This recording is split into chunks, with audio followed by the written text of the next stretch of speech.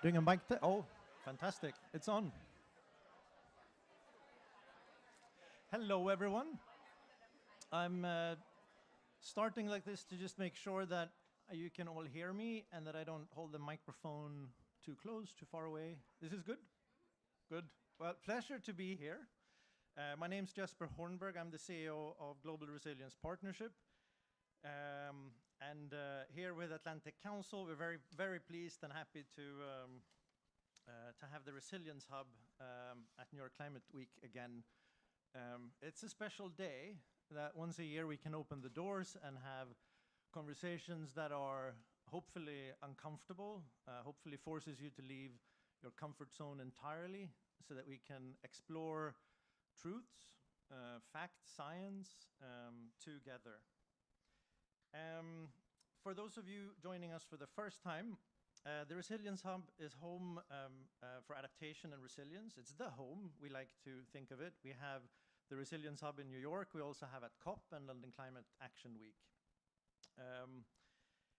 The space has become recognized as home for bringing governments, businesses, financiers, scientists, youth, and frontline leaders together to test ideas, stress check solutions, and most importantly, to build trust among people that don't usually speak to each other.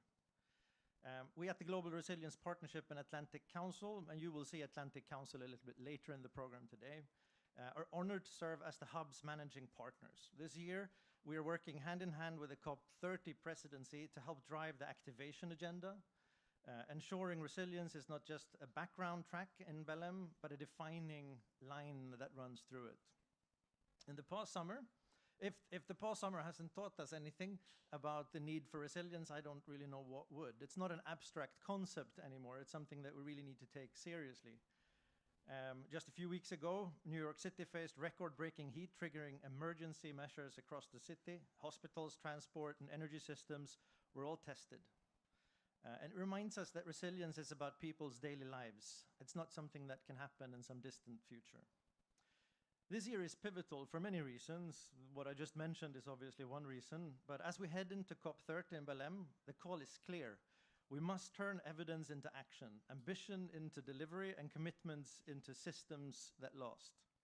And today's programming is designed exactly for that. Across the day, we'll move from stress testing the resilience science must-knows, and a little bit here, to scaling nature-positive engineering solutions, to exploring how to make adaptation finance truly investable, and finally, to elevating health as a central pillar of resilience. Each of these conversations is about one thing, shifting from talk to action, shifting action to traction, getting stuff happening on the ground. So as we open this hub today, I invite you to lean into the discomfort, to the tough questions. You ask them, you answer them, to connect across the silos. We know that the problem that we're facing is not divided into silos, right? So why should we? The problems that are coming at us, they're not dividing up in different departments. It's just happening, and it's all connected. So we shouldn't, in our response, try to solve it by being in silos either. Each of these conversations is about one thing, shifting from talk to traction.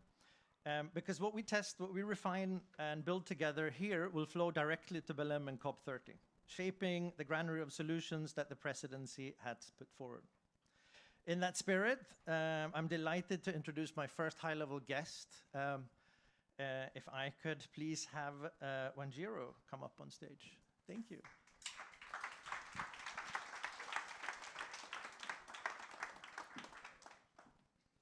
Thank you.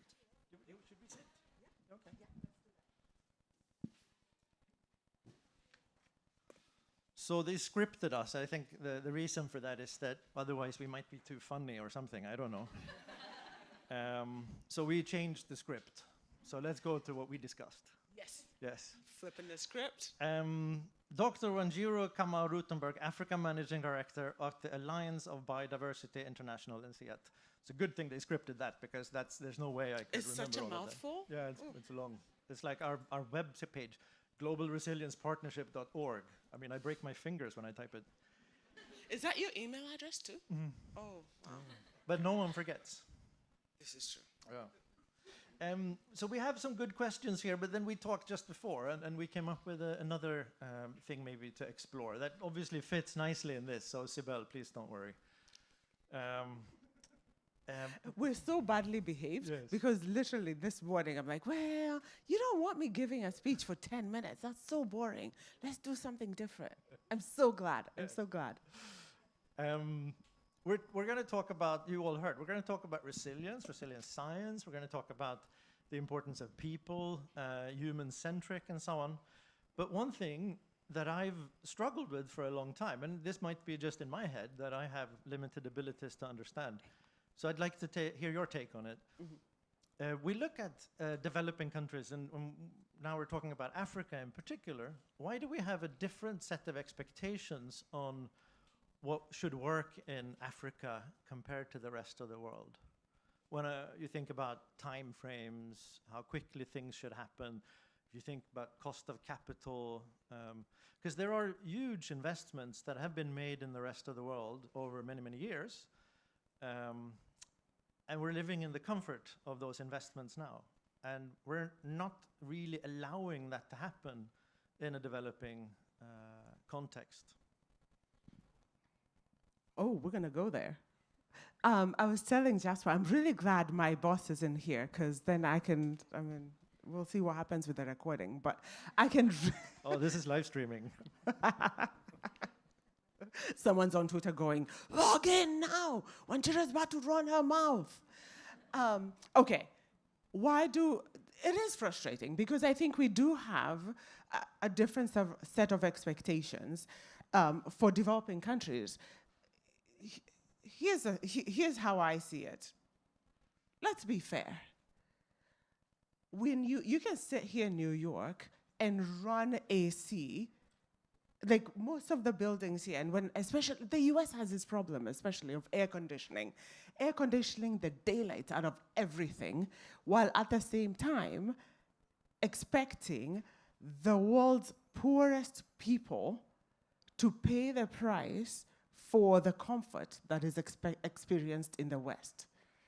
And it's unfair.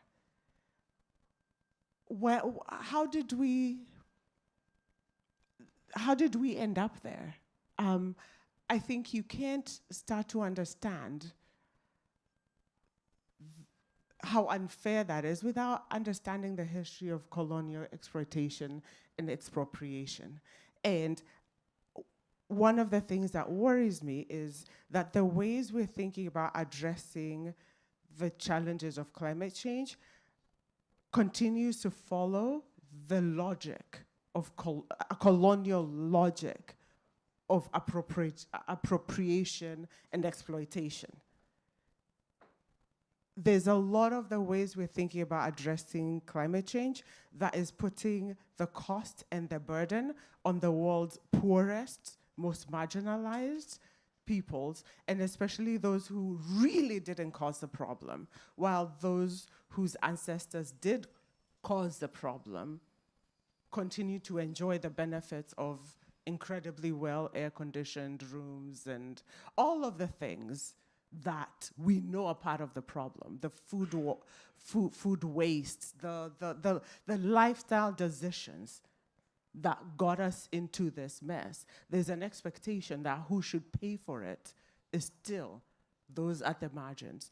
Now, I think we get to an interesting place in the conversation where we start saying to, especially the BRICS, and sorry, it's probably not politically correct to say this, but I love how India shows up to the conversation saying, we didn't cause it, y'all did, and so you all don't get to lecture us on whether we get to burn coal or da-da-da-da. We have an obligation to pull our people out of poverty. Now, it's an interesting point in the conversation that needs to be forced. I'm not sure that that's where the solution lies. I'm not sure that, say, the argument should be for those of us, and let me speak as an African, that we should be able to pollute as much as everyone else's ancestors did. We're all gonna fry ourselves, but take several seats before you come at Africans saying, oh, we need to negotiate things a certain way. Thank you. So in that context, when we're talking about resilience, the most resilient systems are those that we say, I'm saying this to you and I want you to respond. The most resilient systems are those that redistribute power and resources and that does not reinforce existing inequalities. Yes, but is the West really serious about that? The description of what that system should be, I completely agree. But are we having an honest conversation? That's where we get stuck. And here, I'm again taking a hardline position as an African. Don't ever let me be a negotiator in these, right? If I were sitting as a negotiator, as an African negotiator at some of these conventions, my stance would be, we didn't cause it. You'll continue enjoying the benefits of exploiting nature, and you're expecting our poorest people to pay the price, yet our obligation is to pull our people out of poverty. Bottom line, as Africans, governments have an obligation to pull our people out of poverty. Okay, now, that is the point of departure. We want to redistribute power. Let's actually then redistribute power. What does that look like when we're having an honest conversation? Thank you. Final question. Africa is, I've lived in Kenya since 2010. Africa is a powerhouse of resilience solutions, really is. And it's contributing to innovative, actionable projects on the ground. Respond. Yes, we are. There's certain things that are happening on the continent that don't get mentioned or seen, or that are not in the public narrative in this part of the world. That is really unfair and unfortunate. For example, Kenya is 90% renewable energy, right? How many of you all knew that? That's not, there's certain, and we're not talking about resilience just from the place of what happens in our rural communities, because there's also that, what does this conversation about resilience look like when we're not exoticizing Africans, when we're not just talking about the exotic Africa of the exotic Africa of our imagination and of National Geographic, but the Africa that is where you have countries that are running on 90% renewable energy. What is it that you can learn from here? How does the conversation between the North and South shift when there's a level of respect for the innovations that already exist?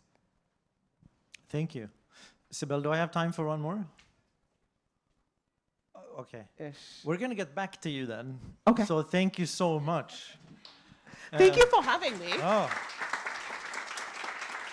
I think this was better than just me ranting off a speech. I think we did better. I'm sure it would have been lovely, but this was more fun for me. Thank you. Well, thanks for setting the stage so powerfully. Yeah, it's uncomfortable, right? It has lots of hard stuff in it, and that's the material that we need to work with when we address these things. We're going to shift gears a little bit, but just a little bit, because we already talked about the Resilient Science Must-Knows. It's on our websites in various briefings, but it's a new initiative, and we haven't launched it yet. It will be formally launched at COP30, but today we have a bit of a spoiler. So we're going to have two dear colleagues of mine come up here on stage and not just speak to you and go through a PowerPoint presentation, but to actually have a little bit more of a radio host or a podcast kind of conversations. What are the must-knows? Well, in brief, just to prep you for their discussion, it's a science-backed set of insights designed to cut through the noise and help decision makers focus on what really matters for building resilience that lasts. And when we put resilience in here, we also talk about market resilience, business resilience, community resilience. It's all of it. The intention is to give leaders, both government and private sector and community and so on, clear and actionable facts, ideas, potential partnerships, and so on. So with that, I want to introduce Frank Radosevic from Future Earth. He will guide us through this exclusive dialogue with Sibel Quiroz, who is the Director of Knowledge at the Global Resilience Partnership and a researcher at the Stockholm Resilience Center. Frank, please take a microphone and take this.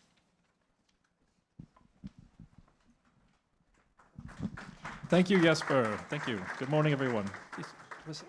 Right here. Oh, you sit next to me. I'm not that. There we go. There. Welcome, everyone. Good morning. It's great to be here. As Jesper said, my name is Frank from Future Earth, one of the organizations behind the Resilient Science Must Knows, along with Sibel here, who is one of the driving forces for the report, if I may say so myself. You are the knowledge director at the Resilience Center, as well as a theme leader at the Stockholm Resilience Center. And we're going to be talking a little bit about this report, what it is, what it tells us. We're also going to be opening to questions. So if you have your own questions about the must-knows, we have them up on screen behind us. You can ask away in a few minutes. But first, Sibel, tell us about this report. Give us an overview of it. What inspired you and others to put this together? And what sort of problem or challenge does this report actually address? Yes, and so first of all, thank you so much, all of you, for being here. And I realized that it is a little bit weird about talking about something that was not even launched yet. But at the same time, we have been sort of like trying to raise this awareness and have a lot of discussions also ahead of the launching, because we also find that there's a lot of richness in that interchange. And you just have it up there like the very, very short sort of like titles, they're still a little bit draft titles of the 9 Resilient Science Must Knows. But so the Resilient Science Must Knows is actually not a report. I would say that it's more than that. So it is an initiative, and it is an initiative lying at the interface between science, policy, and practice. And it came from the realization, and this is like at the Global Resilience Partnership and at the Stockholm Resilience Center as well, we work very transdisciplinary, like with a lot of non-academic partners, and sort of in several dialogues through the years with our partners, we come to a place where we realize that, a lot of people were saying, yeah, we know there's a lot of knowledge about resilience, a lot of scientific knowledge, but it's just very difficult to digest that science, and we all know that. I write them like scientific papers are not are not always the easiest reads, and so sort of and that's when we sort of decided to join forces. And Future Earth has been doing for several years the 10 new insights in climate science, which is like a quite short annual publication that sort of like condenses the new insights from climate science, directed into a quite easy, digestible format to inform decision makers. And we started to play with the idea, can we do the same for resilience science? Much more difficult. So if I was a decision maker, which I am not, unfortunately, but if I was, and I read this report, how would I act differently after reading it?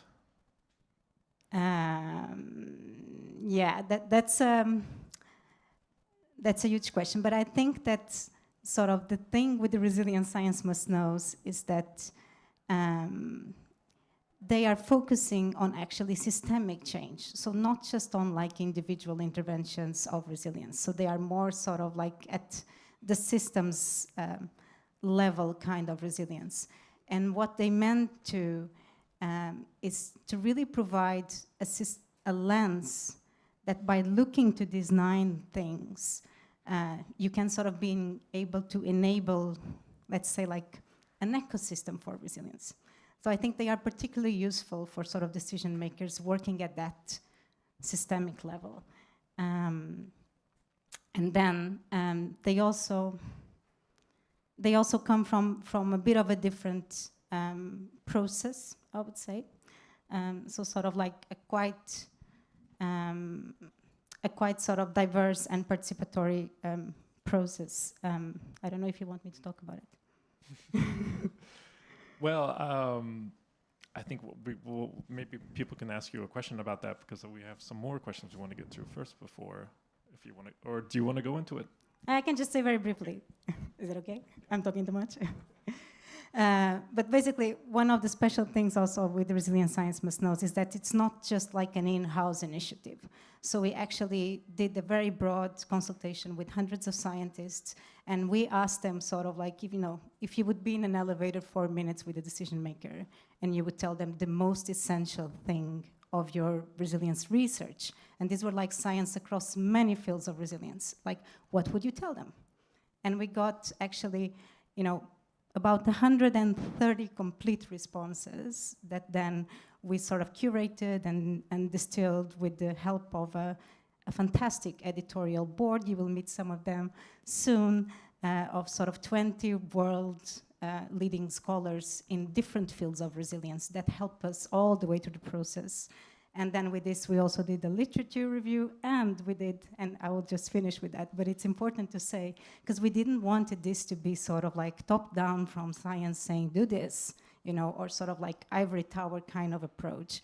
So we actually engaged in several consultations with about, decision makers representing about 150 different organizations through 4 workshops where we show them the draft list of the must-knows. And we asked them for feedback, right? Like, is this relevant? Should we do something different, sort of along the process? So it was sort of quite an intertwined process. So they were not 9, they were more. But these consultations really helped us refining them, sort of.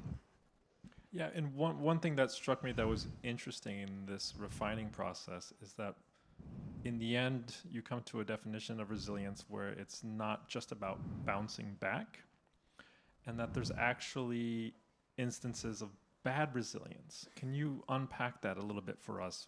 Resilience isn't just bouncing back, and that it can be problematic or bad at times. Yeah, exactly. So I think that like this idea that resilience is just about bouncing back or recovery, it's an ideal that I think we can think theoretically it would work if we would have a very stable world, right? But that's not what we have. So we have sort of like, a very changing, right now actually rapidly changing sort of field or playing field, a risk landscape that is constantly evolving and that we need to sort of like constantly react to. And so what Resilient Science says is that resilience is actually a triple capacity. And that's like the capacity to cope, the capacity to adapt, and the capacity to transform. And depending on the type of shock that you are facing or the nature of the crisis that you are facing, you might need one response, the other, right? Or you might even need all 3 simultaneously, but maybe like different parts of the system. Like some you might want to preserve as they are, others they will need to sort of have adaptive strategies to the new environment. And others would be like, they would need fundamental change. And that's where transformation also sort of like comes in. So we talk about this triple capacity, and we actually think it's a quite fundamental, one of the most fundamental must-knows, I would say, that has to do with what is resilience. It's exactly that.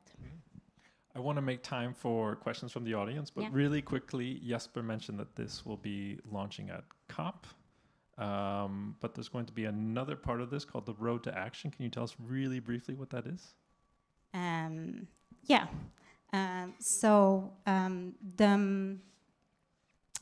So as we said, this is not just about a report. It's an initiative, and it's also an initiative that there will be a report launched at COP, but that won't be the end. Actually, we say that that's kind of the start of where we want to take it. So now we have sort of like this synthesis coming from this process, both the science and the consultations. And then we would like to sort of like start the process of engagement with different stakeholders from different sectors, so different types of decision makers, to actually see, how can we sort of like translate this resilient science must-knows into different realities. And so that's something that we're still sort of like scoping and slowly designing, also like in consultations. And if any of you would be interested in engaging with us with that, just please reach out. All right, thank you, Sibel. We have a microphone in the back. We have time for maybe 2 or 3 questions if you want to raise your hand and say where you are and who you are. Over here, this gentleman in the blue jacket.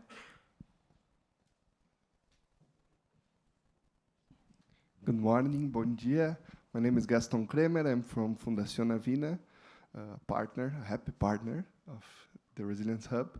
My question for Sibel is, and congratulating for the great work, right, to expand the view on resilience, is if in the study you'll have recommendations to those, maybe not abroad, what to do with it, but some recommendations, for example, in the space of the Rio conventions and the synergy of those conventions, or specifically to the climate, biodiversity, or desertification.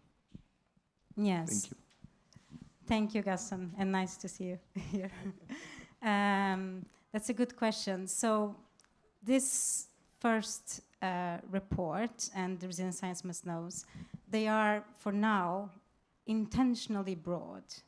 And they are sort of like, and we do this because we want to have this lens at the systemic level, and we wanted them to be able to be sort of like applied to different types of systems, and that's why we did them broad. And right now, we also didn't want it to have a super long product, right? So right now, and for this first product, we focused really on getting sort of the synthesized essence of these 9. We are not like making so much the connection with different policy processes, for instance, sort of, or we are not going into the next step of already sort of like creating advice or sort of like a concrete, you know, roadmap for a particular sector or for a particular process already in place. That is what we want to do with the Road to Action, okay? So that's like, it was a really like a stepwise sort of approach. And so that's what we're planning to do, you know, from COP onwards, sort of, yeah. Another question here, yes? Hi, I'm Allison Rose from the Columbia Climate School. And I just had a question. I understand you're taking this resilience framing, but I wonder how difficult you found it to generalize across different areas like agriculture, food, energy, and things like that. Great question, yes. It was a great question. Very difficult. So it has been, so we were very careful, like when we sent out the survey and to the scientists to sort of really do it to networks of different streams in resilient science. And also the editorial board is quite diverse. So everything from like, you know, we have representatives from climate resilience, urban resilience, from sort of communities resilience, more social side, you know, so it was like very sort of broad, but it was a challenge all the time. And also like, how can you make something that could be applied across very different types of systems and still actually say something, you know, meaningful, that is not just like so high level that, you know, it has no interest because everyone already knows. And I think that this level of detail, or the right level of specificity, was very difficult. It was a constant struggle. I think we landed on a compromise that I hope it's satisfactory. But again, like, it does not take the need of taking this forward and actually then, you know, test it in a specific, you know, against a specific system, a specific real life case, and actually translate them. So what does it mean in this context, sort of? I think we have time for one final question right here, and then we'll wrap it up. No, I want to make you a question. Hi, I'm Kate Ramsey from Scope Impact. We're a social innovation company working in the intersection of climate and health. And one of my questions is, in terms of the consultations, is how governments were involved and how, because a lot of the decision makers that will matter for this systems change are governments, and how you sort of put yourself in their mindset and their thinking about what they need as one of the main users of this information. Yeah, that's a really good question. We didn't have a strong representation of like representatives from governments. It was mainly non-governmental organizations, a lot of consultations with the private sector as well, not as much from, well, also like intergovernmental organizations, yes, but not as much from sort of like specific governments. But that's actually a track that we are interested in exploring forward, sort of like for the road to action, to maybe like try to work a bit closer with governments. And now there's like so much like within apps and with sort of like that this could potentially be applied for. Also because that we feel that, you know, we talk about decision makers, right? That's a big pot of people, right? It's like a black box. And, but I think that at the level that the resilient science must knows are, which is again, this kind of strategic systemic level, like that would be a group that is particularly sort of like interesting for testing this across. Yeah. All right, thank you very much for your questions, and thank you. No, I have a question. You have a question for me? I have a question. Oh, okay. Because you read them. Yes. And so I'm curious, like, if there was any of this resilient science must knows that actually like capture your attention, or that you made you a bit more curious about. I was very curious about the bad resilience. I hadn't thought about that, and I thought it was quite enlightening to sort of read about that. I also liked must know number 6, I believe, about nurturing relationships and connections, but not just any old relationship and connection, but the right relationship and connection, which I thought was a little tricky to sort of know when you have the right relationship and the right connection. But yes, maybe you can explain that in another session later in the day, because we're out of time right now. So thank you very much. A round of applause for Sibel here. Thank you.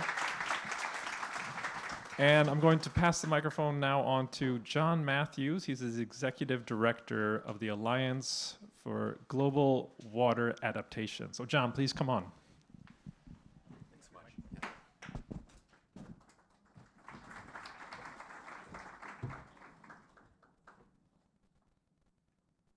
Good morning, and thank you. I'm really grateful to be here. I actually want to start off by asking a few questions of you all.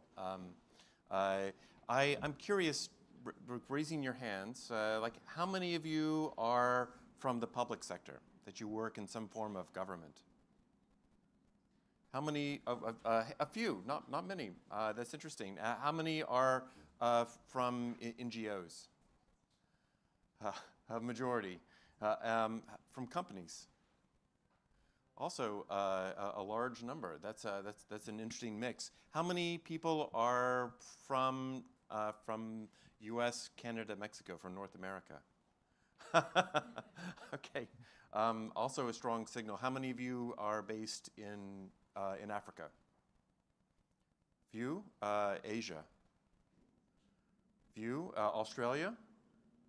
Okay, we have an Aussie in the back. And in Europe? Like our second group, South America. Okay, interesting. We have a very global mix, but also some clear patterns that I think have emerged too. How many of you work right now on adaptation and resilience issues? How many of you just started on that in the last year? Maybe like 20% of you. That's by itself is very interesting. How many of you have been working on it for more than 10 years? About the same number. Interesting. Well, so my name is John Matthews. I'm with a group called AGWA. We work on water and climate resilience issues. We're about 15 years old as an organization. We're a longtime partner with GRP and real fans of their work. We try to collaborate with them on a wide range of issues. I'd like to start off by actually bringing up our actually all 5 of our speakers, if we can. And if I could have Francis and Rajvi sitting just to my right here. But if all the speakers could come up. And I want to start off with a little bit of a story as they come up to the front.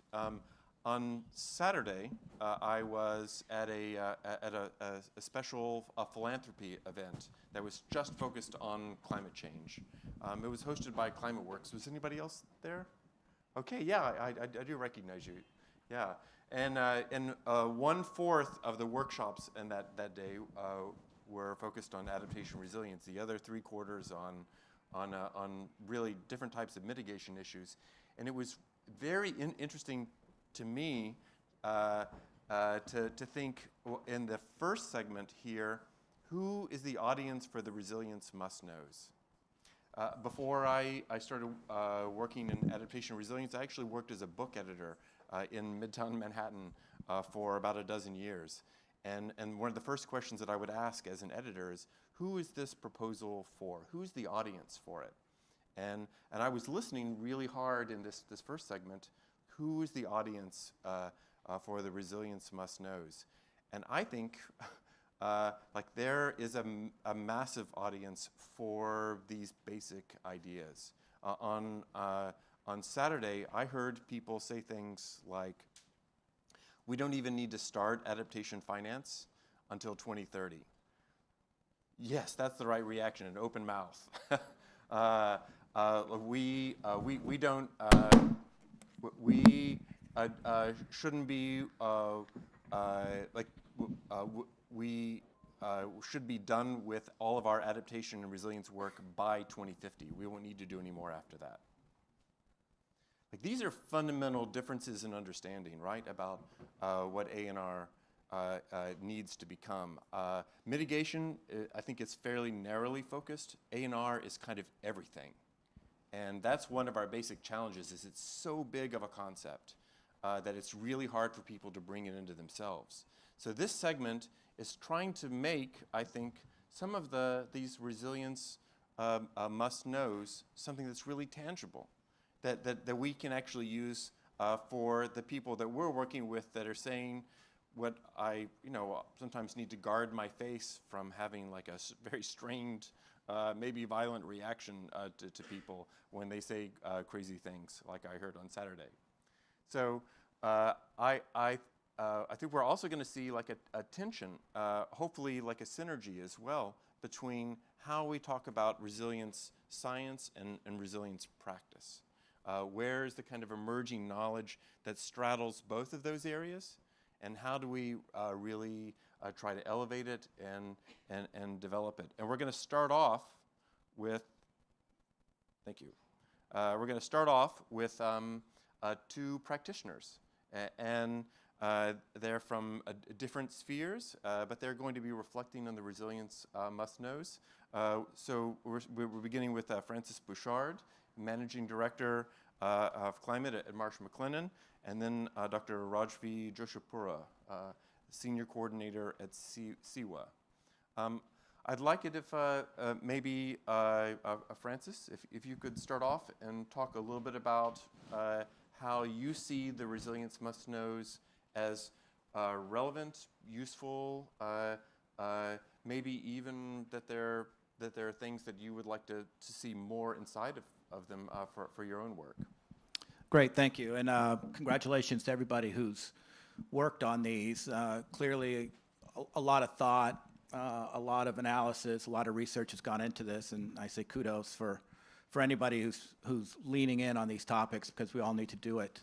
I think I have a slide up here, yeah. And this is to show that, private companies, at least the one I work for, are not waiting for the resilience must-knows in order to get active on this, right? So our framework is a little bit more around our customers, though. So those of you who work for companies understand, as I do, that we don't get to have any impact or play in this space at all if we're not selling something to our clients that they want to buy, right? So we have perhaps a different driver in how we look at this than more academic research. We actually have to have an offering that somebody's willing to pay for.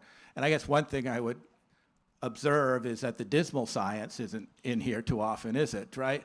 And we deal with economics every day. I mean, that's our lifeblood. If we don't meet certain economic realities, we don't get to contribute to the adaptation and resilience debate. And we have a lot, as you can see here, to offer.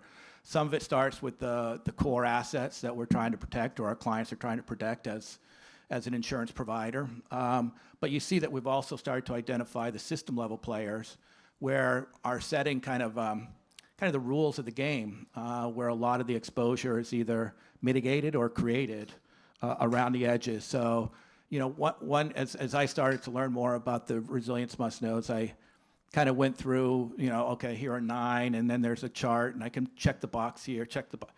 You know, clearly that's not the exercise that the authors are looking for. We are struggling a little bit to be able to say all of the 9 apply to this offering or that offering or that offering, but you can see that hopefully some of these start to wade into the equity issues, some of these start to wade into the diversity issues, some of these start to wade into the agency issues that you so rightfully have identified. But the core ones that I think we are continuing to struggle with as an insurance company and clearly as a society is who pays. We need a buyer for us to be able to provide the capabilities and knowledge and expertise that we think we can bring to this. But there's still a struggle around capturing what we call the resilience dividend in a way that we can spend it today. Because I don't know who else is going to pay for this, and it has to be done. So for me, it was extremely encouraging to see, you know, a lot of focus on not just that there's a payback. I mean, the insurance industry has been creating that payback since the Lloyd's Coffee House, right? Don't send your ship through the Malacca Straits because the pirates are out. Okay, they go around it. Guess what? They saved a whole bunch of money and resources and whatnot. We've been doing this since we started, but there was always someone to pay. And this is what we're struggling with today. So we're working with governments throughout not just the United States, but throughout the world, trying to figure out that part of the equation, because we do struggle. And I guess the last point I'd make perhaps about the resilience must-knows is the tensions that exist. I really, really like the system level focus because I think that that's the only way to actually drive scale level solutions. And we got to start to get to scale. Despite the hyper local nature of adaptation and resilience, somehow we need to have scaled mechanisms. And those are going to have tension with the agency, with the equity, with the diversity, particularly the agency one. I mean, to scale, you really need some tough decisions to be made. And I don't know who's going to make those. It's not going to be us. I really think government is probably the best position to make kind of the ultimate trade-offs. And I found it encouraging to see that was at least referenced in the resilience must-knows, because I think there are times when some entities believe that insurance pricing can solve all risk issues. I'm here to disappoint you. It cannot, because at some point, the risk gets so high, the cost gets so high, that insurance is a very challenging mechanism to use to send the incentives that we typically send to reduce risk.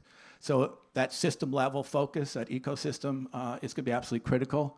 I hope we can move from a vernacular from insurance being a pricing mechanism to insurability, which is a shared accountability for risk and risk reduction across the value chain. And hopefully we can start to not check the box where this one affects diversity, this one affects agency, whatnot, and start to see more holistic offerings out there, not just from the insurance sector, but from government, NGOs. We look forward to working with a lot of the partners here as well. And this is a partner we worked with a few years back, and I look forward to hearing your comments as well. Fantastic comments. I love your reflection that insurance is not going to save us by itself. It actually, we need to have like a public discussion, a public set of priorities, and a sense about what we should be really focused on. I'm there reflecting especially on the Spanish Central Bank runs a special agricultural insurance program for Spanish farmers, especially around drought issues. It's gone bankrupt 3 times in the past 20 years. And what they have recently realized is actually they are reinforcing unresilient, unadaptive behavior. And they actually need to not just keep paying out, but they probably need to pay out a little bit more so they can actually change behavior so that they pay out less in the future. That's a strategic shift in actually the role of insurance itself, and I think like a potentially really important signpost on the way. Yeah, even any American here who lives in a floodplain has the same issue. We have a quote-unquote insurance company called the NFIP that's bankrupt. It goes bankrupt for years and years and years and never gets paid. And so yeah, I mean, these issues are complex and they require, again, a system-level, all-in type of approach. Thank you. Rajvi, I'd love to hear your reflections as well. And namaste and greetings to everyone present here. I belong to the Self-Employed Women's Association, which is a trade union of 3.2 million informal women workers across 18 states in India. Today we have all gathered here to discuss the relevance of resilience must-knows into our daily lives in context of climate change, increasing threats and vulnerabilities. But climate change, as of now, we all know that it's no longer a distant threat. It's no longer a distant threat, but it's in the very livid realities of all of us, including our workers. And it's not only their livelihoods that get impacted, but our members have stated that it's their health, their food security, their children's education, everything else put together. And in terms of climate shocks impacting their lives, it's not only heat, but it's unseasonal rains, it's hailstorms. So there will be hailstorms in salt pans where it has never rained in a span of say 15 years, and all of a sudden there are hail showers. What are these salt pan workers going to do?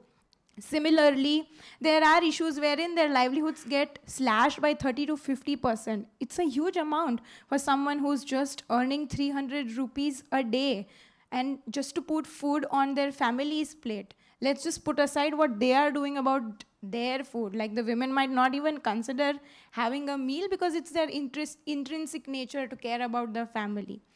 So resilience must-knows have already been prevalent into all our interventions. And at SEWA, we have an interconnected bundle of solutions that have been put together, and all the 3.2 million members have come together and started a Cleaner Skies campaign, which we in localized term call the Swachh Akash campaign. And it focuses on 4 main pillars, starting from education and awareness, which focuses on what is climate change, why climate change, what are the different impacts. The next is data. Data is very, very crucial. We all know that there is climate change. We all know that there are adaptation and mitigation measures, but what are the impacts? What are the impacts on the informal sector workers, on their health, on their livelihoods? All that needs to be put together for us to tailor those solutions. What are the effective measures that have already been implemented? That is very important for us to gauge. We cannot stand up and say that, oh, I'm going to scale up X initiative because I like that. But it needs to be in a relevant mechanism for what exists on the ground. The next is linking members to innovative climate finance, which includes linking them to parametric climate insurance, linking them to returnable grants, so that risk mitigation and risk transfer both work hand in hand, linking members to early warning systems, linking them to green villages and green world, wherein they are adapting green technologies to minimize their losses, to be able to build resilience against climate change. And all this put together, in addition to us having a health response for them, is very important. So this year we piloted, for the past 3 years, we have been having a climate insurance in place, which focuses on minimizing their individual losses. But moving forward, we envisage to have a climate welfare facility wherein parametric insurance will be the key driver. But in addition to that, there will be savings, there will be credit, there will be returnable grants, early warning system, climate and health, climate and mental health, which often gets unnoticed. So all this put together, we want to build an economy of nurturance where there's agency, there's diversity, there's interconnectedness, and people will willingly put together all the knowledge that they have in scientific manner to thrive against the climate shocks.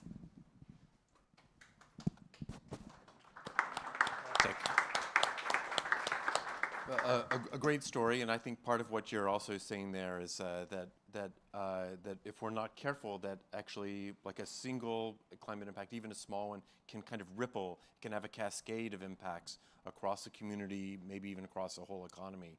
And that our goal should not just be to like protect people, to reduce risk, it's actually to build wealth. And we need to be thinking about prosperity in that sense, which is a very powerful message. I'd like to bring up the next three speakers as well. Professor Timon McPherson. Okay. Great. Yeah, please. Thank you. You didn't want to come? Yeah, I appreciate your effort.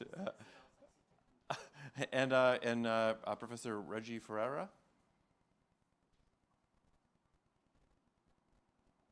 Wonderful, thank you. And Dr. Fatima Denton. Thank you. Please. We're going to pivot a little bit. These are three members, like all very distinguished scientists of different types of science as well, who contributed to the Resilience Must Knows. A quick introduction. Timon McPherson is professor at the Urban Systems Lab at New York University, a researcher at the Carey Institute of Ecosystem Studies, Stockholm Resilience Center, and the Bayer Institute of Ecological Economics in Sweden. Reggie Ferreira, director of Tulane University's Disaster Risk Resilience Leadership Academy, and ED for the Consortium for Emergent Disaster Resilience, and a fellow at Stellenbosch University. And Dr. Denton is the director of the United Nations University Institute for Natural Resources in Africa, based in Ghana, I believe. Is that right? Yeah, fantastic. So we haven't launched the Resilience Must Knows. We had an image of them up earlier. It might be actually useful to put that back up if that's all right. And we've had a little bit of a sneak preview of them.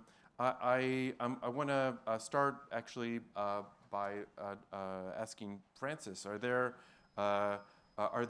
in the process of co-developing the Must Knows, were there things that you saw maybe in a new light, or that with a different perspective as a process of reading the comments and the reviews?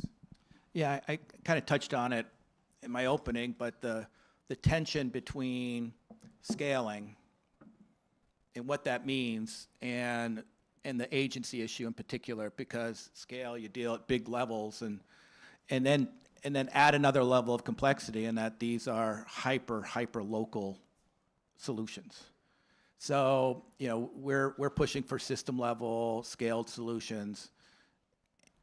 And the closer you get to achieving that, the further you get away from local agency, because you have to deal with larger and larger constituencies. So that was an area that really kind of came to light as I kept trying to rearrange the 9 to see where the clashes are, where the consistencies were. And that was one that kind of came to heart for me as well, because we're doing a lot of work and trying to scale approaches to capturing that resilience dividend. And it opened my eyes maybe a little bit to understanding what we might be missing. And I've had the good fortune of chairing a nonprofit that does a lot of resiliency work, and for the last 15 or 20 years, they've been opening my eyes to that as well. So it's certainly something we're going to have to be aware of, that tension between scale and agency. Fantastic. I'd like to maybe turn to Fatima, and then I'll go to Timon and Reggie. I'm curious, Fatima, like you've engaged with this, with resilience as a transdisciplinary science, and could you say something about your own background and how you felt like it needed to integrate with other types of sciences in this concept, the relatively new concept of resilient science? Thank you. Okay. It's working. Yeah, so I've been sort of working on adaptation resilience, I would say, maybe for the past 20 years. but that said, I've always been curious about our definitions of what resilience is. I mean, I think Sibel mentioned some of those today, from, I guess, a baseline of being able to absorb shocks. So it's always external, but you know, we can even contest that as a theory. Our capacity to adapt, and that sort of very ritualistic line, which she talked about, which is along the lines of ability to bounce back. And I guess that for me, the way I see the climate diplomacy and even conversations going is that we're becoming almost intuitive about resilience. We're not nailing it down to what exactly does it mean, and what does it mean not just from a scientific perspective, but what does it mean for ordinary people? You know, would we recognize it if we see it? And I think that sometimes we feel that we are the holders of knowledge, especially where resilience is concerned, but rather we have a lot to learn from others who have been practicing resilience for a long time. So I think in terms of transdisciplinary, social scientists, I guess, have a lot also to contribute to the conversation, because we can't also just talk about resilience in terms of biophysical terms. The social vulnerability element has always been very important. But we also got to recognize there's a bandwidth where resilience is concerned. And there are certain things currently that is cutting that resilience supply to some people. When we talk about, you know, a carbon leakage potentially to Europe through the European Union Green Deal, and a ban or a levy, rather, is imposed on countries, that's cutting the resilience flow.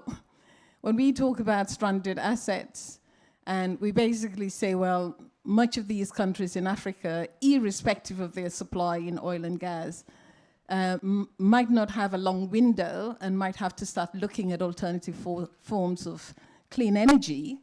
We are also constraining that space they have to manage themselves out of an exit that would allow them, you know, a stronger resilience bandwidth. So I think that the instruments of how we conceive of resilience, the power dynamics of who's resilient, where does it come from, where is it sourced, you know, and how do we enable better resilience for those countries who, you know, from a perceptual perspective, we think that they have supplies of resilience, but yet they don't. Yeah. So I think there are all of those things that we need to consider, so that when we think about it as a science, it's actually more diverse. There is a plurality of resilience, and not just sort of looking at it from one-dimensional perspective. Fantastic statement, and I think really saying that this is not just a transdisciplinary approach. It's actually like a profoundly multi-level approach. It's about really learning from like a very large span and set of bodies of knowledge, which may be formally organized, or they may be organized in various communities, and having something that's coherence in that process. Thank you. I'd like to turn now to Reggie. One of the points that we heard in the previous segment was that resilience, I would say, is a word in English. It's in pretty rapid evolution. I think that's also implicit in Fatima's statement. Like traditionally, 100 years ago, someone would have said resilience is about bouncing back. And there still are a lot of people that see resilience that way. But that's not what's reflected in the Resilience Must Knows. And I wonder if you could reflect on that, and especially maybe how it fits in with, say, disaster risk recovery approaches too, which very much are kind of organized traditionally, at least the last few decades, on that kind of bounce back viewpoint. So good morning, everyone, and thank you for being here. Excuse me. So sort of linked to your question, and where I see sort of gaps or sort of something that's usually overlooked is probably resilience must know number 9. Too often communities are left behind, especially in the disaster context. You know, communities are often told what to do instead of being asked what do you want. You know, so that's sort of, especially in the disaster resilience and disaster risk reduction field, that is a major issue. You know, there's too much imperialism, and even in the US it's happening. We just had the 20-year remembrance of Hurricane Katrina a couple of weeks ago, and just hearing some of the stories and some of the mistakes that has come about, you know, we can just in general do a better job when it comes to including communities, when it comes to planning, and yeah, the resilience must knows is hopefully a roadmap how to achieve, you know, just a better path forward, that we ensure no one gets left behind. And sort of back to your question as well, where the field has come for us in the disaster resilience field is really was the vulnerability paradigm. And the vulnerability paradigm has been sort of omitted at times when it comes to resilience. You know, so it's important that we still acknowledge the deficits that communities experience. So yeah.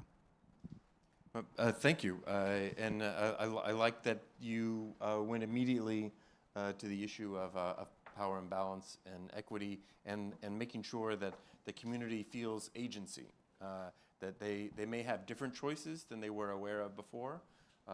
They may not have great choices, but they need to exercise agency in that process of helping to be able to define and implement resilience. Very powerful idea. Timon, like you work with complex urban systems. Cities by their nature are dynamic, historic systems. They're complicated systems, especially large cities. And I'm thinking here, number 7 and number 8, align actions and negotiate trade-offs across scales and interests, and support and develop agency, maybe as a kind of reflection, actually, in what we just heard from Reggie too. Like, how do you see those playing out at that urban landscape scale? Well, I think one of the trade-offs that Francis brought up, and I want to dig into a little bit, is this trade-off between empowering people who may not traditionally have, you know, decision-making power, giving them agency, or even devolving how agency is normally thought of, and scaling up, right? And so I'm going to be very specific and just talk about New York City, since we're all here. Maybe you know this city really well, maybe you don't. One of my roles is as co-chair of the New York City Panel on Climate Change, and this is a legislated body required by law to advise the city on climate policy, on climate planning. And one of the things that we see here are these trade-offs, right? So how do you navigate these trade-offs? And I'll give you a very specific one. One is thinking about how we can move towards decision-making that is in the hands of communities, that is in the hand of advocacy organizations, and then just the way the city government tends to work.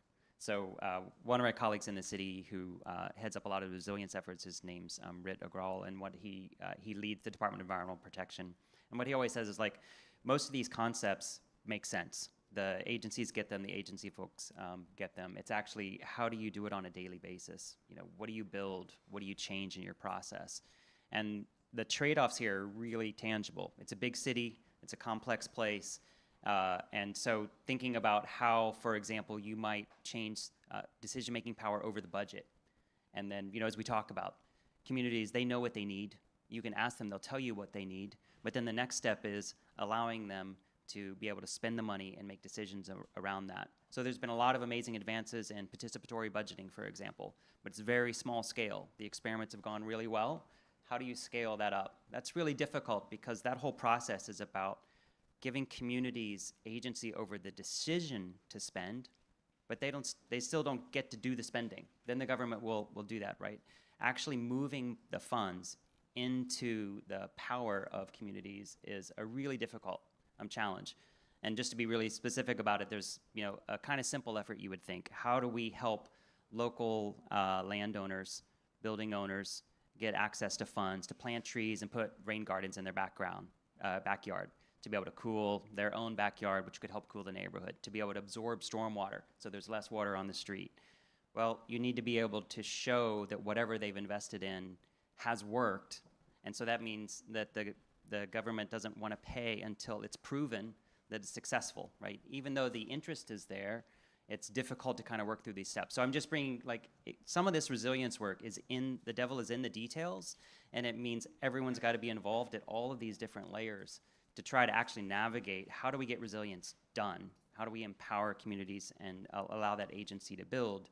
Means the lawyers have to be involved, the economists have to be involved. It's not just sort of talking points, right? And I think that's actually the real work ahead of most of us. I'm curious, just as a follow-up question, do you see this as an area where cities need to be learning from each other about how to do this? I think it'd be very easy, let's say you're based in the U.S., to just look at other kind of peer cities in the U.S. rather than looking at lessons that may be emerging from Southern Africa, maybe emerging from East Asia, that they're confronting similar kinds of challenges.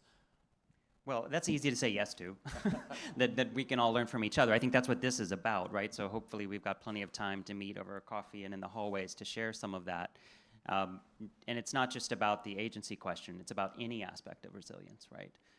I think in New York, we've really taken to heart that it wasn't just Hurricane Sandy and coastal storm surge that we have to worry about. It was really understanding that extreme rainfall is a problem. So how do we look at this complex problem of water?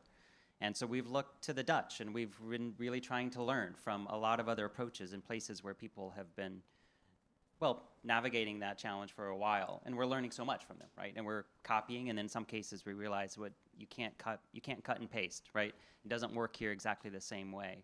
So again, easy to say, yes, we should all learn from each other. I think even more so, not just what works, but what were the challenges? How did you navigate them? Because we may have something similar. Can I pick up on that? Because we have a New York City example as well. You may be aware of it, may not be, but we work with a local community NGO to create a program to provide flood insurance to low-income individual and homes that were not covered by flood, but very exposed to flood.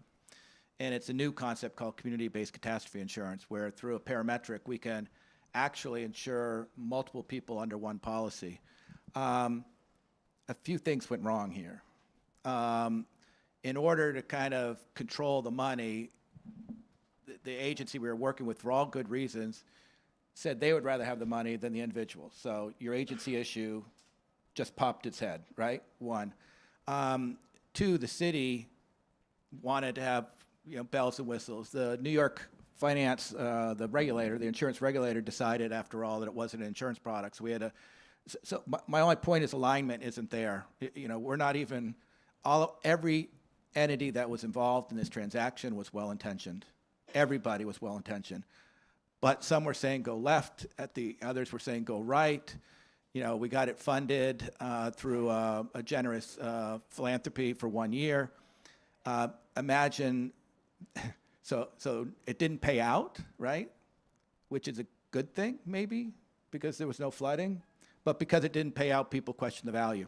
So my only point, yeah, it's kind of funny, but it's not really funny because it's at the core of this question of how do we get sustainable finance for all of these projects that actually would have a lot of benefit for all communities. A great point. Please, Rajvi. I would like to add on to this conversation. Like, while we are talking about communities and building resilience, participation without power is of no use. When we are asking the communities to participate in the decision-making process, we need to have a bottoms-up approach. And for that, they need to have the agency. While we are designing an insurance product, we should ask them that what are the climate shocks you need to get insurance about? What are the temperatures that impact you the most? Is it only the heat, or is it humidity as well that is impacting you? Or if we are saying that they need access to health, but they might not have access to the healthcare facility nearby during a climate shock. And hence, there needs to be a lot of capacity building, involving them and providing them with agency by training them as a cadre of, let's say, health ambassadors or climate entrepreneurs or solar technicians, and equipping them not only with skills, but data as well. Like, as of now, we are all as a part of scientific community, we are all collecting data. But where is that going? Is it getting translated into layman's term? Is it reaching them Do they know, like, they were a part of, let's say, X survey? They responded to it. What came out of it? Was it in their benefit? Was it something that we tweaked based on their inputs? So all that needs to be taken into consideration, and we need to include capacities which build up on their collective bargaining strength. They should have access to their own self-help groups. They should have access to their small own circular economies, so that there is no hyper dependence on one supply chain, wherein they are the producers and managers and owners of their own circular value chain. Very eloquently said. I think you're actually showing the kind of community level implementation that Timon is also saying has to happen for communities to really feel empowered, that they can feel active. That part of our view of a system may need to be to create a new social system, actually. And that is clearly what CEWA is involved on the ground and being able to implement. I'd like to turn and open it up for 2 or 3 questions. Then there's hands immediately. So we'll go here and there, and we have microphones. Yeah, we have one coming. So the 2 ladies with scarves. We'll go with the light-colored scarf first. Okay. If you could say your name and organization, please. Sure. My name's Wendy Chamberlain, and I'm a consultant working with an INGO called Trickle Up. I'm also a fellow with the Atlantic Council Climate Resilience Center. The more I work on resilience, the more confused I become. And part of that is because we talk about resilience as a linear equation. The language up there talks about a bit of a cyclical process. But the more I spend time in communities, when we talk about resilience with communities, they want to talk about lack of infrastructure or sending their girls to schools with teachers. And so why I get confused, and I want to hear your perspective, is that what are we willing to consider as in scope for the resilience conversation as we talk about systems as well? And where do we draw the line between out of scope? Because sometimes from the community perspective, it is truly everything. And once they can think about how these other facets of their life are integrated, then it becomes a conversation that they're willing to engage in, because these other elements are equally as important as responding to a drought or as responding to a flood. And so I may have now added more confusion to this conversation with my wondering comments, but I'm curious how you think about these other elements that don't fit the linear sort of way that we talk about resilience. Fantastic question. And maybe we'll take a second question right away and maybe have like 1 or 2 answers for each one. Thank you. Natalie Spittler from Poco University in Vienna, and I work with the Club of Rome, and there we've recently started modeling, so I lead modeling work there, on social tension, and we use this to do societal resilience assessment, because I think we often look at resilience in terms of resilience to certain natural hazards, but also what's the resilience within the society. And this has been raised several times, and something that came up in the event on Saturday also was, are we lacking valuation methods of resilience, right? We're really good, and that was also, I think, in the panel raised, at evaluating risk and calculating risk. But how can we calculate the value of resilience? So I'm wondering what your approach would be to this. Super. So two questions. The first one is if we think of resilience as a linear pathway, then like we may, as someone supporting a community or a place or a technical team, like we have a certain vision of what resilience should look like. But maybe they come to us and say it's something completely different. And their performance indicators are not easily reconciled with the way that we are targeting our work. And the second question is, okay, these are great, but how do we know if we've done a good job? Like, what's the scorecard? And what do we count to tell us if we've succeeded or not? Is that right? Yeah. Please. Yeah, I can go on the first question. It's really resilience to what and resilience to whom. Unfortunately, there's a lot of terminologies and definitions that's been coined for resilience. I was a pre-doctoral scholar in 2009 at the United Nations University in Bonn, and we were introduced to 72 definitions back in 2009. Fast forward 16 years later, there's probably 720 definitions now. So I guess resilience to what, resilience to whom, and then really just putting up the guardrails and coming up with a definition in general. But resilience is so interconnected, from an individual, household, and community perspective. And then the community at the end of the day has to prioritize what's their main need. So. Can I just add to that? I think the other part of your question was what's in scope and what's out of scope. And just to give an example of it, probably you have very similar analogous examples. Some of our work in Harlem and the South Bronx here in New York, we've gone in and said, okay, let's talk about climate adaptation. Let's talk about climate risk. What do you need to respond to that? And the answer was job security, food security, housing security, energy security. That's what we need. I think similar to what you're speaking to. And so they're all in scope. Right? This is one of the, I think, major challenges is that resilience is a huge umbrella.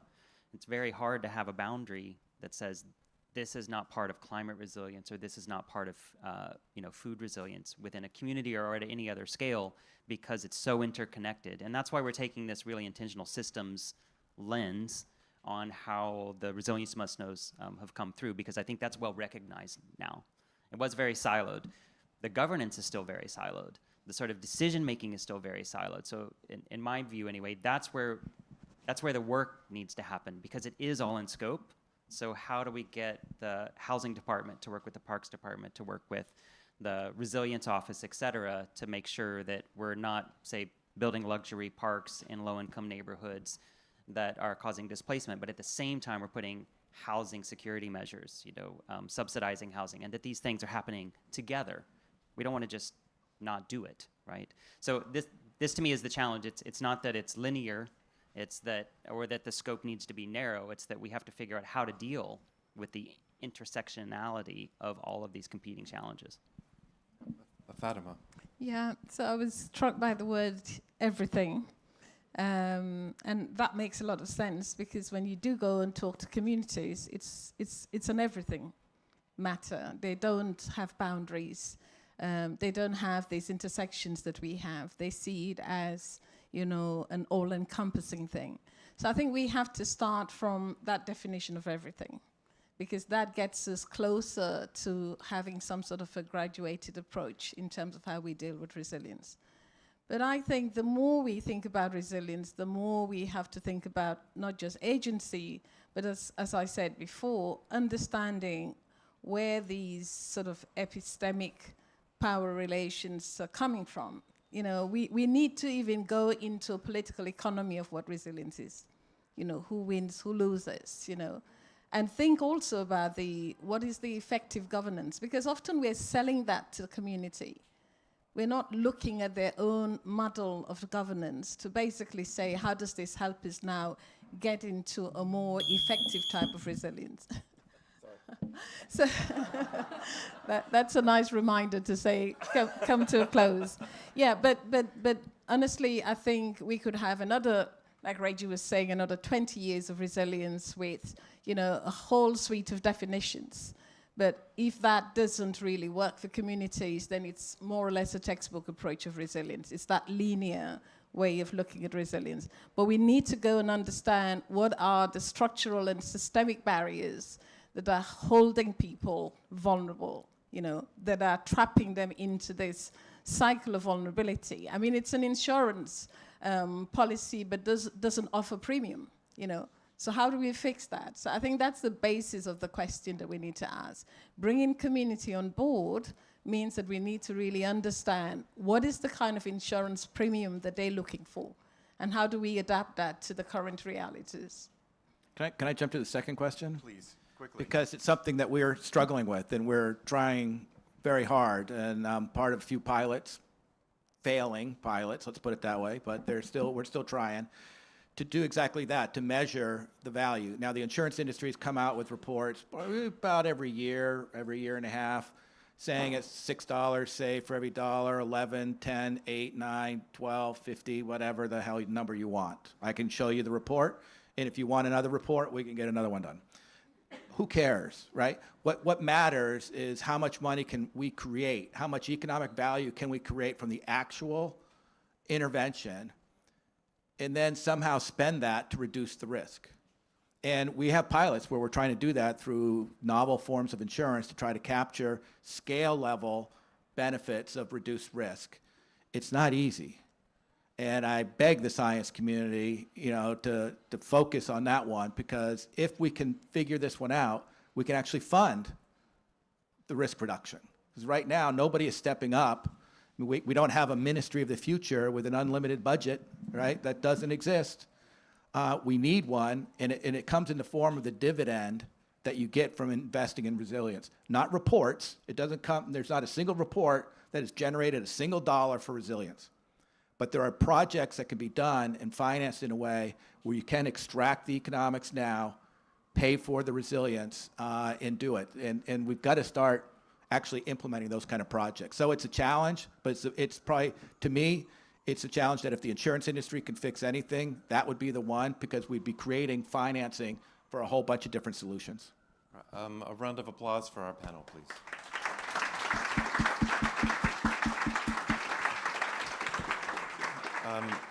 I think this last point is a fantastic one, and actually kind of raises, to me, some of the larger issues that I've also been in the adaptation and resilience space for a long time. I started working as a scientist in this space in 2003 and transitioned to adaptation and resilience in 2007. And one of the transitions that I've seen over my career is like a discussion that was really only focused on risk. And risk is something like there are thousands of risk scorecards that are publicly available. We can, to some degree, like we can measure risk, like we can measure barometric pressure or temperature. But resilience is not something that we can measure. And resilience, I think one of the most important words that's on the must-knows is trade-offs. That's a very profound idea, right? Like that means it matters who's in the room, who's making the trade-offs, who's balancing these issues, and who actually shows up and really cares about the issues. And I think that's a big insight. The one other point maybe is, I'll start with a question. How many of you can prioritize climate resilience, the resilience of democracies, the resilience of Ukraine right now? Like there's a lot of bad things that are happening right now. It's also really interesting to me. I was not involved on the resilience must-knows. Climate change is not mentioned once on the resilience must-knows. And I think what I infer with GRP is that they are raising resilience to a higher level here. That they're actually thinking about, we need to be resilient to a vast array of shocks and stresses, right? We can't just separate out the climate part and think that we can just fix that. Actually, it's all intertangled. And there's a traditional bias that we've had in problem solving, at least in the West, where we've wanted to solve a problem by making it small. And I think that what I infer from the resilience must-knows is that we have to solve problems by making them big, and seeing those interdependencies and those linkages. So I'm really grateful for the chance to be able to speak. I thank the GRP, and I'd like to hand the floor over to Sibel for your final comments. Thank you.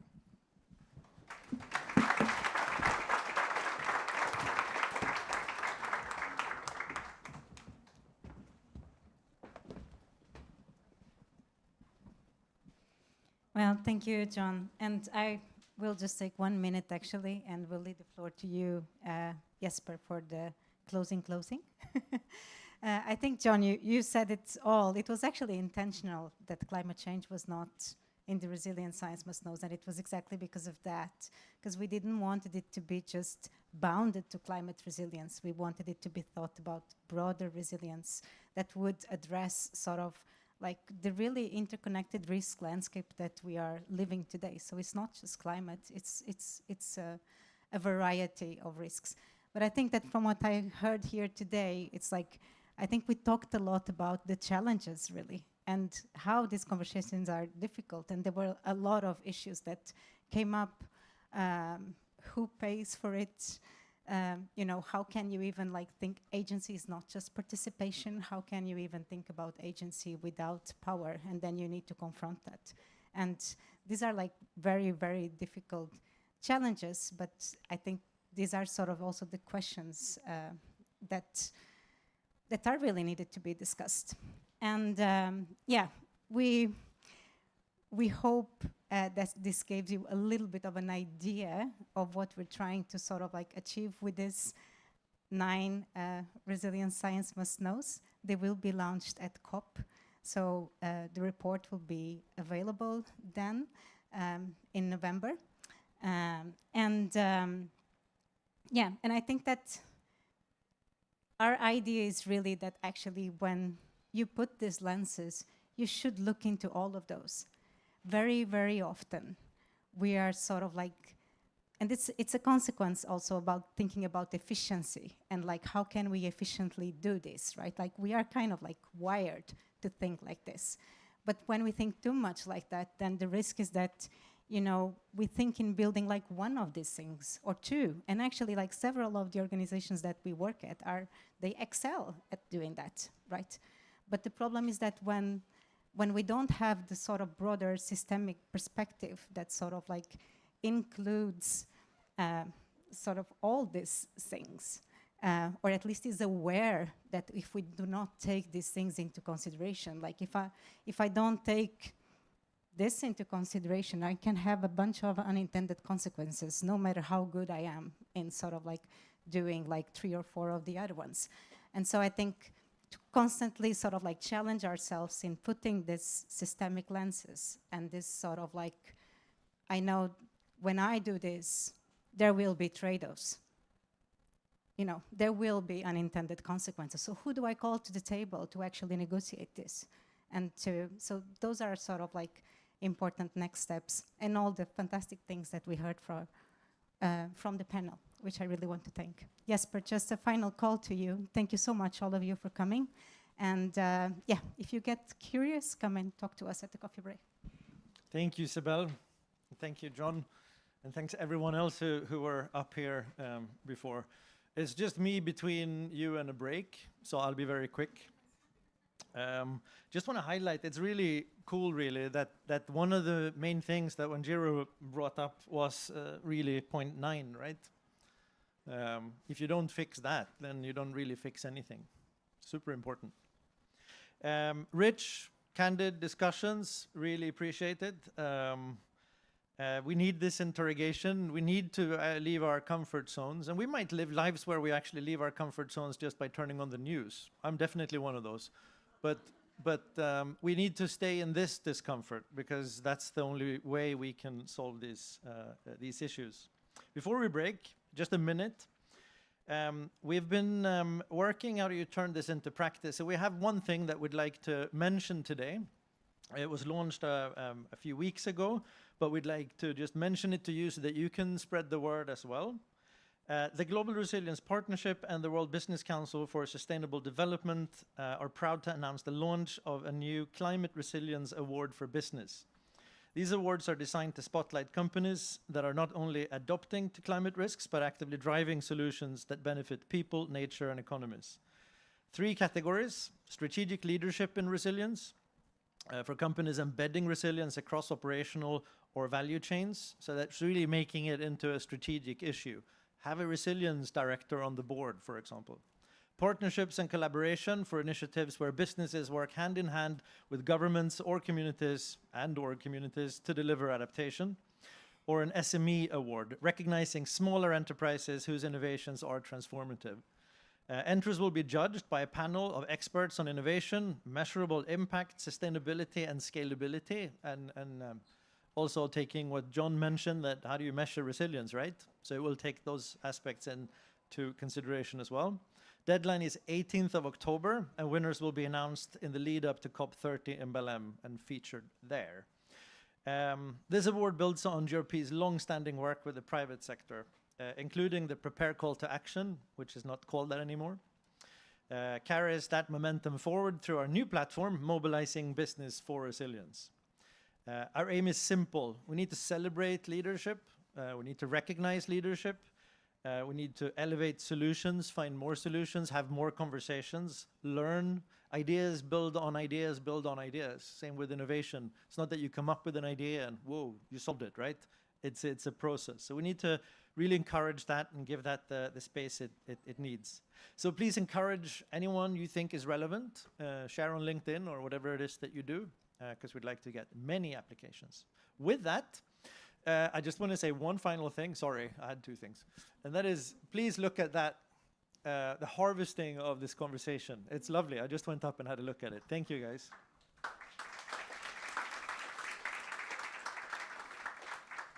How you do it and how you capture it so nicely, I don't know. You have an ability that I completely lack. So coffee break, guys. I think the coffee break is in there. Someone shake their head vigorously if I'm wrong. Yeah, in there. Okay, someone nodded. Thank you.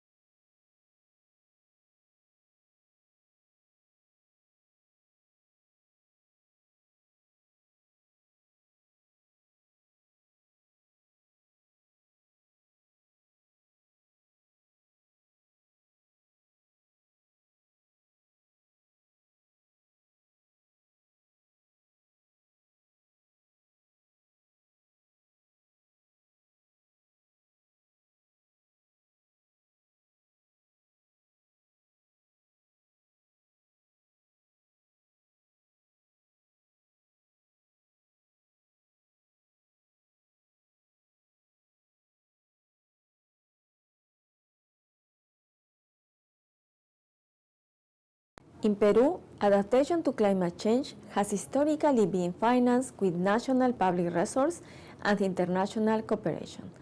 These funds have made it possible to advance in preliminary assessment, sectoral plans, and pilot projects.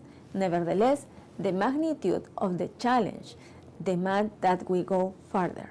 Currently, we face the accelerated retreat of Andean glaciers, increased pressures on the Amazon, water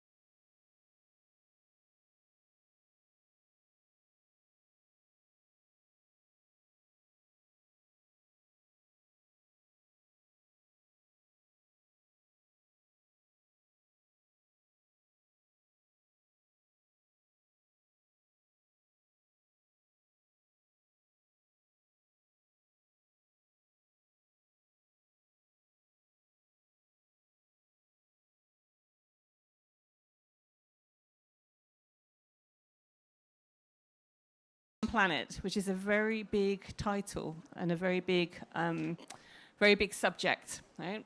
So I'm just going to open this up and tell you a little bit about some context of why I'm here today and why this is important to me. And as part of this session, we're also going to launch a foresight review. It's called the Foresight Review of Nature Positive Engineering. And it's called Building with Nature in Coastal and the Marine Environments. And I'll tell you a little bit about why this is important to us.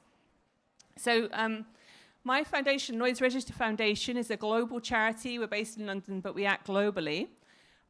We've had a long history in supporting resilience and thinking about resilient type of issues, especially around the engineered and built environment. So our mission is engineering a safer world, right? And safety is our outcome that we're looking for, and engineering is the method that we use for that outcome. So I don't know if there's any, how many engineers are in the room? Who's an engineer in the room? Fantastic. Engineers, the hidden heroes of society, right? So engineers are the people that take science and knowledge and put it into practice, right? So all that wonderful science, nothing happens with it unless somebody builds something or makes something happen with it. And engineers work according to practices which are based on standards and skills, okay? So in order to take an idea and to make it happen at large scale, you need an engineer to take it and create a standard around it, or to create a skill set around it. And so it needs to go through that transition between the idea and everyone benefiting from that idea in practice. And that's where our foundation works, in that translation between our ideas and practice. And so in resilience and in engineering practice, we're always looking at what needs to happen next, right? So, and I'm sure you talked about some of these big ideas. So a couple of years ago it was either Science or Nature, one of those sciencey things, there was a really interesting paper which said that the tipping point between man-made things, the weight of man-made things on this planet had exceeded the weight of natural things on the planet. So there was a kind of tipping point between the things that we're making, the concrete we're pouring, the things we're creating, and where nature sits, what the weight of nature is. And that trajectory is only set to increase. And one of the lovely statistics that I've got given to me by my wonderful team is that 75% of the infrastructure that will exist in 2050 has not yet been built, okay? So we're going to continue to make things and build things at pace over the next 20, 25 years, at extreme pace. And the reason that acts at pace is because of standards, because of engineering and engineering standards. So if we want to change the way we do things in the future, we've got to change our engineering standards and practice. And that's where we come to this foresight review. So my boss is a guy called Thomas Thune Anderson, who was also the boss of Ørsted. And he took Ørsted from an oil and gas company called Dong. And he said, right, we need to change practice, engineering practice, and we need to change that and turn that into an offshore wind company, right? So he did this amazing transition, right? Turn this oil and gas company into an offshore energy and wind company, which is the biggest of its type in the world. And he said to me, Ruth, one of the problems with the engineering practice is that when you try, as a company like Ørsted, to sell your goods to a country, so basically the Danish government or the UK government are the ones that are buying these massive offshore infrastructures. When you try and sell what you do, we don't have the engineering standards to do that better. You know, we know how to do it now. You know, we've had a lot of practice, but actually there are very clever people working in laboratories around the world on new types of engineering practice, which is much more nature positive, which is much more nature inclined. But the governments will turn around and say, why should I pay extra for that? What's the proof? What are the proof points that that's actually going to benefit nature? And so that's a good question. You need to have evidence, you know, when you're changing.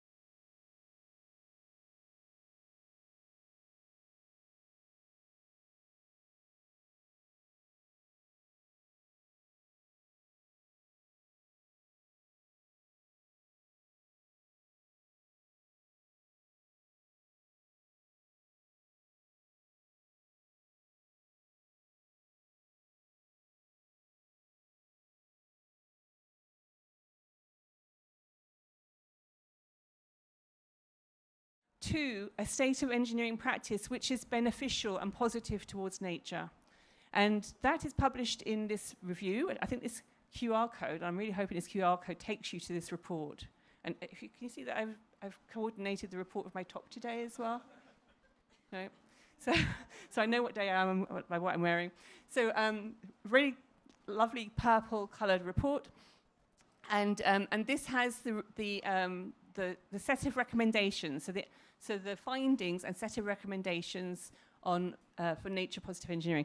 Now I'm going to stop. That's the limit of my knowledge, and I'm going to pass over to Savina, who knows a lot more than me. And we're really grateful to you, Savina, for doing this work. Thank you.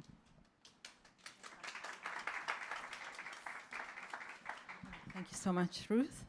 I'm not dressed in purple. I think I missed a trick there. So good morning, and I guess first of all, thank you, Resilience Hub team, for hosting us today. About 12 months ago, almost exactly, I was here launching another report. But it feels like home here, and thank you for giving us the space. So, big topic, big content in that review. So time is really short. I'm going to just, this is going to be a bit of a teaser for the content of the foresight review, but I'll give it my best. So we're starting a little bit from the basics here. Nature is our most precious asset, and without nature, there is no society. I mean, I don't need to convince you in this room, for sure, that we're not separate from nature, we're part of it, we're dependent on it. But there are people out there that don't really get this, really. We need to explain it, articulate it better, because this is the foundational concept that has triggered all of this foresight review. Importantly, climate, biodiversity, water, food, health systems are interconnected. The previous session obviously used this concept a lot. Changes in one system might trigger cascading impacts in the other system. And because of their interconnections and complexity, then you end up intervening in one bit of the system and then causing trade-offs in others. I heard that the previous session, we heard a lot of this terminology. Yet we have collectively failed to care for nature and to engage with it sustainably. Biodiversity loss all times high, and this is now an existential threat for us and for our economic prosperity. But rather than just taking this scaremongering approach, the foresight review wants to frame it also as an opportunity to actually do something about it. You know, what can we actually do about this? Halting and reversing biodiversity loss is obviously an environmental imperative and is fundamental for our own survival and for the planet. But there is also, can also be a critical financial strategy. It could be, there is significant economic potential that can be unlocked to create jobs, create prosperity for local communities, for businesses. So that surely is an incentive, if survival is not a big enough incentive already. And so, and also nature is such a fantastic ally in building resilience, and it can regenerate itself under the right conditions. But no single action can bend that curve of biodiversity loss, and we talk a lot about restoration, conservation, but there are other big ticket items there: decarbonization, sustainable use of resources, management of that. So that needs to be tackled. And unfortunately, Ruthie was just saying very well, modern development has prioritized human development. I've got another statistic of 2/3 of the planet's natural environment has been modified by humans. And that has created that nature decline. And we're going to build more infrastructure, more cities in the next couple of decades. And we need to really turn this into an opportunity. So let's just flip it on its head. What if we can reimagine infrastructure rather than causing decline as a catalyst for ecological recovery and for enhancement?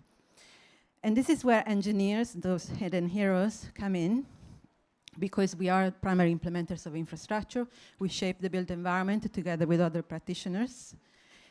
And there is an opportunity to do things differently. And this is what nature positive engineering is about. delighted to launch this. I thought that was the first time I was going to show the QR code, but good, because we need to show it many times so people can get to it. Please get to it, look at it in your own time, obviously, and then let us know what you think. Had the privilege to lead it, and professionally, I think it's been a bit of a journey of discovery for me. I mean, I'm a classically trained civil engineer. I'm obviously not got my degree very recently, and so therefore, when I got my degree, there was not a lot of nature, talking about climate even. So, but I approached the topic quite critically. It's almost like someone that needs to be convinced, because not all of us, maybe the engineers here in the room can be, they're already on side, but we are in an echo chamber. There's a profession out there that needs to be convinced, needs to be on side. So the review covered 3 different sectors: offshore renewable energy, ports, and coastal protection and adaptation. But the findings and the recommendations for this foresight review are transferable, can be applied to other sectors. So this is the methodology. This is a global study. We did not manage to review all projects in the world. We definitely didn't.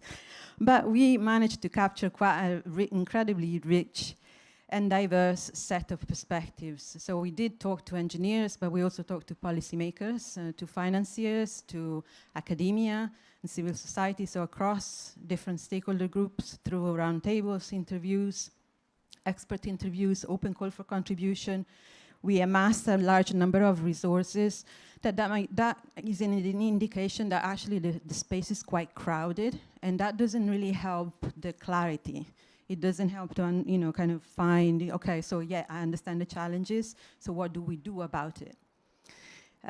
We had the luck to have 21 global experts on our advisory committee, and we had them to peer review the study. So overall, we talked to 200 people from over 30 countries. So this is the definition of nature-positive engineering. So it's the engineering practices that protect, restore, enhance natural systems, delivering measurable gain for nature alongside societal well-being and need. So it sounds deceivably simple. Actually, it's a pact. This definition, each single word was very carefully chosen because it needs to pack quite a lot of concepts in and still stay quite snappy. But let me tell you a bit more about the core concepts of nature-positive engineering. So that requires a mindset shift from seeing nature as something to control and as an expendable resource, to a critical ally, because nature as infrastructure in its own right can deliver services and should be prioritized in the hierarchy of on engineering solutions whenever possible. It calls for nature positivity, that put quite simply is delivering measurable positive gain for nature, to become a core objective for engineering decisions across the life cycle. It should address all the biodiversity loss drivers that I mentioned before, and therefore requires a broader set of strategies and approaches that are broader than just implementing nature-based solutions. I say just, like air quotes, because nature-based solutions are obviously a fundamental part of the toolkit for implementing this, but it's broader than this. Luckily, a lot of approaches, methodology exists, and we need to build on those. Being in the US, I mentioned engineering with nature, and building with nature, the equivalent in Europe. Circularity, regenerative design practices, so many approaches that are existing, and we're thinking about convergence rather than reinventing the wheel. Convergence and integration. The review identified examples from reviewing projects in those sectors that we investigated.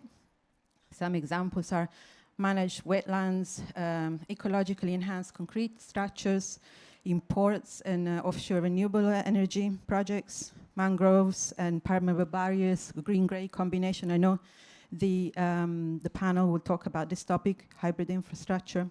Use of technologies as an opportunity and AI to enhance our ability to monitor and measure the impacts and the kind of ecological outcomes of what we put in place. And then this is quite possibly controversial, I suppose, because some of the engineers we talked to found it a bit controversial, but I think the nature crisis really demands us to be more ambitious in implementing the solutions that we develop and pushing the boundaries of what it is currently engineering sustainability. So it is about not just about doing less harm, minimizing environmental harm, but it's actually being on a path to protecting, enhancing, restoring.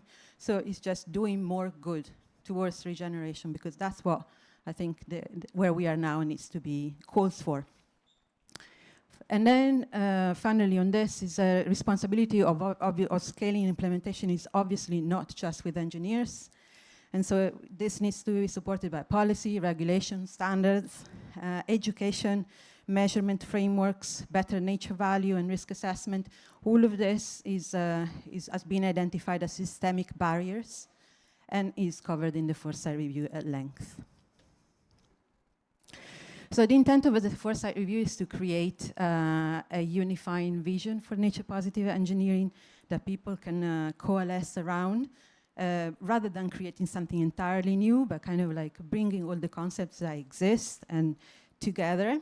And we identified guiding principles that are the building blocks that guide the implementation of nature positive engineering, a little bit like an ingredient, key ingredient in a recipe.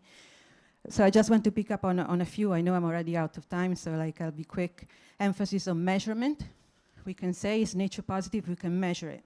We can measure it and we can provide evidence that we're making a change. With all the challenges that measurement have, scale, and you name it, metrics. The need to think about nature and climate together. Nature, we are designing with nature, but for under climate stress. Nature in the future will not be performing in the same way because the climate will impact. So combined nature and climate futures, and then thinking about what does that mean for humans and health risk, and how do we reduce the risk to humans as well. Multifunctional design, interdisciplinarity, a lot more collaboration with ecologists, but also with social scientists, climate scientists, economists, so that sort of interdisciplinarity. The community and the equity angle that I know Sheila will talk about in the panel, co-developing with the community, including the local knowledge and indigenous knowledge, ensuring that the benefits and the impacts that we create are equitably distributed. And unintended consequences, I heard the previous session talked about this, so I'm not going to repeat this, but one important bit here is that we need more evidence now. We've reviewed some evidence exists, but we need more evidence of what works, what doesn't, especially in terms of long-term performance. So I've already talked about quite a few of these key findings, but let me just quickly reframe it from a perspective of engineers as change agents. So engineers are change agents, must really become change agents here. But for this to happen, we need to convince them that they have a role, that they can become stewards of the natural environment as they are stewards for the built environment. They can become advocates for nature, and they can find their voice. But also, the biggest pushback I had in my consultation, that none of this, or not very little of this, is on an engineer's brief. We cannot do it if it's not on our brief. So for this to happen, then we need quite a bit of enabling environment, the policies and regulations, and a finance mechanism that then put that on the engineer's brief. It becomes a requirement. But then also need the guidance and standards for engineers to actually put it into practice. Without that, it doesn't happen. And then also the training and education, of course, of the current practitioners and the future ones.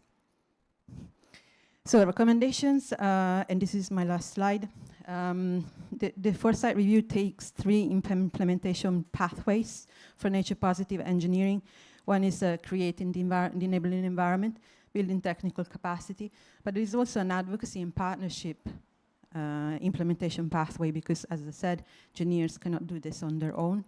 And the recommendations, there are some recommendations on policy regulation, identifying permitting and procurement processes as really kind of places where you can leverage and include the nature positive requirements. leveraging technology for improving marine spatial planning. This is because we had this marine and coastal environment focus, and in terms of finances, nature and climate risk assessments to be done together rather than separately. A lot of recommendations on education, skills, guidance and standards, research and innovation, calling for more insights, creating life cycle guidance, not reinventing, right, and rewriting, but actually using what's out there and just pointing people to it. And then rolling out a nature positive engineering knowledge module, because the body of knowledge that already exists is actually quite impressive and can be easily turned into something that is a continuous professional development module or something that can be given in university. And then the advocacy and partnership, where we want to create that alliance, that community of practice that I know my fellow speakers will talk about. So now I'll stop. I hope you feel that you will want to read the Foresight Review now. Please engage with it. I will be around. I will not speak again, but I'll be around. You can reach us anyway. Please engage with it. We want to hear what you think. But let me introduce now a long-term collaborator and friend, Michelle Tu Miklem. She's a civil engineer, hopefully a future advocate for nature positive engineering. And she's studying a master in public policy at Harvard Kennedy School of Government. So over to you, Michelle, for the panel.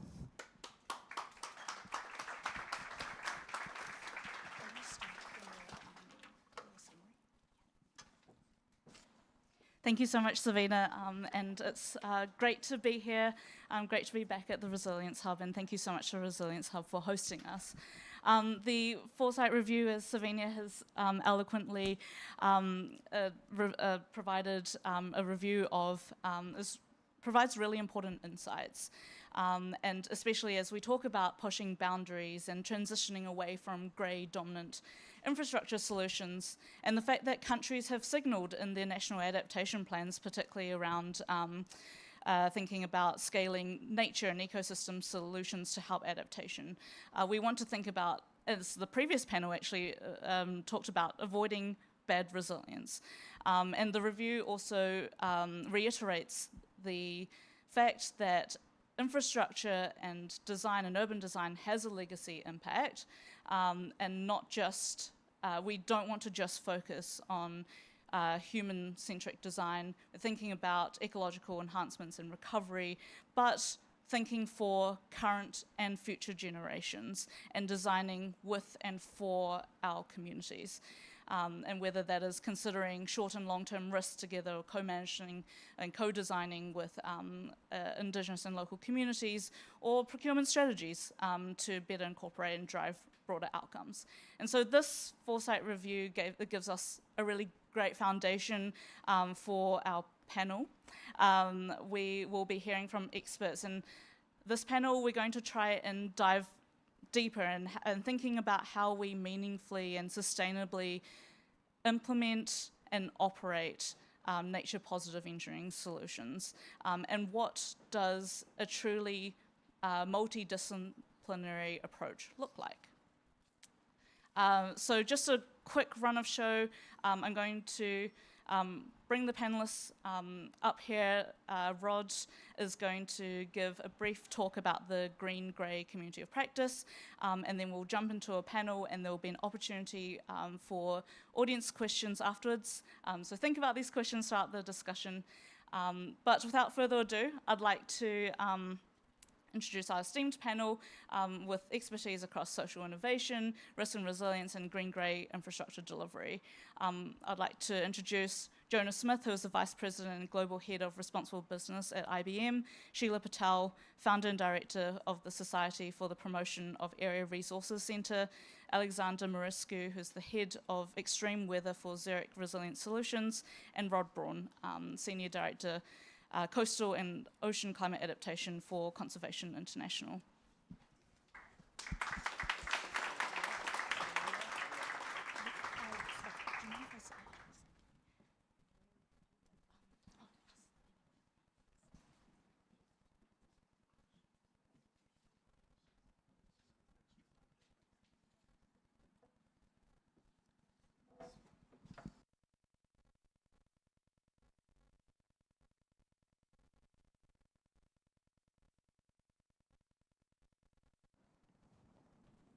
fantastic to be here. I love this part of the city too, and this is a great space. But thanks, Savina and Ruth. I mean, really, I think you really helped set the context for this work. So really exciting. I think you're going to see sort of this natural or organic way that this work kind of the community of practice complements, I think, this the Foresight Review. So I'm Rod Braun with Conservation International.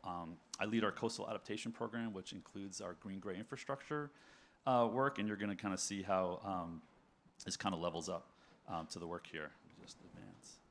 There we go. Super. So we're going to be talking about the global green-gray community of practice, and it's something that you heard Savina talk about.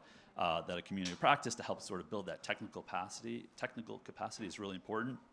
And we call it the G3 community of practice because global green-gray is kind of has a lot to say, but it is a collaborative and multidisciplinary network of practitioners and organizations really aimed at advancing the adoption, implementation, and scaling of green-gray infrastructure globally. We'll see. And so I'll just set the context a little bit. And you've probably seen a lot of numbers, right, of natural catastrophes and direct global economic losses from weather and climate and so on. And they're really big numbers, right? And these numbers are actually growing, and we've seen something like 330 billion per year in terms of those losses, right? And I think those numbers are even growing even more, right? And so when we think about natural infrastructure, right, we're hearing about nature or nature-based solutions. I put a stat here as a recent study that mangroves provide about 885 billion per year. I mean, that's per year in flood protection. So they really act like infrastructure in a way, right? Reducing flood risk. So it's really amazing. And I think there's this move towards thinking about nature as infrastructure. And you heard Ruth talk about all this infrastructure that has yet to been built, right? It's not there yet. And so there's estimates that there's an investment. This is a massive investment, right? Of 11 trillion needed by 2050 in nature-based solutions, right? So lots of this infrastructure is not even there. So imagine, carving off some of these trillions for, natural infrastructure, ecosystem restoration, or integration into sort of infrastructure projects. And you can just kind of imagine the possibilities. And it kind of gets us to this idea of nature really as a form of critical infrastructure for adaptation and resilience, right? It does provide that sort of level of service. And I think that one of the things here you see, and so in many scenarios, right, we're really thinking about the need to protect people, flood risk, drought, heat, all these things, really about strengthening community resilience. And the earlier sessions really talked about that. But I would argue our vulnerability has really increased due to the damage and loss of natural infrastructure. And I think you heard a little bit of that from Savina. We've lost 50% of our mangroves. We've lost 85% of our oyster reefs, probably about 50% of our tidal marshes. Coral reefs are in serious decline, right? And so that vulnerability and that loss of systems has really made us much more vulnerable. And so that's kind of where this idea of green-gray infrastructure comes into play, right? So it's a combination of ecosystem restoration with built, right, or engineered features. And the idea is that you can design them in a way to really optimize your resilience, right? You can design them to a 25-year event, a 50-year event, a 100-year event, all the way up to a 10,000-year event if you wanted to, right, and if it made financial sense. But it draws on best modern engineering practices to create hybrid interventions. And I think you heard Savina talk about sort of this hybrid solution. It delivers resilience and biodiversity benefits, and you can kind of see an illustration of a project. We did a feasibility study in Suriname to protect a sea dike, and the idea is mangroves and the sea dike really working together. But this layered approach is really critical. And so we looked at a number of obstacles, and the community of practice really is trying to tackle these obstacles, right? And so it's about limited technical knowledge, and you've been hearing about that, right? How do these projects perform? What are the engineering guidelines for those? Lack of awareness that, folks just don't know enough about this, right? They kind of heard about it, but they just don't know, have enough information to actually move forward with this work. Policy gaps, challenges in financing, and even cultural resistance. And so the timing is really good for this community of practice with the Foresight Review because we're relaunching this community of practice. And we have a very bold sort of mission you can see here. And it's about transforming engineering construction industry to design and build with nature, really to create the next generation of climate resilient infrastructure. And we're building off sort of the foundation of the community practice that's been around for about 5 years to really leverage the expertise and the collaboration for overcoming these barriers. And you can kind of just get an idea of what this looks like. And so I think my graphic may not be working that well, but that's okay. I'll just move here. But it's made up of a number of practitioners, right? Funders, policymakers, NGOs, researchers, folks from the construction industry and engineering firms. And so we've put together a couple of really interesting products that I think are very useful. And the idea is essentially to kind of really help scale this work. So things like a practical guide to implementing green-gray infrastructure. We put together a primer on funding and financing this work, mangrove seawall engineering guidance, and more recently put together a cost-benefit analysis tool that's available on our website. Excel-based tool with support from the Caterpillar Foundation that really helps folks make sort of the business case for using nature-based solutions or green-gray infrastructure versus gray only. Let's see, and then I think my graphics aren't working as well here, but that's okay. So as I said, we're sort of reimagining our community of practice, and so we're now looking at moving forward with these technical working groups, right? So we've got a policy group, we have a finance group, and we also have a policy, did I say policy? But technical and policy group, yeah. So we got 3 working groups that are really moving forward to really help scale this work and bring the community together. So currently we have about, I guess it's about 300 organizations, currently about 750 people participating, and we're really looking for more participation. Get this, there we go. And so I urge you to sort of join our channel. So we've got a LinkedIn group, and we also have a website mailing list. You can see our WhatsApp community, the QR code. So we definitely would love you folks to kind of join this and help us scale this work.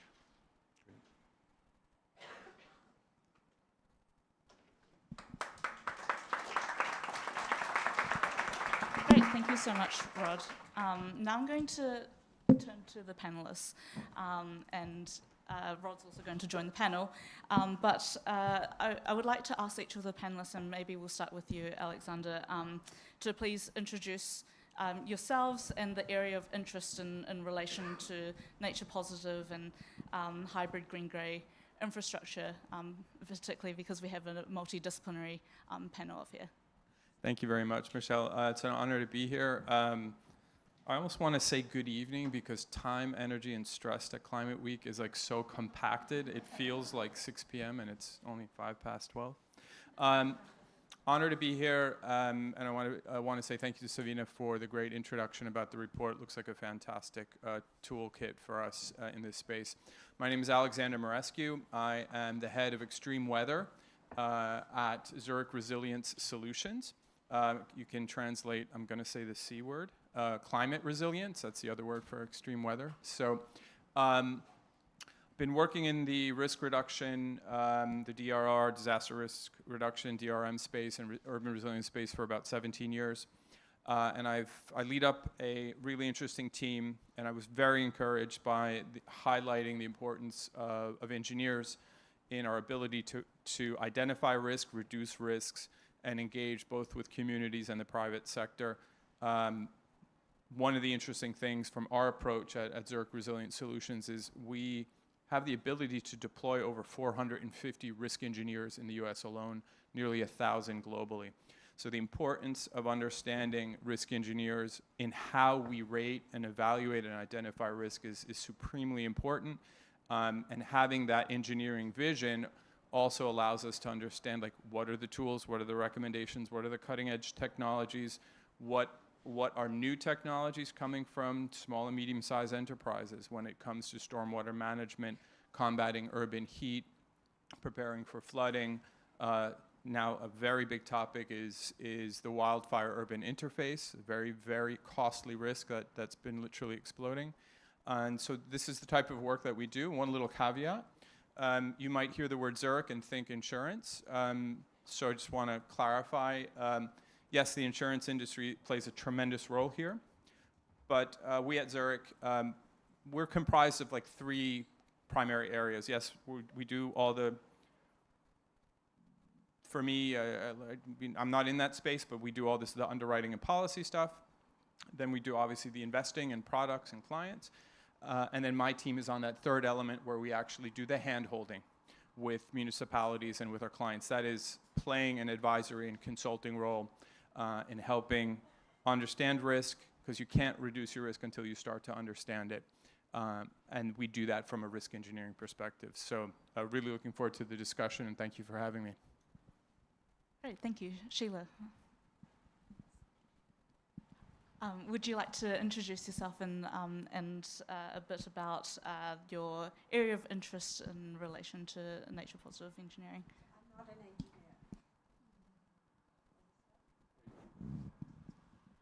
So my name is Sheila Patel. I live in India, in Mumbai, and I've worked for the last 40 years with people working and living informally. And so I'm talking about all the people who are under the radar as far as engineers are concerned.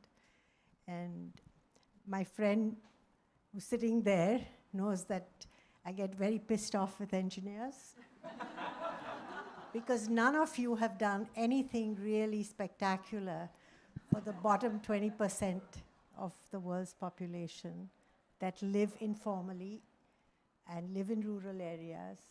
And all the cities that you have so proudly put together provide no infrastructure for them, provide no services for them. You help our cities draw water and make rural areas completely dry and arid. And the inability to acknowledge the mistakes that were made in the last 5 to 6 decades and the correction of that is as important in today's climate situation as is doing new things. So whether it's putting infrastructure, in every city in the global south, when you put in infrastructure, you displace huge number of poor people. And most of the engineers I speak to say, that's not my job. And every time, and now it's all done in the name of mitigation. You want public transport. Public transport in city means displacement of poor people who live informally in that city in the global south. So I come here with 3 asks. The first one is, if you believe in, first of all, doing no harm, then you must look at who are the people who are going to get dispossessed in your magical engineering feats, because it's a lot of money that's governments are spending. Our municipalities love poor people during votes, but then when it comes to business of infrastructure and investment, they suddenly become the enemies of development. The second thing is that in the global south, there are over 2 billion people whose houses are self-built and completely unable to withstand extreme weather. And when we talk to engineers, I go to many schools in Asia and Africa of engineering and architecture. I speak to both of them and I grumble about both of them. So you're not the only ones I grumble about. And I say that you now need to educate young people not only to produce fabulous bridges and water infrastructure and transport. You have to look at the humble requirements of the structures of these households that have to withstand cyclonic winds and extreme flooding, and this discussion which was there about fires. So my situation is that education in the first place does not sensitize the need for universal recognition of different people's needs. So I would love to read the report and see how many things I can find that you haven't done. And I would love to support, because I come here not just to complain. I come here to engage and to say that there are many elements of engineering and architecture that poor people need to understand, whose logic they need to do, because they will never get a professional engineer to work with them. So how do you democratize simple knowledge, even simple things like joints? A whole house collapses because the joints are not strong. And it's a very simple thing, but it's not something that is common knowledge. We look at materials, so I always go into discussions with professionals. I do the same thing with architects. And now in Asia, there is a network of engineering and architecture universities, and they're going to work with us to embed what we need in the campaigns that we do which should come into an educational process. So we're doing two things. One, in the nature-based solutions, we are looking at how water bodies in metropolitan regions are being systematically closed up for construction businesses. Mumbai, my city, had 85 large lakes. They were all closed down and shut down so that it could do something else. And the other thing is that we do a campaign called Roof Over Our Heads in about 20 countries. And in every single country, those houses are designed, constructed, and financed by communities. And professionals have no role or contribution or don't see value in supporting that. So any of you are interested in coming and helping us and championing our causes, please come. Thank you.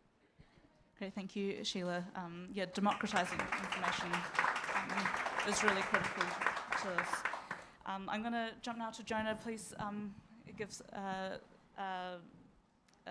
quick introduction in terms of your role and your interest in relation to nature positive engineering. Sure. So Jonah Smith, VP and Global Head of Responsible Business at IBM. I've been with IBM for about 2.5 years, about 2 decades. Experience in sustainability, CSR, ESG throughout my career with lots of other companies. Also taught at university level a little bit, have a couple of degrees related to this. Also worked at a nonprofit doing this work, and also social responsible investing related to this. I'm also a registered investment advisor. So I have a lot of personal as well as professional passion around this topic. We think about, in this in particular, we think about nature-based solutions.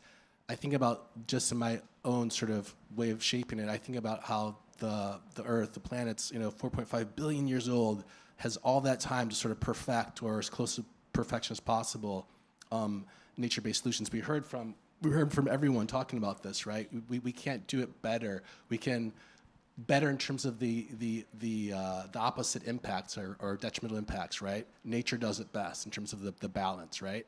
So we can learn from nature. That's a big part of why I'm at IBM now, in a technology company. And by the way, so I'm not saying that we've solved the issues that you brought up, which I think are very germane, important issues.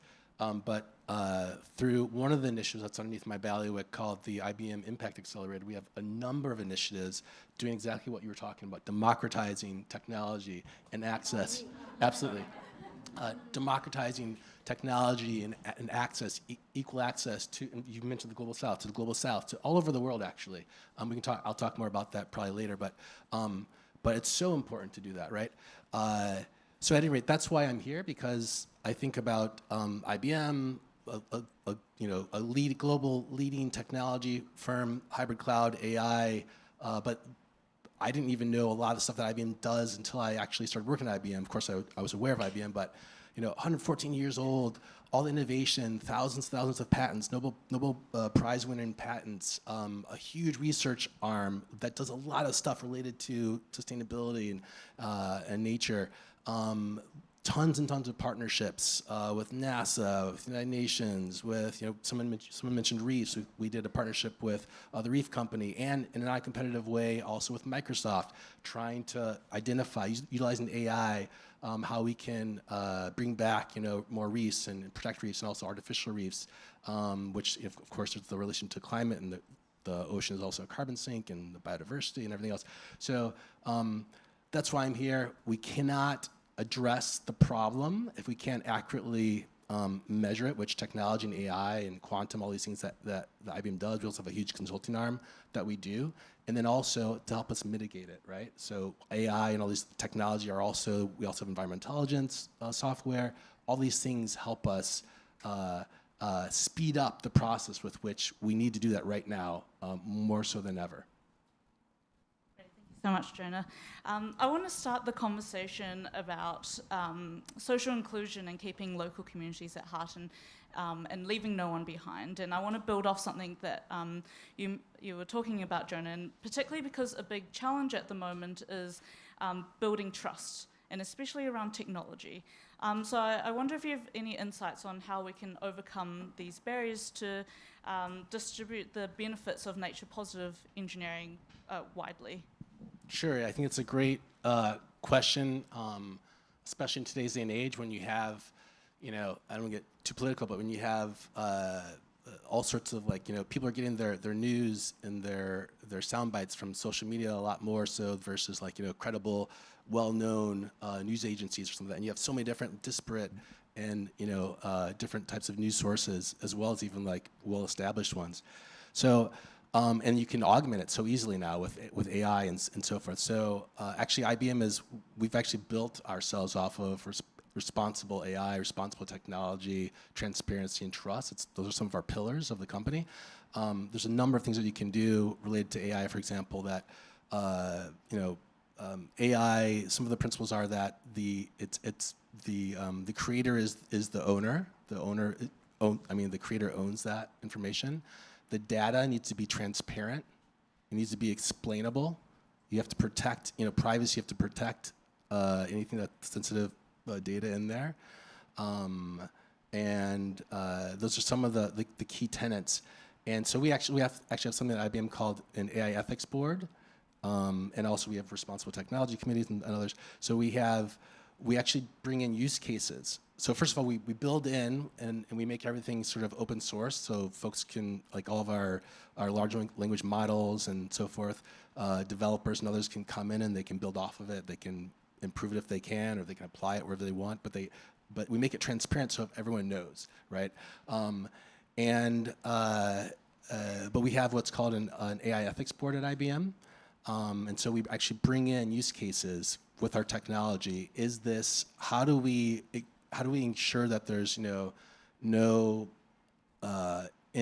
unintended bias in how the AI is doing inferencing and processing things? How do we make it equitable to everyone, both in terms of upstream as well as downstream? Could be related to products or services. So I know we're short on time, so that's just one quick example, but it's a core part of what IBM does. It looks at this, and not just for IBM, but we try to partner with something called the AI Alliance, again, non-competitive with Microsoft and others, where we really are trying to ensure that that responsible technology is at the core of everything that we're doing. Thank you, Jonah. Sheila, I want to go to you, and I want to. I know, there's lots of different ways that we can think about embedding voices of informal and frontline communities, but I would like to ask you about your thoughts on the one effective way that we can embed the voices of informal communities in co-designing effective, equitable, and future-proof solutions. I think first of all, I have a requirement whenever any professional comes and talks to communities to see, can you actually develop a collaborative spirit rather than become the advisor, as if poor people don't know anything. And this is really the case with lots of organizations of poor people who live informally that I know of. Everybody comes to tell them what to do. You might be a donor, you might be an engineer, you might be an architect. You're a professional, and you come and you tell people what to do. And nobody likes to be told without first understanding what is the problem as I see it. If I'm a woman who lives in a very difficult situation, you can't come and shove things on me and say, this is the right thing to do, this is how you should do it. You don't know. People just, in the South, people are at least quite polite, so they listen to you, and then when you go, they forget about you. So I think the first thing I would say is that communities have huge collective spirit, and if you sit with them and you try to understand their challenges and what they are doing about it, you'll find that given the very, very difficult circumstances in which they're doing amazing things. So what you need to do is to add value to those things or bring new things to this that demonstrate to them that change is worthwhile. And you must remember, it's very important to remember that poor people live on the edge of desperation in most cases. They cannot just embrace anything new for trial because it upsets their very delicate balance of how they make choices. So it has to be something that you introduce, you give them an opportunity to explore that, and you'll be very sure if it works for them, it'll go like wildfire. Because once it's tested and the testimony comes from those who believe that their lives have been changed with this transformation, it just becomes, you don't have to do any more publicity for that. And the way in which poor people use the phone today is a very good example. You know, the amount of things that communities who 10 years ago had no access to a mobile phone, and you have to see the magic that happens in the kind of use they have, the kind of little things their kids do to give them access to this one, that one, there. And now in many of our countries, banking for the first time is possible like that. So I think it's important when you bring new knowledge, new technology, new science, you don't just go and dump it there. You create a methodology for exploration, and you'll find you don't have to go everywhere and do it everywhere. It just goes like wildfire. So I think it requires both patience and a genuine sense of looking at it as a partnership, that you have something fantastic. You guys have fantastic ideas. But often the engineers who come to our community are young people who just want to tell everybody what to do. And the women just sit there and they say, you know, in Hindi they say, bichara bacha, this poor guy, he has to come and work with us. So he actually doesn't know what we want. So I'm just saying it's very important because it's not a small number, 2 billion people who are at the moment seen as destroying their environment.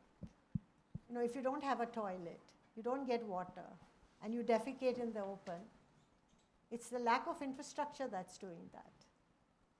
And it's a fact that the municipality doesn't think that 60% of the population living in the city should have access to sanitation. Otherwise, it's a public health hazard, not only for the community, but the whole city. But that's how most of our cities are run today in the global south. So it comes out of, and your issue is correct, you need evidence. So we gather evidence and we demonstrate to everybody that this is what you have neglected. And this is the investment you should make, but this is the consequence of how much resources are spent in health crisis by communities. And you don't equate the two and see this as something which is not something that's economically good. Yeah, thank you. I think, yeah, meaningful partnerships and inclusion of communities needs to be at the heart. I want to go to you now, Rod, and bringing in the engineering and delivery perspective, I want to know, you spoke a bit about the barriers before, but what is the biggest barrier stopping hybrid green-grey infrastructure being the default solution? Yeah, that's a great question. So yeah, I spoke about a number of barriers, and I think maybe the biggest barrier is when we start. Maybe I'll back up. So we really need to think about scale, right? How do we get to scale? And I think that is sort of like really elusive for folks in this industry, right? I think our projects really haven't gotten to scale yet, right? And so I think we're thinking about it sort of in the wrong way. And so we've got all these barriers I mentioned, sort of like technical capacity, right? Policies are not incentivizing NBS. We sort of don't have bankable projects necessarily, right? And sort of this like, you know, how do they perform? But we need to start thinking at a much bigger scale, right? Something that's like equal to sort of like a climate scale of what's happening in terms of those impacts. So sort of climate change is very large scale, lots of complex impacts, very interconnected impacts as well. And what we're seeing is the solutions are really implemented at sort of these like really small scale, almost like one-off type projects. Like let's do bit by bit. Let's do a pilot here. Let's do a pilot there. But we're never going to achieve scale that way, I think. And so we really need to start thinking about this work regionally. And so we at Conservation International, where we really almost exclusively focus on the global south, you'd be happy to know. And so we should definitely chat after this. But We have a proof of concept in the North Brazil shelf where we're thinking about this work, right? And this is from the northern states of Brazil to Suriname to Guyana, right? So kind of like a whole ecosystem approach and thinking about resilience, and we call it blueprints for coastal adaptation. And the idea is to really kind of foster wide-scale adoption, right? And thinking about this as a really big-scale regional project. And so start thinking about, 10-year work plans, right? A pipeline of projects, thinking about it programmatically. So coming up with conceptual designs that can work across various typologies of the coast. So maybe you've got about 10 different conceptual designs that could generally work across the entire coast, right? So it's kind of like providing that technical assistance to government agencies who are really tasked with sort of, protecting their people in terms of flood risk or drought, thinking about livelihoods at the same time. But it's really important to sort of then co-design those projects with communities, right? Because this local knowledge, folks usually, who live on the coast or in these vulnerable areas know best in terms of what's been happening and those sort of processes, right? And so when you really understand the processes, you can come up with really strong interventions. But thinking about it as almost you would think about like civil works project, right? So like, what are the projects we're going to do over the next 10 years? Thinking about maybe $100 million, $200 million, $1 billion price tags, right? Moving away from sort of $1 or $2 million projects necessarily. Then you can really tee that up for sort of finance packages in terms of, finance institutions are really looking sort of at these higher level packages, right? And these thresholds because of all sort of the due diligence that's required. So I think we need to kind of move towards this area of sort of thinking about, and I mentioned this earlier, nature as a form of infrastructure, and make that eligible for sort of infrastructure, more conventional infrastructure financing. Yeah, and I think particularly, nature as infrastructure, but also thinking about the long term. I want to move a conversation when we're thinking about the long term and about risk and resilience. And Ruth mentioned before, I think 75% of the 2050 infrastructure is not yet built. And so when we're thinking about building resilience and future-proofing our societies, how do we need to change the way that we manage risk to bolster the business case for nature positive engineering and accelerating the implementation of these nature as infrastructure solutions?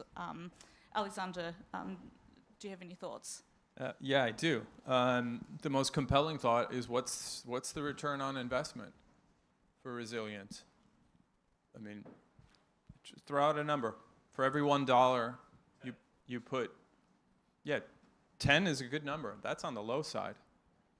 JP Morgan put out a very impressive econometric study about 2 months ago. I don't have the exact title in my head, but it's like the ROI of adaptation. It goes up to 43 to 1. So I'd love to sit down with the CEO or the risk officer and say, do you have some sort of risk or business continuity plan? No, we don't. Oh, why not? I want to hear them say, because I'm okay paying 10, 12, 15, 25%, 25 times more for a risk that we could have, if not mitigated, avoided. So the return on investment is extremely compelling. It's just good. There's a value proposition that begets the fact that now resilience is just good urban planning, good municipal governance, and just good business. And if you're not doing this, and if you're not thinking from risk on the investment side, if you're not thinking about it on how you're building housing, and let's face it, most of the world has a housing crunch, and these are very, very, especially in the global south, very precarious housing scenarios. I mean, this is one of the main elements that when we think about resilience is vulnerability. It's one of the main things we talk about. Who are the most vulnerable? The other aspect, the return on investment for resilience is, I would say, linked to that vulnerability is, you look at any national economy in the world, I could, maybe 1 or 2 Gulf states, but like if you look at where national economies are located, it's like 70, 80, up to 90% are located in micro, small, and medium-sized enterprises, are the most vulnerable.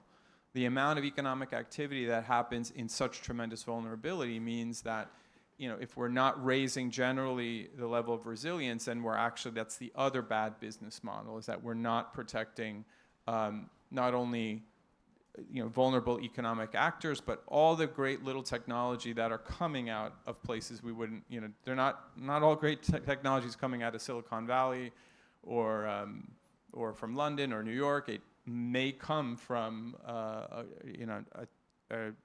part of Mumbai or Pune or somewhere. So we know that this is happening.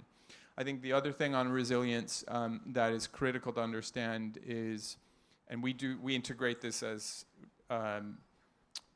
it's baked into the work that we do. When we do like an on-site, when we send a risk engineer to do an on-site assessment, we do a tremendous amount of desktop research.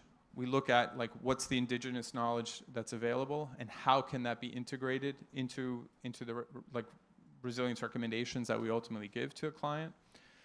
Secondly, by virtue of the fact that we are sending people physically to sites, they're engaging with like how is the risk not only at the site but around the site? Do you walk 100 meters, 300 meters, 400 meters around the site?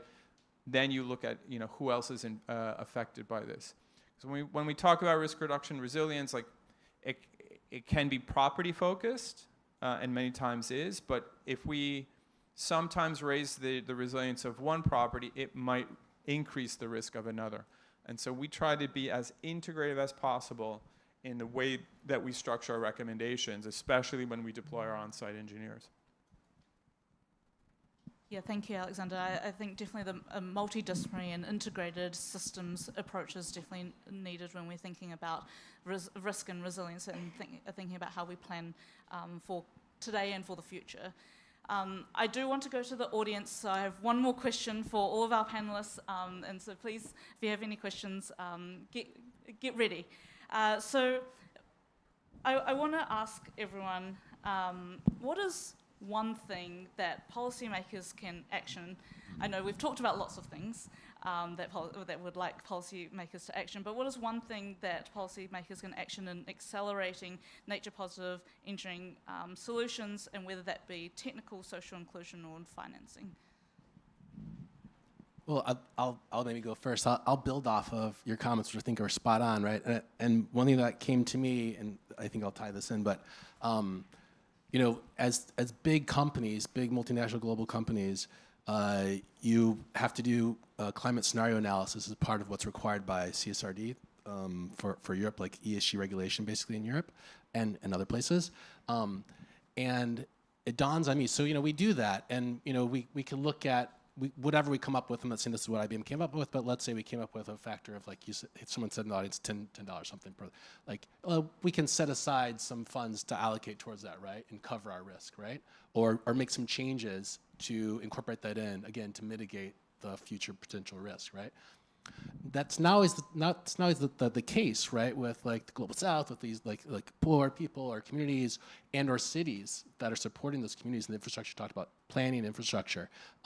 So I think as policymakers, super important to use the same type of technology and consultants and expertise that very wealthy companies are able to afford and deal with, so they can get down at a very granular level what's really going to happen as climate change continues to kind of exacerbate big severe weather events and stuff that can cripple infrastructure, that can devastate communities that haven't built these things in, right? So I think as policymakers, we need to look at that more carefully and allocate funding to do that on a more localized level. And to plug IBM, because we actually are doing some of this with some cities around the world for the Global South. And also you mentioned how cell phones now have it's like a game changer, right, in some of these communities. By the way, we have lots of projects in India, by the way. We're able to bring some of these technologies into the hands through cell phones, through SMS, text messages, by incorporating in geospatial analytics, by incorporating in our environmental intelligence, by our Watson X AI and governance, all these other things that we do. We put it all into the right here to the practitioners, helping communities to better plan for the investment. What's going to happen if a category 5 hurricane comes through, or there's going to be flooding, or there's going to be drought? What's the drought intensity predictability in this one region, and it can be very localized. I'm not talking about like, you know, for the city of New York kind of localized. I'm talking about for like, you know, this neighborhood type of level, or like, you know, one block over. What's the difference? Like that amount of specific, you know, detailed analysis. So I know that's a lot, but that's what we need to do much more of. And again, to plug IBM, our Impact Accelerator work does that all over the world, related to a variety of different things, sustainable agriculture, clean energy, water management, resilient cities, all sorts of stuff, and again, all over the world. Thank you. I might actually go to the audience now for questions. So do we have any questions in the audience?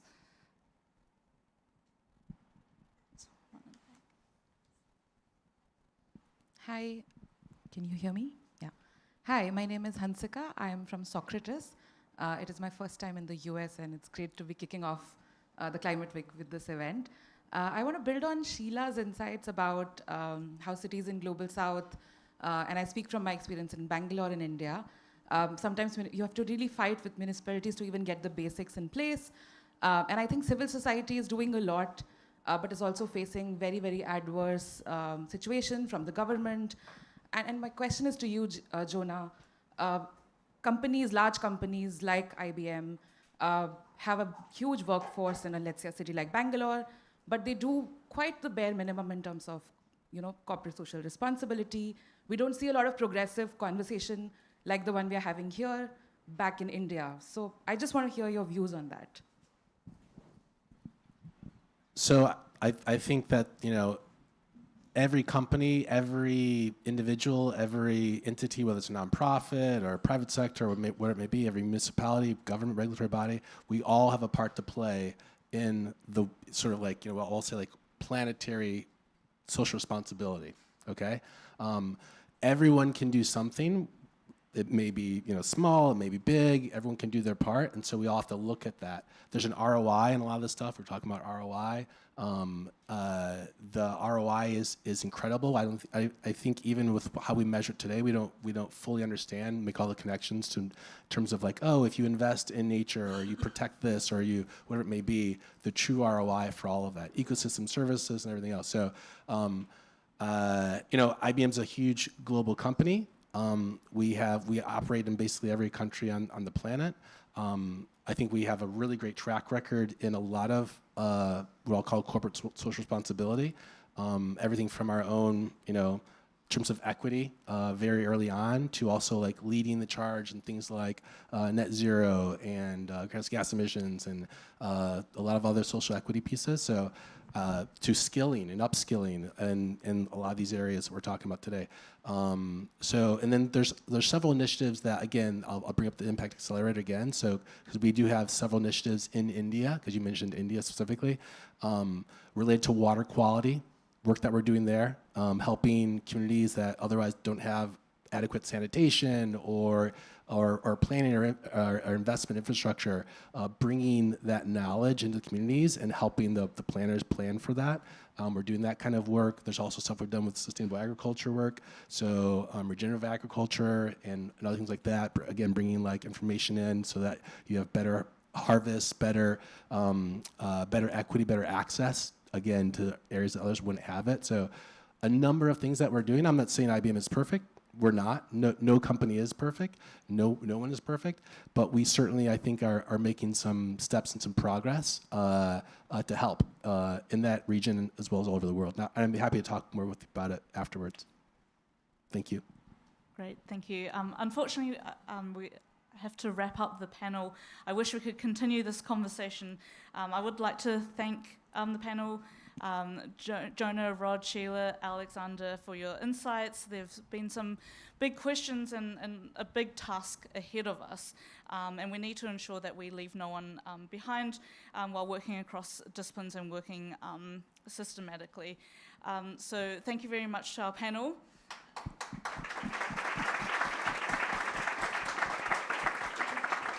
I would like now to pass to Savina quickly for some closing remarks. Thank you. Thank you to the panelists. I hope you can stick around and you can maybe answer more questions and continue the discussion over lunch, which is going to be served in the room next door. Just a few things from me is one of the key findings of the nature positive engineering is that any nature positive solution also must be people positive. A lot of people, as Sheila, this is like, I mean, we need to become better at this, and this doesn't happen it happens by design. It needs to be very intentional. It doesn't just, otherwise it's lip service. So completely agree with you there. And I think the other thing is about meaningful partnerships. Rather than reinventing the wheel, so many great things are happening in pilots. This was one of the other things. Pilots, projects, initiatives that are happening, and you know, like we don't really reap the benefits or just share the knowledge and learn from it in a way that avoids us to repeat every time. So I think that's another key thing that, you know, I think that kind of comes from me. Risk vulnerability, I think, Alexander, you know, I'm, as an engineer, you know, like I'm with you, risk and vulnerability, you know, like makes it so tangible. You know, it just, it has to start from there, I think, you know, beyond the, you know, sharing knowledge, but risk and resilience, absolutely. So I'll stop here. Thank you very much for coming today. Thank you for listening. I hope you have enjoyed the discussion. Please take a look at the Nature Positive Engineering Foresight Review. We want to engage with everyone who wants to engage with us, so please get in touch. And yeah, thank you and have a good lunch.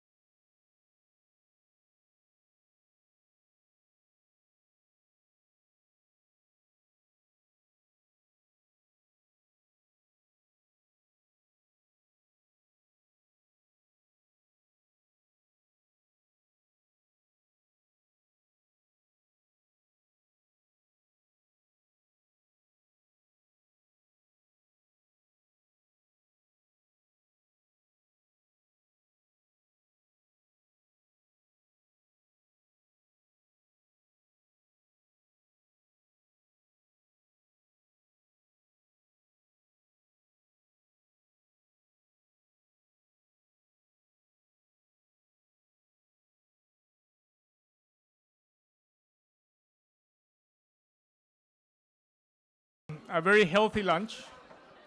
And we're going to get started right away to get the afternoon going. We have this session and then one more session at the end. And so my name is Jorge Gastelumendi. I'm the senior director of the, I'm going to walk here, so I'm not in the corner.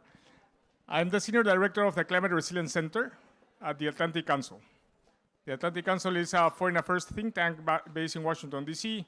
That's where I live, that's where I come from today.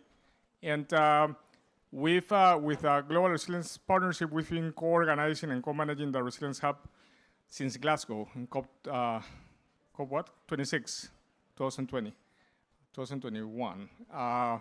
And this idea of the hub has always been to bring actors that were dispersed in the ecosystem, bring them together under a house, and a strategic partnership with UN high-level climate champions, and the Race to Resilience that we developed over time, a set of actors. Today, we're going to have a panel that it's a Shark Tank panel, and I don't know if you've seen the show before, but the Shark Tank is basically people come with their pitches, and then you have a set of judges that are vying to get a equity piece of that business and to buy into that business. So we're gonna shift the order of things in terms of, the ones that are gonna be doing the business pitch are gonna be governments, and the sharks are gonna be private sector that are gonna sit in there trying to understand whether they want to pitch in to buy into those pitches that are being heard by put out by the governments. So it's gonna be quite a interactive session. Let's see. And with that, I wanted to introduce you to Dan Yoshpe, who is a COP30 high-level champion. And he's going to give us opening remarks. And then as soon as he's done, I'll invite all the panelists to come in, and we'll start with the exercise. Thank you.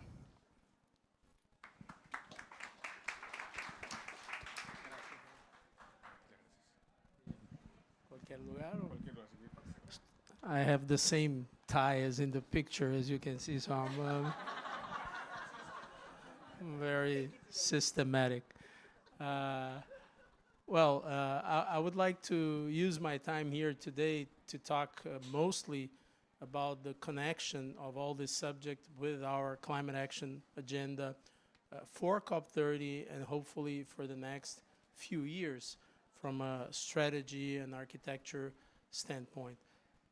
We started to talk at COP30 about implementation. That's a very center place for us, and we want the action agenda to be the stage of the whole event.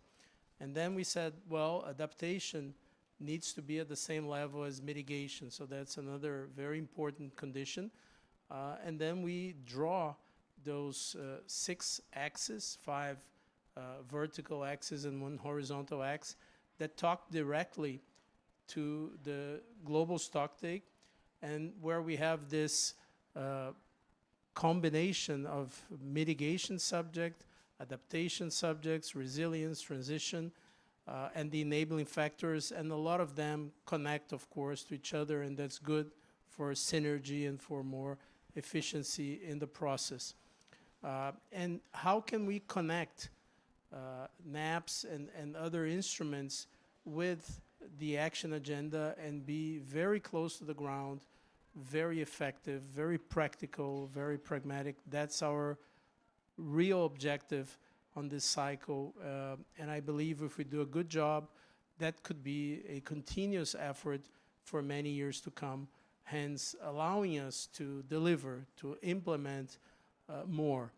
So another important point, because we are very focused on what I just said, we are not bringing any new initiative or new pledge from the presidency, from the climate champions team, and we are working very close to UNFCCC, Marrakesh Partnership, and all the entities involved in this process. And of course, we are not in a position and we are not interested in blocking any new initiative. That's not the point.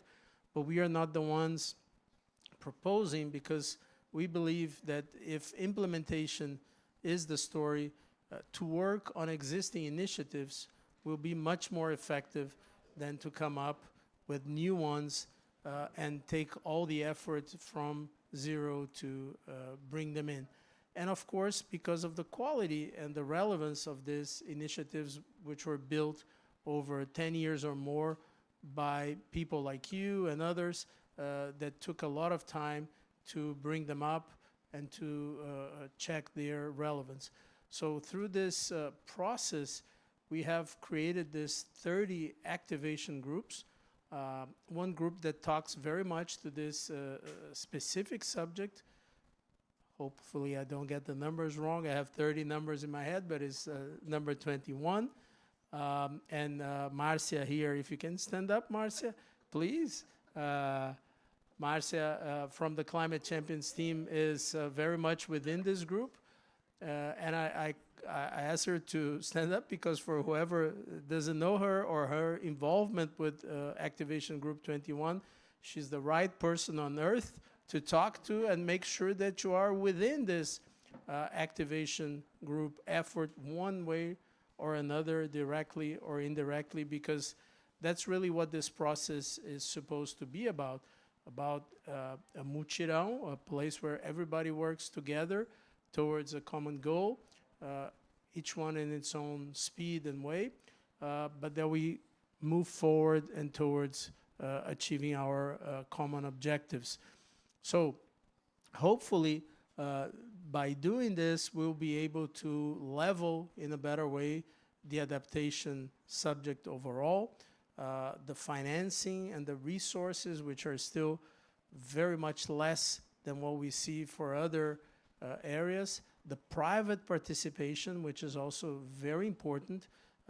We need to multiply at least by 5 the size of the private participation in this effort to bring it up to around 15%, from 3 to 15.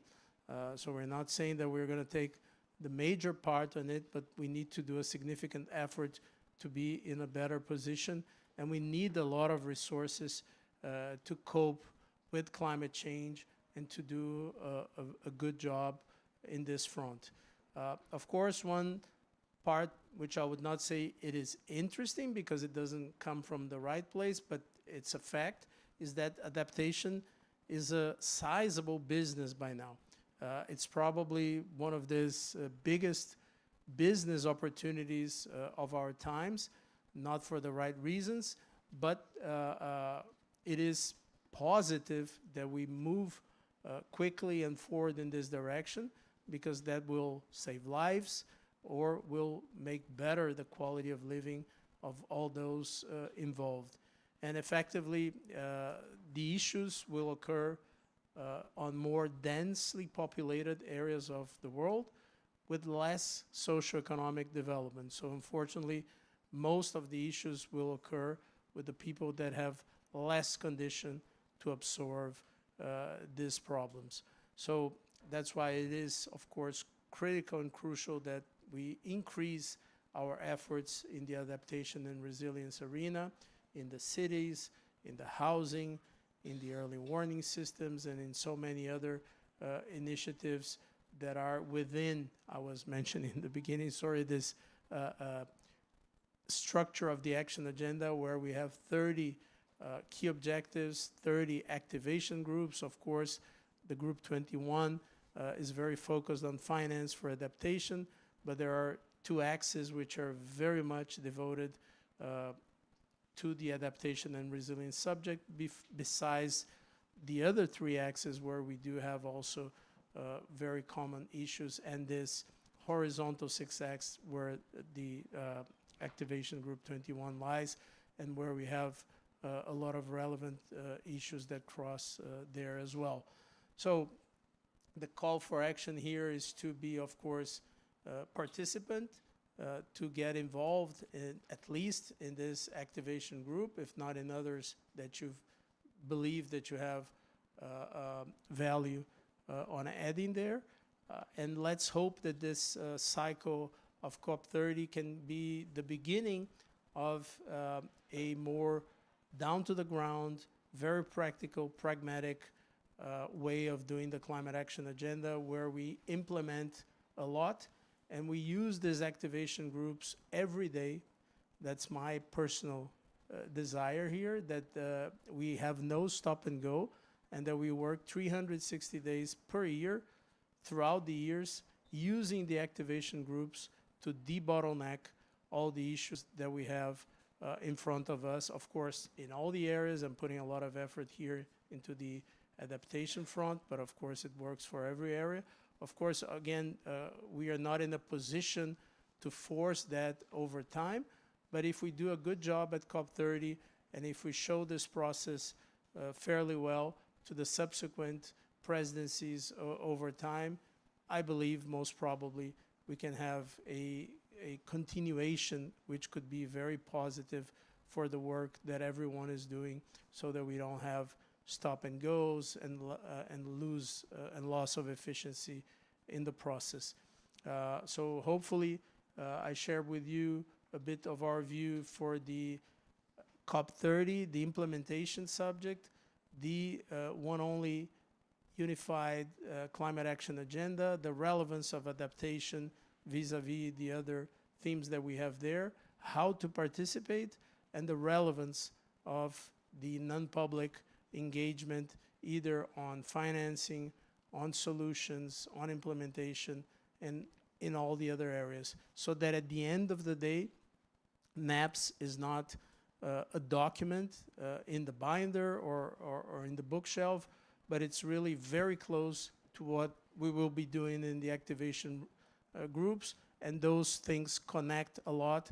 And finally, if this route works fine, and I believe it will, this is the agenda for the negotiators. So whatever is our bottleneck, that's exactly what we would need, specific country or regions or worldwide, to be debating and using this amazing cycle that we have every year between COP, events, gatherings, to really stay as close as possible to the ground, to the effective needs that we have to move forward with so many important objectives that are all clear to us, all within the global stocktake, where we have technologies, where we have good ways to solve, and hopefully this more detailed approach will be supportive to get them going and scale them up as quick as possible. So thank you so much, and very eager to see the Shark Tank, Jorge. Thank you very much.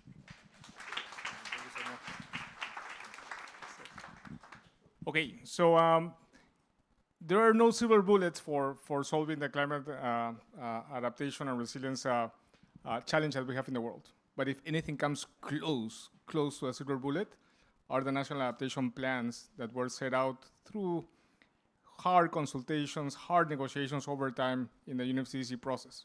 Now, NAPS could be seen as a forcing mechanism, as a market signal, something that changes the way people think about investing on climate adaptation. But only 30% of countries around the world have developed national adaptation plans. So 60 out of almost 200 countries. First of all, why is that? We'll need to answer that question. But second is, out of those 60, very few of them have been able to transform those plans into investable pipelines. So there's another, glitch in the system. Today, we're going to discuss, and we're going to invite the panelists soon, we're going to discuss how those national adaptation plans actually could become those investable mechanisms that allow for private sector, public sector to come in and start reining into investing on adaptation. And so the questions that we're going to we have put into the two main keynote speakers that we're going to have today are, first, how are you developing those national adaptation plans in a way in which you're advancing those investment plans? And second, how are you engaging the private sector? Those are the two big questions that we're going to put out. And with that, let me invite the panel to come in, and also let me invite Secretary Gillian Martin. She's a Cabinet Secretary for Climate Action and Energy Government of Scotland. Thank you so much for being with us. Panelists, please come into the stage. Grab your seat. And Secretary, you're going to be here. If you want to walk, you can also walk. Yes. Thanks for being here.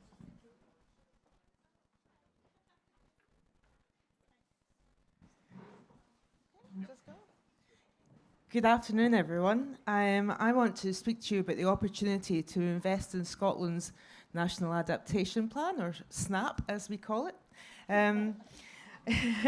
Scotland's already cut its emissions by 50% from a 1990 baseline, and we're now accelerating our efforts and also focusing on the economic benefits that come with that just transition at the same time. We know that past emissions have locked in severe climate impacts. We know what they are: the rising sea levels, the extreme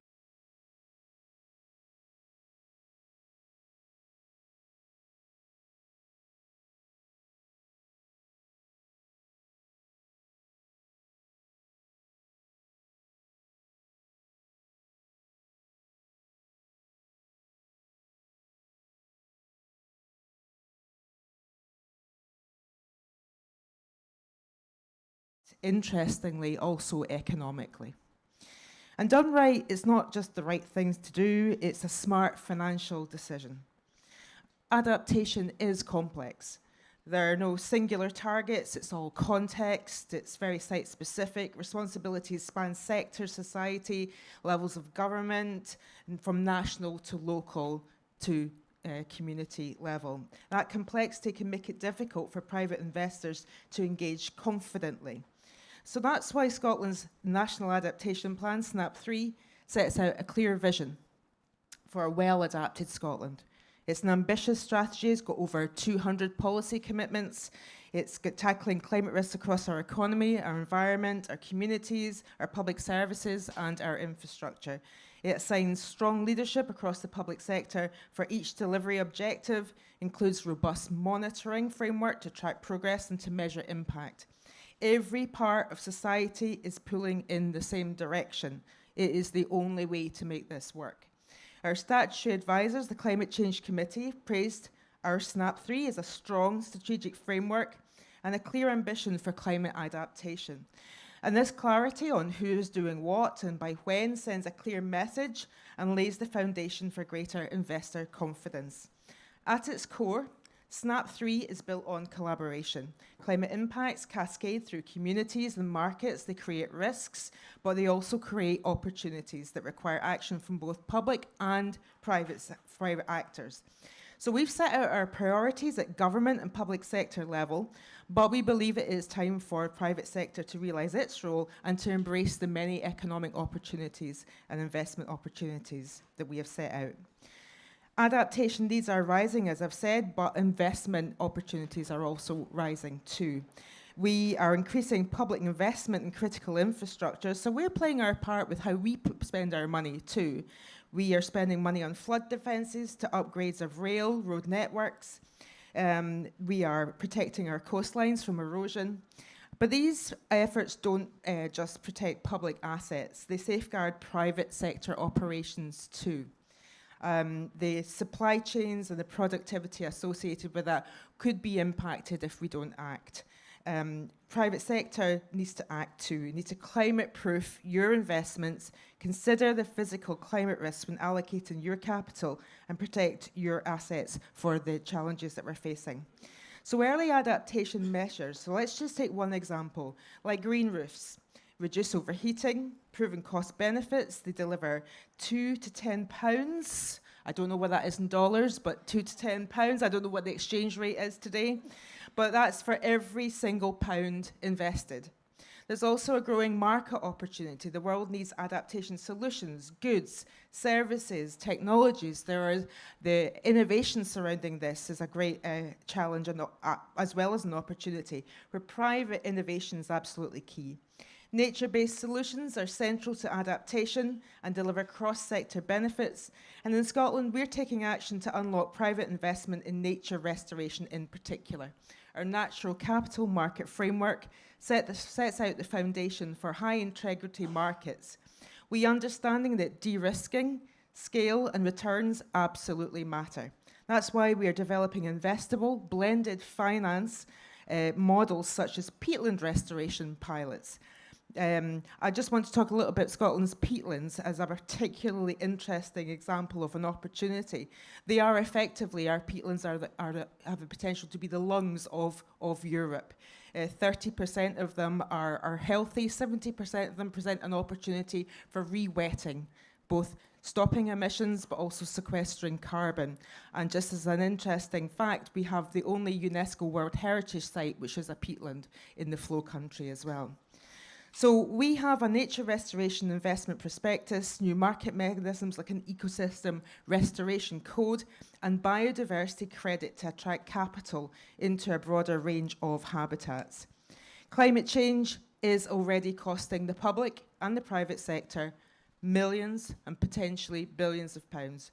But Scotland is accelerating climate adaptation action.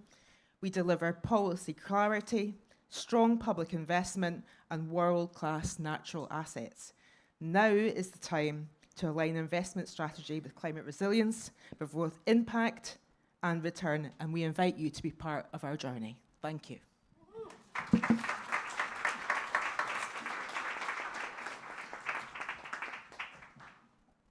That was excellent. Good pitch. And I know that you're going to have to leave at some point, so thank you for being with us, and hopefully you can see the scores that they're going to put. So let me explain the exercise, and while the panelists are working on the exercise, I'll share their names. So the exercise, you see that each of the panelists have a little palette under them. They're going to score the pitch from 1 to 5, 5 being the best. And then I'm going to go in rounds asking them why they put 5 or 2 or 1, hopefully not 1, and try to get an understanding of why, from the private sector perspective, from a multitude of experiences here, they see that there might be some areas of improvement, of opportunities that might be helpful to have at hand and present. So while the panelists are doing that, I'm going to introduce them. And again, thank you for being here. So I'm going to start from left to right, since I'm a lefty. Peter Setterly is climate lead for CGAP. Ms. Vedika Vandarkar, she's the president and COO of water.org.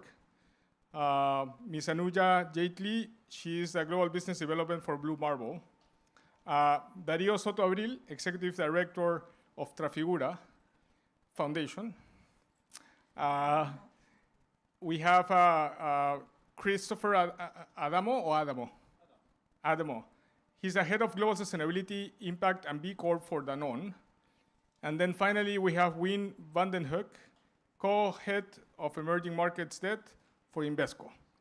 So with that, I hope that you had enough time to think about your score. And let me know when you're ready. All of you are ready? Yeah. Okay, so you can raise your score and show it to the public.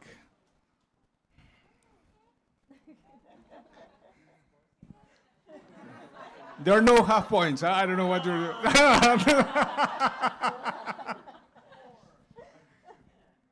Okay, so now we're going to start from right to left. So, Win. Why 3.5? It's closer to 5 than to 1, so that's a good start.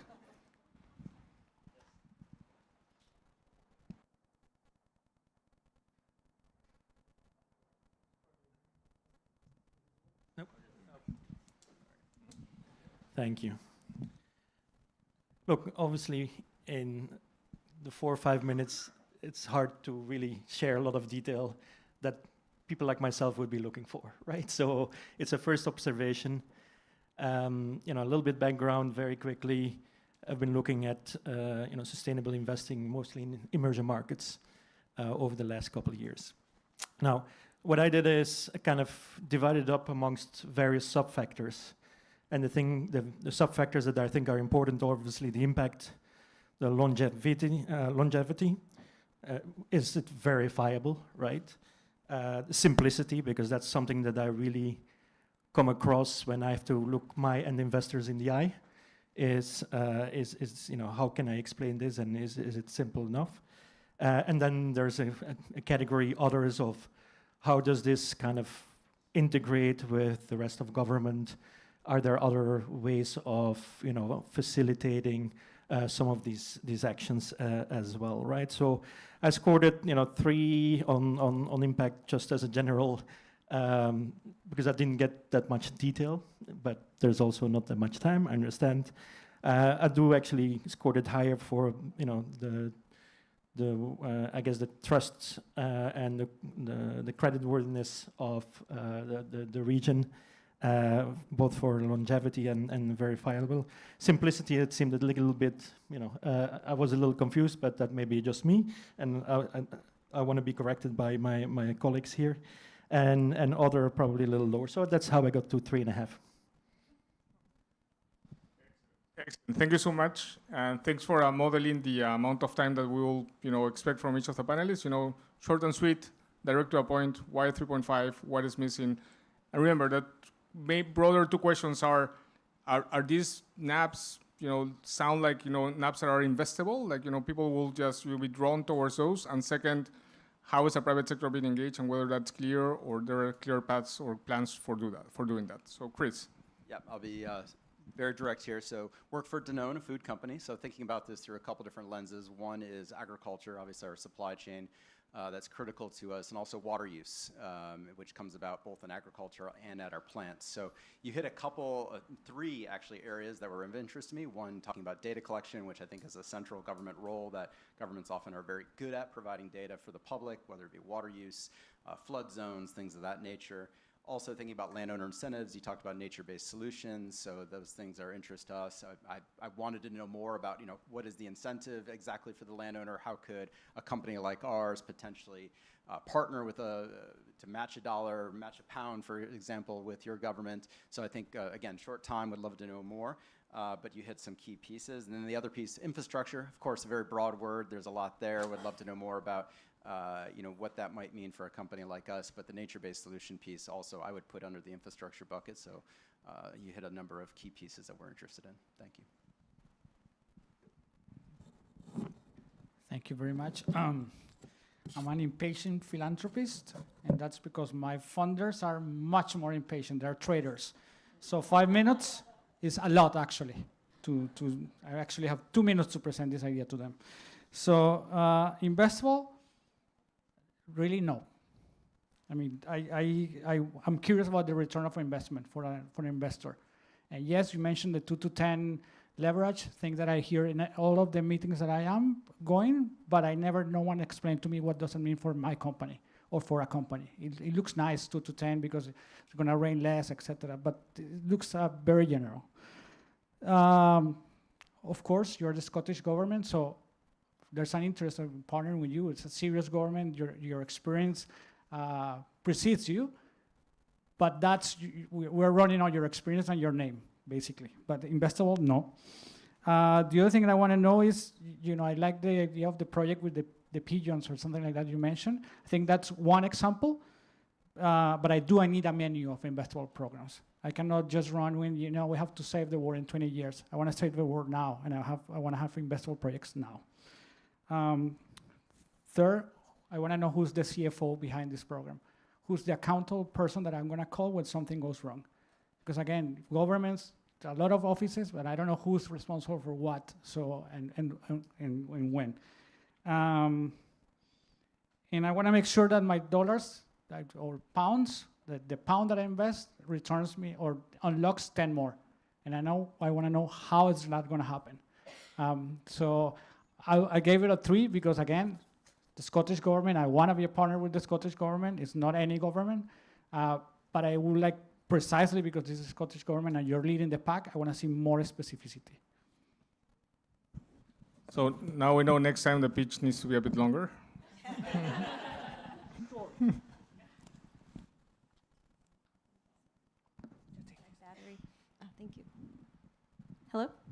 Perfect. Thank you so much for the presentation. It was really wonderfully presented. I gave it a 4. I'm from Blue Marble, and so we design custom weather-based solutions for governments and other entities, both on the private and public sector.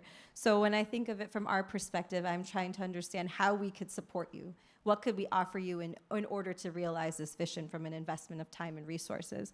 And the few things that came to me were, the first one, alignment across ministries. You mentioned that everyone is part of the process, but more clarity on how that alignment occurs, because often solutions are very much in the details. So that would be more helpful to better understand exactly how ministries are involved outside of your particular ministry.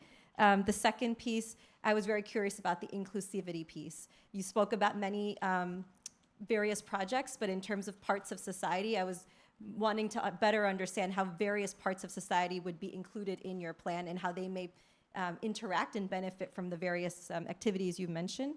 And then the last piece, given our role, I wanted to hear more about how you were leveraging innovative finance mechanisms, whether they be parametric solutions, which is the work we do, but other innovative finance mechanisms in order to make all these investments much more investable and protect all of the various actors in terms of the sort of climate risk that may wipe out all these investments given what various events may occur. So, but thank you again.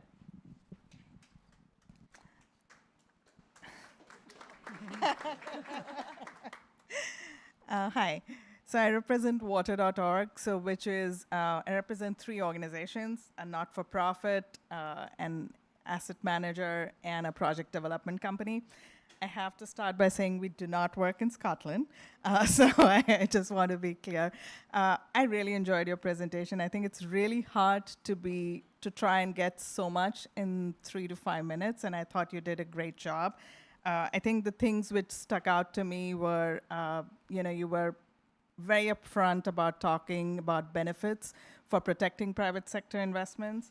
Also, very clear responsibilities on the public sector and increasing the investments. So that was also great. I think in terms of what, and I rated you 4. So I think maybe a couple of things which could be amplified is, one, where are the investment gaps and why those investments are not happening? So you sort of referenced it when you talked about the blended finance model and the peatland restoration, but maybe a little bit more on why that gap and what are the barriers which you're trying to solve. And similar to the point you made, I thought the inclusion lens was lacking. Yes, it's a developed country, but how do you make sure that people who are living in not so well-off conditions, because we know that climate change hits them the hardest, how is this plan really responding to their needs and not putting too much burden on them, which is what inevitably, unfortunately, a lot of plans do. Thank you. Thanks very much for that. My name is Peter. I'm from CGAP, which is a think tank in the World Bank focused on financial inclusion. So access to financing for low-income and vulnerable populations. So I think you know what I'm going to say about the inclusion point, but I gave it a 3. I also hesitated between 3 and 4. I was going to put 3.5, but I knew Jorge would shoot that down, so I gave it a 3 in the end. So our focus very much is on not $100 million adaptation investment projects, but on the $100 adaptation investments that people make for themselves. And that's the main thing that I sort of see lacking here as well. I love the pitch too. I think it was great, to the point, very compelling narrative. Heartfelt, I think you came across as genuine. You made the economic argument, which is very important, obviously. You acknowledged that it's complex and difficult, which is good to meet people where they are. There was a lot of clarity in who's doing what, even though at a high level, the role of public versus private. There were a few things I was looking for as well that were there. So data and information on risks and adaptation responses, very important for financial institutions, which is the lens that I'm taking here, right? You were clear on the policy commitments. You mentioned there were 200 specific ones that someone can go look up and see if they are relevant to their business. You talked about de-risking and blended finance, which is very important in this space for financial institutions to play the role that they need to play. So those things were all great. What I didn't see was any specifics for the financial industry. So again, in 3 to 5 minutes, how could you? But there's more that we could get into around innovative financing mechanisms, whether there's going to be support for financial institutions looking to develop better adaptation financing instruments for their clients, right, the individuals and households. Insurance and risk transfer for financial institutions, lending for these purposes, and so forth. But the big one, of course, for me is inclusion. I didn't hear the word, I didn't hear whose adaptation we're talking about, and we know what that tends to mean when it's not clear. It doesn't tend to mean the vulnerable at the bottom of the pyramid. The reality of climate finance is that less than 1% of climate finance is for adaptation with a focus on local communities. It's probably substantially less than that. And how much gets in the hands of vulnerable households and individuals is going to be some fraction of that. But that's where climate change is playing out, right? The World Bank just published numbers very recently showing that 1/3 of adults in low-income countries have personally experienced a climate shock in the last 3 years. 1 in 3 people, right? 2/3 of those people lost income as a result. 3/4 of those people lost assets as a result. So a critical priority in all of this has to be, how do we get money into those people's hands so that they can enact their own adaptation and resilience strategies? And that's a dimension that we just can't leave out, even in 3 minutes. Thank you, Peter. Thanks for the panelists.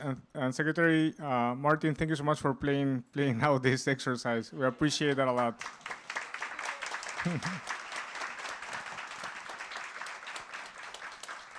And with that, we're going to move to the second pitch. You can erase your previous numbers. Start from scratch. Thank you so much. And we're going to see a video. It's 2 videos, total of about 7 minutes. So that's the right amount of the pitch. But it's going to try to tackle first video, the first question, second video, the second question, of course. And the person that is delivering the video, she's not here in the audience, but she's Peruvian, as I am. So I'm going to sit there, and you're going to give the pitch back to me as if you were giving it to somebody. And yeah, so I at least share the nationality of the person who's going to be presenting. No. Ah, yeah, that's right. They won't be able to see it, but you can. Yeah, you can listen. You can listen. Yeah. Okay, so ready to go. Thanks, Karen.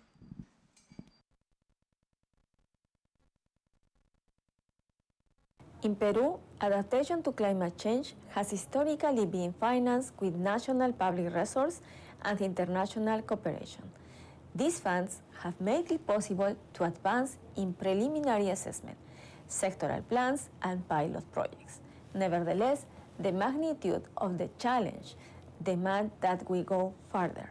Currently, we face the accelerated retreat of Andean glaciers, increased pressures on the Amazon, water insecurity in both urban and rural areas, and direct risk to health, agriculture, and fisheries.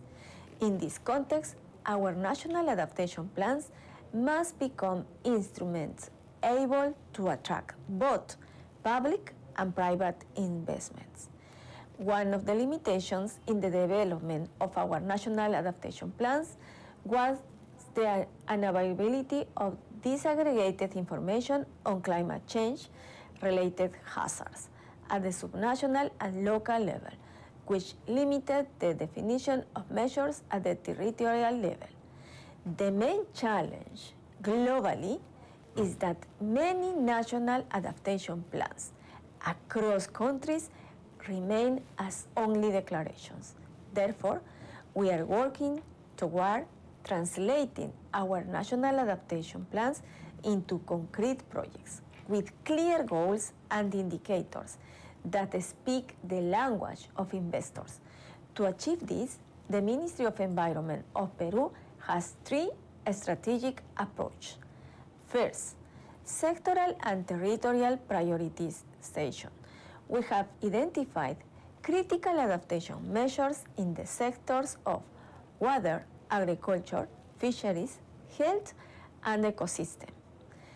Each measure is backed by climate information and vulnerability analysis, so they can be transformed into fundable projects. For example, in the water sector, we have made progress in watershed management plans that integrate nature-based solutions with traditional infrastructure, ensuring that every dollar invested generates multiple returns in resilience. Secondly, the development of innovative financial instruments. We know that investors seek confidence and low risk. For this reason, we are exploring mechanisms such as climate guarantee funds, blended finance that combines public and private capital, and green credit lines within the national financial systems.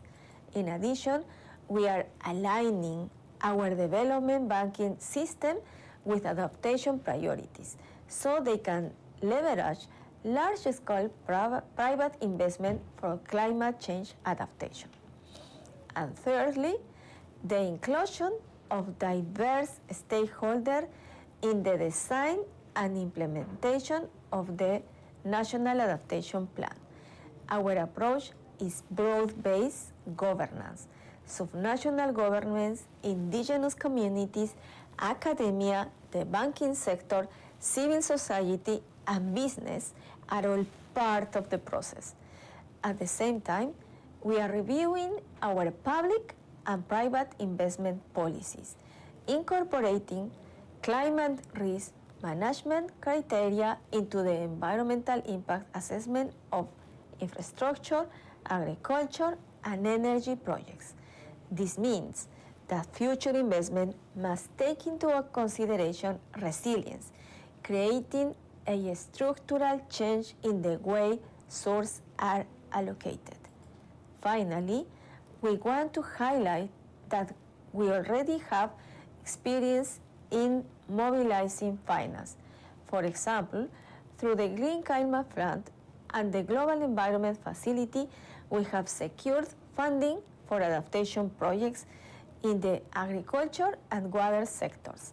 And now we aim to expand this experience into a national portfolio that also integrates the private sector. Our outlook is clear. The National Adaptation Plan will not only be a document, but rather an investment tool for Peru's resilience. Thank you.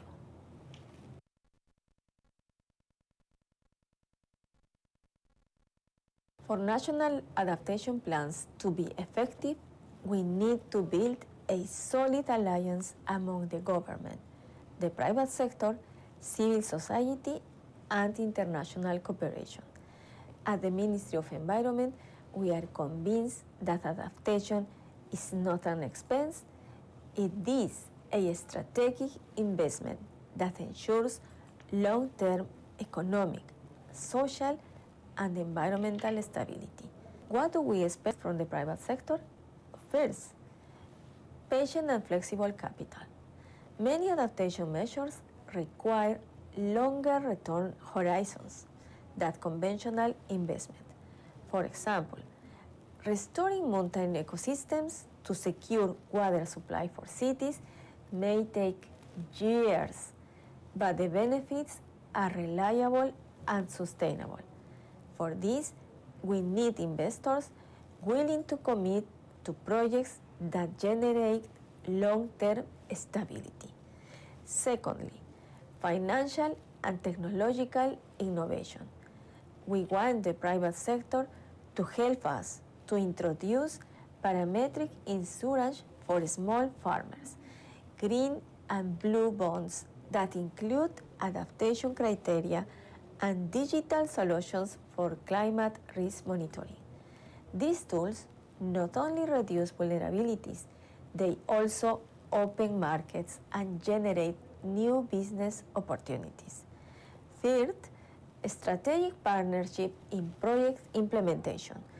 We are not looking for a private sector that only provides funding from the outside, but for partners who actively participate in the implementation. For instance, agribusiness companies can co-finance adaptation measures in rural value chains, ensuring the sustainability of their own operations.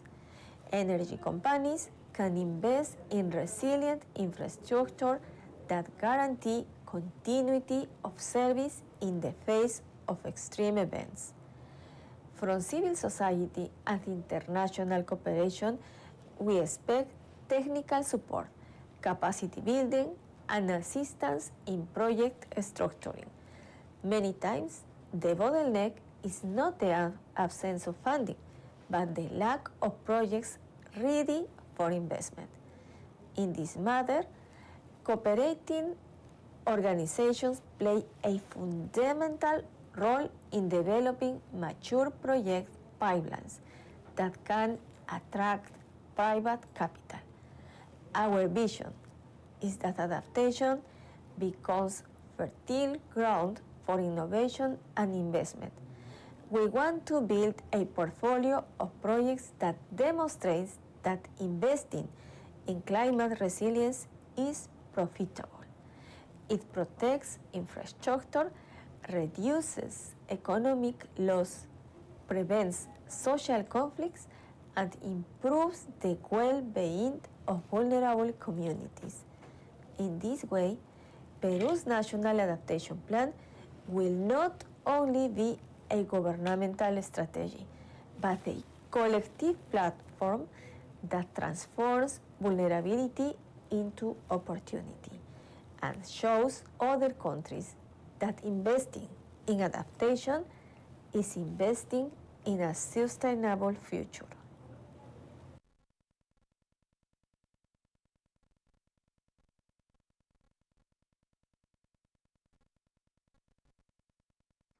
Can you hear me?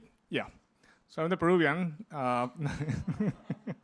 Gonna sit here and see your scores, and we'll start from whoever is ready first. The 0.5 remains somehow.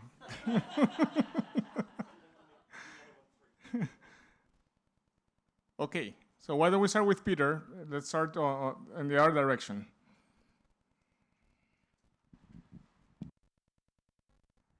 See? Yeah, thanks very much. I thought this was pretty good as well. Went into a bit more detail, and I heard a few more things than in the previous one. Yeah, maybe I should have given it a 4 as well. She mentioned specific adaptation measures, which is very important to helping financial institutions know what to finance. So she mentioned that we're working on sort of articulating what those are, prioritizing adaptation responses, which is very important. She talked about innovative financing, financial instruments, parametric insurance, green-blue bonds, all very important for financial institutions to engage in the space. She talked about de-risking, extremely important, guarantee funds, blended finance instruments, and so forth. She mentioned TA for innovative instruments, which is something that lenders need to develop the right kinds of financial solutions in this space that they're not familiar with. Again, my main issue with it, obviously, is the lack of inclusion. Again, I heard nothing about whose adaptation and whose resilience we are talking about. There was no real mention of households or individuals or how we are going to be able to reach them with financing or adaptation responses, or even catalyze responses from other actors like financial institutions to reach them in turn. So I find that to be a very significant lack in any plan. You can write the best plan you have, but if you leave that element out, I think I'm never going to give you more than a 3, frankly. So that's my take. Yeah, so I gave it a 4. I thought the pitch was really good. Very focused on collaboration. I mean, collaboration theme came throughout. I love that water was up front. I'm a little biased, but often we see climate adaptation plans without mentioning water, which to me is very bizarre. I love that there was conversation about new infrastructure being climate resilient. I liked that domestic DFIs were mentioned. In fact, as an aside, last year we did the first ever blue bond in Peru. Along with their DFI to raise 100 million soles for water and sanitation. I also loved that there were clear asks from both the private sector and from the civil society, so that was great. I think what was missing to me was, unlike in the first one, it wasn't very clear what the business opportunity is for the private sector. So there were a lot of clear asks, but hey, private sector, this is profitable for you. That was missing. Inclusion lens, yes, and especially Peru. I mean, come on, you have to have inclusion lens. That was missing. And then comparing it to Scotland, I think the other thing which was missing a little bit was, so what is the public sector committing to do differently compared to what they've been doing in the past, which is maybe clearer responsibility or more money or both. That was missing, according to me. Thanks. I gave it a 4 as well. I think it was very specific. I think there were many things, as noted, that were called out specifically that are very helpful in terms of thinking through investment and solutions. I thought it was really helpful to identify private sector as partners, this collaborative aspect of investment, along with many other requests that would support very maybe improved use of those investments. And I thought, and of course it called out innovative finance, which I appreciated, giving our work in terms of different tools that are being considered as part of the adaptation plan. I think the 2 things that stood out to me, or 3 things maybe, one was the ROI, as mentioned. It was a bit unclear exactly what the return on investment would be, and I think from an investment point of view, it would be helpful to identify that more clearly. Inclusion was certainly an issue, but as that's been mentioned, I think I would mention it was a bit unclear to me how the private sector was, or the public sector was investing, as was clear in the Scotland one. I think came through a bit more clear in terms of what their investment is going to be supporting the private sector investment. And then the last part, I liked how collaborative it was in terms of many stakeholders, but I thought decision-making and who was in charge was slightly less clear in terms of who would be driving forward this agenda and would be a main point of contact for any private sector institution engaging with the government of Peru. But yeah, thank you. Thank you. I gave it a 4 because I switched from the impatient Simon to the more Paula Abdul kind of approach, so being nice in my... First, I think very positive. I like the idea of mentioning sectors. I mean, water, agriculture, fisheries. I also, I mean, I felt moved when they talk about the Amazon. Of course, it's Peru, but you're talking about the Amazon, which is super important. The nation of the disaggregated climate hazards that she made, I think that was a very powerful point as well. Somehow the mention of a $1 multiplier, although it was general, but at least there was an attempt to do that. I like the attempt also to, I mean, it gave me peace of mind as an investor when they mentioned that they have received funding from GCF and Jeff, because you know how almost impossible it is to get funding from these places. I mean, you get the funding when the climate change has already happened, but anyway, that's another point. And I like the fact that they talk about diverse stakeholders, even though they went down to the beneficiaries, as you mentioned, which would have been nice. The mention of the working or doing this with subnational authorities, with indigenous, with the private sector. I think that was compelling to me. So I think that's a positive. What I would love to see more, then, to be propositive, first, more data points. You know, okay, good to tell the stories. The stories are moving, but you know, what is the real return of investment? How many projects are ready, investable right now? Which other companies maybe are you speaking to, or which other cases from the private sector? I also would like to have that element of the return of investment, very specific. And as a general point, what it tells me on my Paula Abdul kind of open is that the challenge here is that we have a divide, because I can see how it's difficult to translate from a government official to talk to the private sector. And I wonder if one of the lessons learned is maybe is that for this fora, for these kind of things, you need like a former CEO or a former purely private sector person leading, or at least being sent out to do the sale. Maybe you have a minister who is a career politician, but you have to have someone who is like a true core private sector at the core, who's able to sit with a CEO and say, yes, this is the ROI, these are the numbers for investment, these are the projects that we have ready, come and visit them tomorrow. So that would be my thing, but I'll give it a 4. Yes, as I mentioned in the last one, so as an agri-food company, agriculture and water are a couple of the key buzzwords I look for. Obviously, it was loud and clear there, so it was super positive. Also, I think what was very attractive by her pitch was clearly they have a whole toolbox of options lined up. It'd be really interesting to obviously dive deeper into those. So I think, again, as a food company, it was a very attractive pitch. I would love to replicate that in about 4 or 5 other countries that we work in. It'd be great to see that similar sort of pitch. Obviously, she reiterated a couple times about their investment, wanting to invest in the agri world.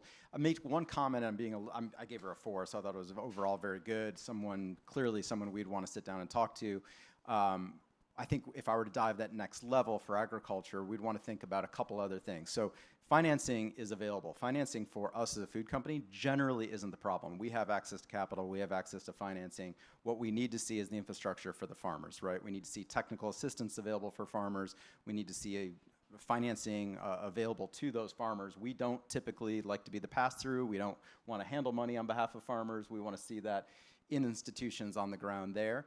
And frankly, a subsidy system that can work. And of course, all subsidies are sometimes they're bad, sometimes they're good, sometimes they're in between, but there needs to be a dedication by the government to support the farms. Sounds like there is. We'd want to obviously dig through that next layer. But overall, super attractive pitch. Thank you. Well done. Now, I gave it a 4+. I'm not going to call it a 4.5. But I think it's fair because I have maybe a little bit more information than my fellow sharks here, because I've participated in some of the deals, and so I actually know the team as well, and so it's pretty impressive if you think about countries and plants, Chile and Peru are really way up there in what have been able to kind of work out or work on and implement as well, right? I mean, they're very specific, as you mentioned. Some of the sensitivity analysis that they do is really impressive as well. And on the inclusion part, actually, the GCF or the partnership with the GCF is actually in these indigenous regions as well, and they truly actually, and maybe that is the one thing I really like, very similar to what Chile is doing, is if you look at the E and the S, of ESG. They try to really combine that. So if we invest in a project that is hydro-based, let's find a community where it actually benefits the locals as well, employment, not just cheaper energy, etc. So I think they do a really nice job with and are very methodical going about it as well, right? Setting up these partnerships, diversifying their investor base. The one thing that I maybe that is a struggle from my perspective is that there tend to be still, I mean, there's not enough inventory of projects, right? It would be nice once you have the credibility, can we kind of lever this, because the due diligence that I need to do becomes a lot more efficient a second, a third, a fourth time, right? And so that's maybe one diversifying away from just renewables into other categories, agriculture, which is actually on the GCF as well, right? That would be great. But yeah, no, I'm super happy with them. Thank you.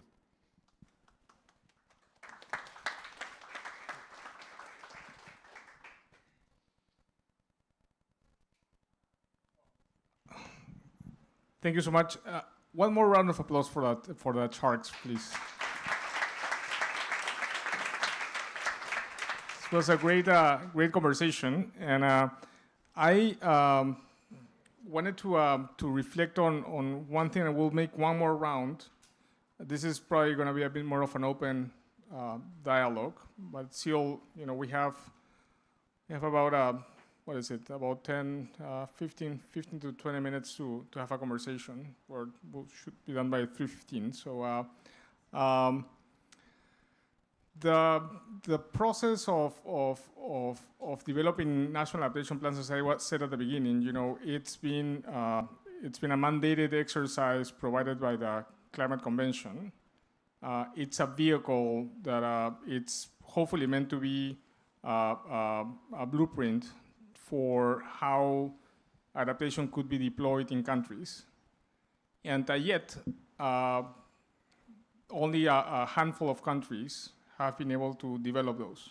One. Two, the investments are basically seen as investment that should be coming from international cooperation to developing countries for implementing adaptation, as opposed to mobilizing domestic public budgets and also mobilizing domestic private sector. So there is a huge disconnect, similar to what Adrio was saying, between what the public is expecting for adaptation and whether you could bring business-like or business-minded actors that should be looking into adaptation as both a cost-saving opportunity, but also a business opportunity and revenue generator.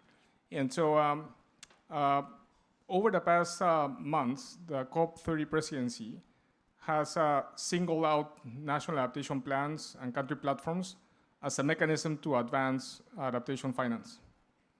So much so that tomorrow there are 2 events organized by the COP presidency only on that, only on apps, literally. And so one of the ideas that have come out to the surface is there are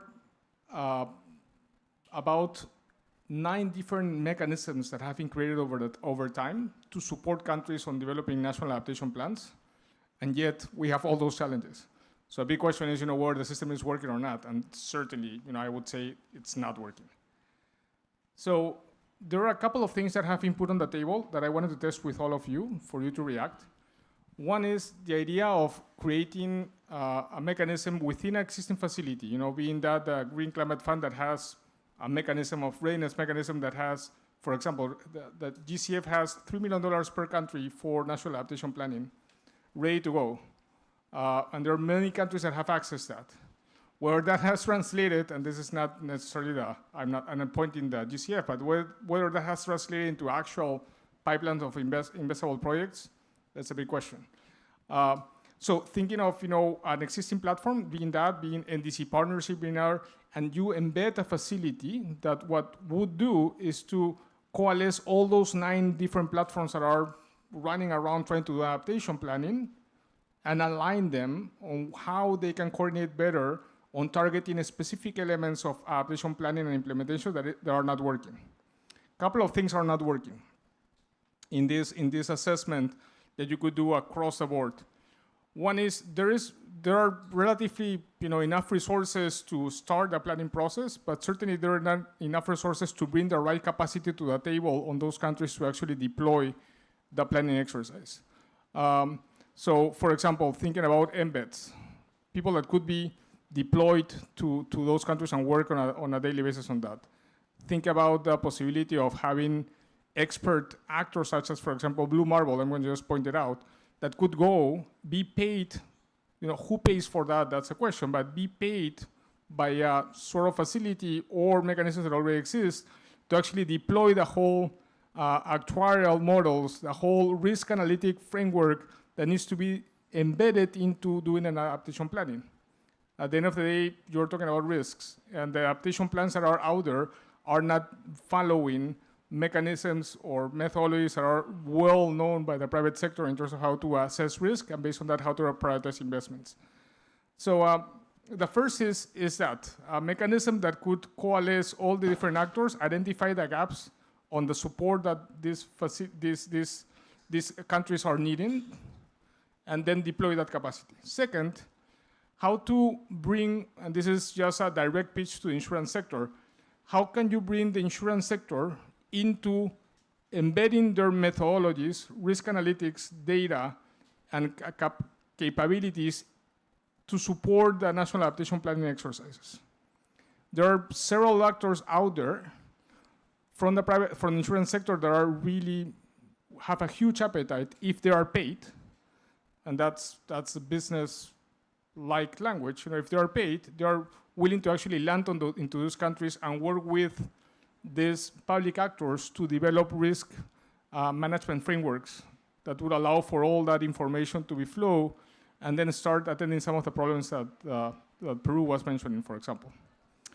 And the third is something that I think Anuja has mentioned a couple of times, that there's a lack of coordination mechanisms inside at the domestic level, at the country level, to develop those plans. Those are very much done from either the Ministry of Environment or certain level of coordination, but for sure, you're not bringing the regulators, the insurance regulators. You're not bringing the private sector itself. It's not being brought to the table. Communities, inclusion, indigenous communities, actors that are going to be the ones that are going to be suffering the brunt of climate change are not being brought to the table. There's a lack of platforms, coordinator platforms at the country level to develop those. And so I would just go back to the point. There are 3 layers, 3 gaps clearly identifiable in the system, even though you have 9 mechanisms around the world that are trying to support national adaptation plans.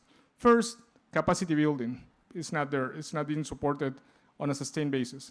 2, bringing risk analytics and risk management frameworks into the planning exercises and deploying the whole capability prowess of the insurance sector into those plans. And 3rd, domestic coordination to be deployed so plans could be done better.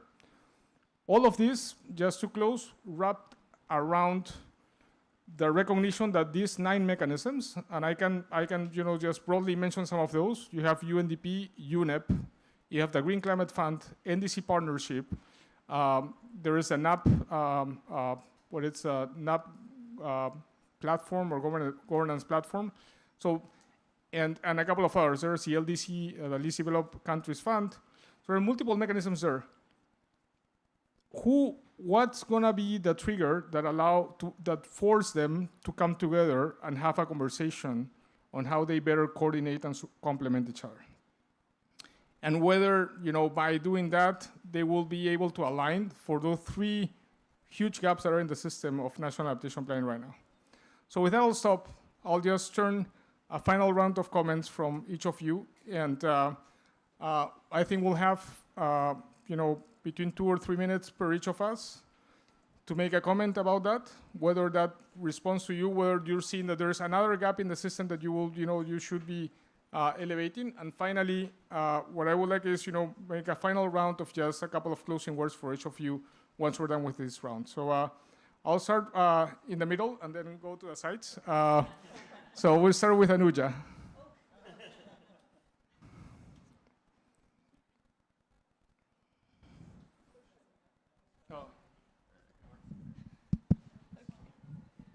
Thank you, Jorge. I think it's very helpful to hear you identify the gaps. I think at a high level, from our perspective, national adaptation plans are a very helpful and important framework under which for us to start developing solutions and having important conversations. I think governments, as they develop their own concepts, are then at the right place for us to be able to come in and develop ideas. So I think at a high level, national adaptation plans are a very important signal for private sector players like us to get involved. One thought that comes to mind is understanding the timing. When is an adaptation plan at a good moment for a player like us to come and help insert all sorts of finance mechanisms into that plan? And as you know, it's a very complex process across many stakeholders. So as I think about that gap, I think timing is helpful. When are they ready, and how can we connect those dots as you're thinking about the many 9 different groups that are supporting that adaptation plan? And I think the only other thing I might add is, as I think about all those various agencies, UNDP, UNEP, all of them, one of the things that I think is difficult about their priorities, and we work with each of them in different ways, is their lens is completely different. They lead with something different. If it's UNDP, it might be a risk strategy, whereas UNEP might be coming in a very different angle. And so is there a way to align them on what are we leading with? Because they all lead from their own institutions, and I imagine that makes it difficult for them to coordinate because they're leading with a different first priority. They may all align once you get to their 3rd and 4th priorities, but their first priority might be something that's slightly different, just given the specialized nature of the institution. So just a few thoughts. Thank you. Yeah. I don't have really a comment beyond yours. I think that to me the issue first is this connection with the private sector, and maybe I don't have a comment. No, I don't have an answer to that just to point to that disconnection, and that it's really troubling for us. Because if the goal is to have a very inclusive process that also involve investments from the private sector, still tricky for the private sector to understand what it is. And now I'm not kidding when I tell you that I do report to the CEO of a company that is a trader. And every time I try to explain to him what is the case for adaptation, it's impossible. I haven't been able to penetrate that for a trader. I tried with insurance, you are paying too much insurance, you will save money, oh, that's a cost. That's not return. Or, you're gonna save on infrastructure because right now infrastructure, it will be destroyed, that's a cost. You're gonna save life of people who are gonna work with you, the people in the mines, that's a cost, we'll find a way. So I haven't been able, and I'm not unique when I talk to colleagues in the private sector, how do you connect this? So to me, that's, if the goal is to bring the private sector into this discussion, this is still a gap that has not been solved. And I haven't heard, I don't have an answer. Let's be very humble about it, but I haven't heard yet in any fora the answer for that. So once we find the answer for that, I think we'll make a lot of progress. And the second one, just quickly, is because there's no central entity that's dealing with all adaptation in many countries, one of the challenges that I face when I go as a philanthropy is that there's multiple layers of implementers, small NGOs, large NGO, international NGOs, local agencies, private sector, consulting firms that are offering services or programs that say, oh, my program fits the National Adaptation Plan. But then when you go and talk to the government of Peru, they have never heard about this entity. And it could be large NGOs or big, well-known consulting firms. So we're having this parallel market beyond the 5 or 9 entities that you mentioned that has been created around NAPs, where it's implementing or advising governments about, I'll do the NAP that we're gonna get you funding to Jeff, or et cetera, et cetera. So I think those two, private sector disconnection and this multiplicity of layers or big black market that has been created around NAPs. Again, no solution. It's just pointing it to it. Thank you. Christopher, and then we'll go with Ventica. Yeah, sure. I'll be brief. Maybe just a quick build on some of that, because again, working for a private company, I have similar challenges inside. Honestly, whether I use the word mitigation or adaptation or resilience, I get blank stares in many, many cases. So I have to tailor my internal conversations very concretely to whoever I'm talking to, whether it's a procurement person, whether it's a finance person, whether it's a marketeer. They all require a little bit different translation at times. Lately, oddly enough, resilience has become a bit of a tag line of sorts. I don't think they always know what they mean when they say the word, but nonetheless, it's become a little trendy, so try and take advantage of that.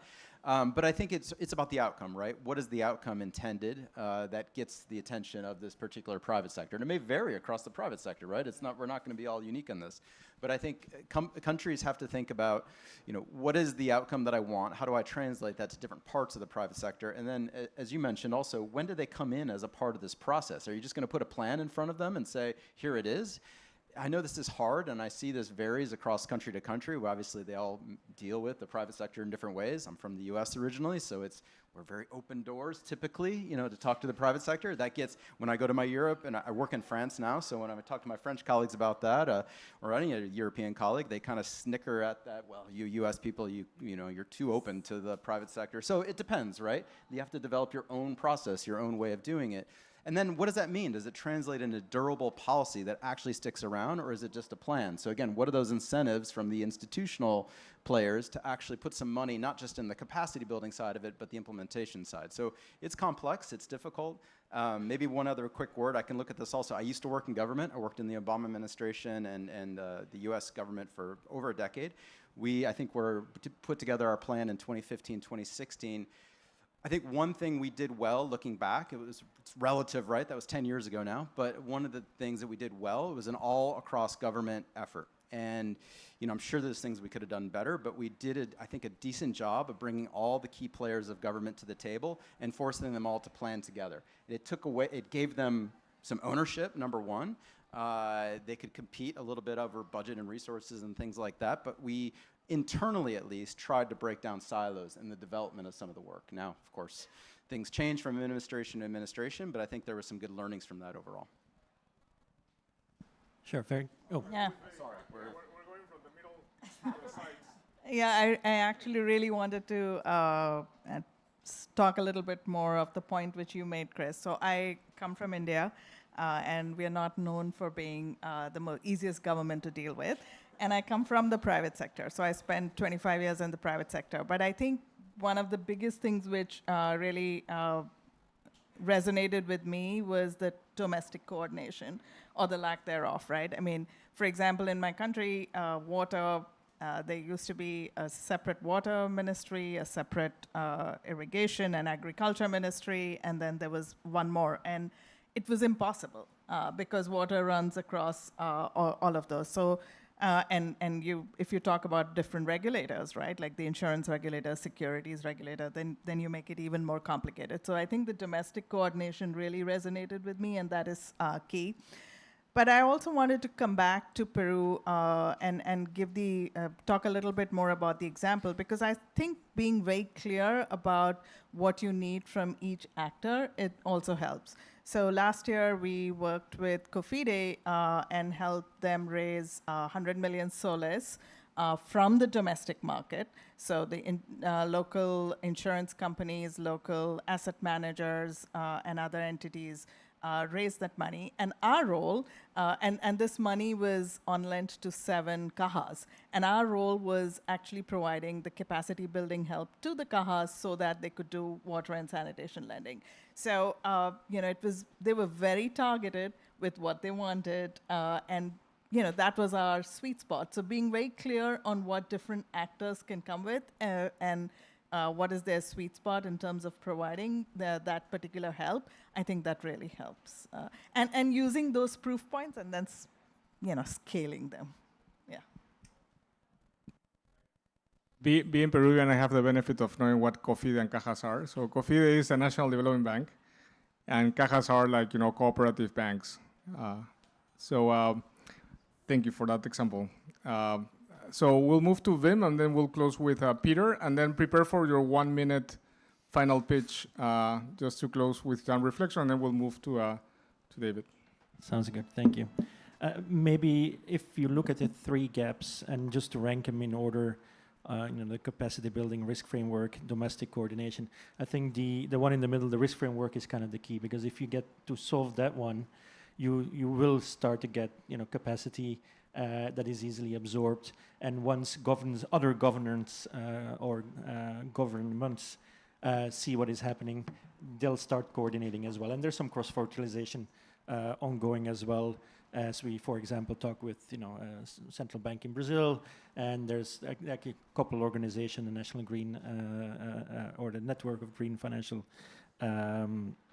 coordination, they do exist. So I think actually the picture you painted, I think, is actually a little bit worse than how you painted it. I think the gap is actually worse, because even with these groups, or take the DFIs, who are all committed non-economic actors, in addition to obviously economic as well, but even I tried to coalesce all of them into kind of one strategy, and I lost a couple nights of sleep over that, because it is just hard how they're all different. They all want something else. There all is a different, emphasis on something, and so actually I'll save that for my last minute. But so maybe the risk framework and kind of the jargon, or the around what are we talking about and what is actually most important.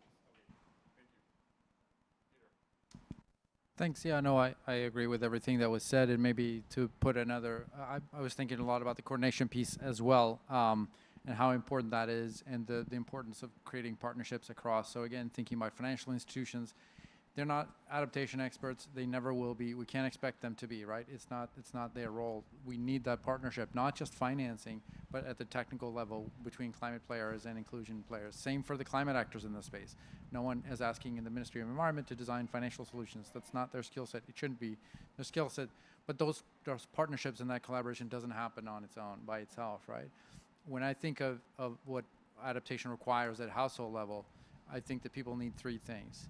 And financing is the last of them. Financing standalone doesn't do anything. First of all, you need information about what are your risks and what are adaptation responses that you might take to those risks. And then you need to be able to weigh those adaptation responses and pick one, simply put. Second, you need the solution provider to give you whatever you need to implement that adaptation response. So if you need irrigation, if that's the solution, if there's no irrigation vendor around you in your market that can sell you what you need, then financing is not going to help you, right? So those two pieces need to be in place before financing even becomes relevant. And those things don't happen spontaneously by themselves. That's where I think NAPS can play a key role in trying to take a more proactive approach to defining those spaces and making all three pieces come together. Yeah. 1 minute, final word. 1 minute. Yeah, I mean, I guess what I would say is that obviously I talk a lot about inclusion in this context, and what I want to emphasize is that that is not a nice to have. It is not a buzzword that we want to include in our strategies. It is at the core of what we're trying to do with the adaptation agenda. So leaving it out, even in a 3-minute pitch of a national adaptation plan, is actually no small thing. It's a pretty big deal that we are not hearing that word, and we are not hearing that spirit in all these things. The reality is adaptation finance is nowhere near getting money into the hands of the people who need to do the adapting on the ground. And that, of course we need funding for resilient infrastructure and all the rest of it, but it's no substitute for actually getting resources to those people so they can do what they need to do. We are nowhere close to that. And it's not surprising because the current architecture was never designed to do that in the first place. Good news is there is an architecture that was designed to do that. There's a whole sector developed over half a century. It's called inclusive finance. It used to be called microfinance. Specifically designed to take global impact capital, translate into small ticket impact finance directly in the hands of people. It is crazy when you step back and think about it, that inclusive finance has not been a core part of the climate finance architecture from the beginning. And we're as guilty as missing that as anybody else, right? But when you step back and think about the challenges and the opportunities here, it's obvious that these two spaces need to be much more closely integrated. And we're here to do our part in making that happen. That's not just a matter of impact, by the way. It is also a matter of resource mobilization. We talk a lot about the need for more financing for adaptation, notably private capital, of which there's very little. The inclusive finance space, small local business banks around the world have an outstanding portfolio of $1.5 trillion that they are lending to people and small businesses around the world. Almost none of that is adaptation oriented today. That also speaks to the enormous opportunity that is just staring us in the face if we can figure out a way for local financial systems, inclusive financial institutions, to just play a bigger role in the adaptation agenda. Thanks. Thank you, Peter. That was a bit more than a minute, but we'll give it to you. I can take very few because I was just going to say all that Peter's already said. But I'll make two very quick points. One, water, and which is why I really liked when Peru, the minister talked about it. Often it's really mind-boggling to us when countries and corporations talk about climate adaptation and resilience and don't talk about water, because if you think about it, all of us face climate change through water. And so keeping that at the center and keeping the most vulnerable populations in mind. And to the point which you were making about the network of financial institutions, we have 200 such partners all across the world, and they've cumulatively lent more than $7 billion to households and to small businesses for water and sanitation. So, 30 seconds.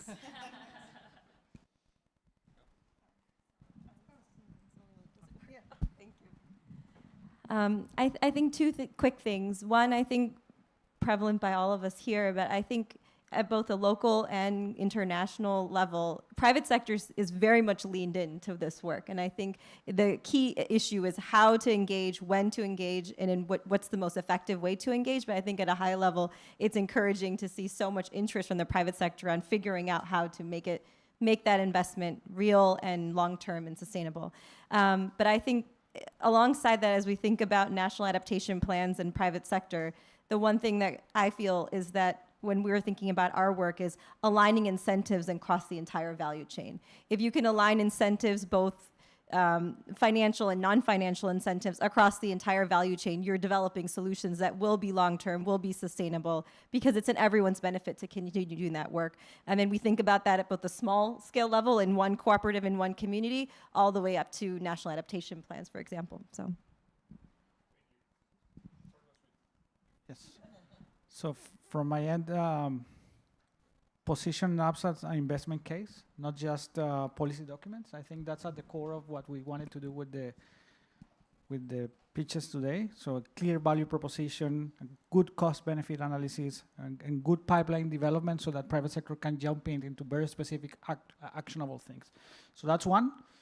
And the next three are local ownership, super important. Local ownership, super important. And local ownership, super important. I think this works. I'll try and be very simple and also sum up a little bit what I've already said, which is, for us as an agri-food company, we need to be investing in our farming supply chains. This has been a dramatic change for Danone over the last decade. We are much more of a direct investor with our farming partners, more and more, and this is increasing every year for a whole number of reasons: risk, sustainability, just longevity of a supply chain, frankly.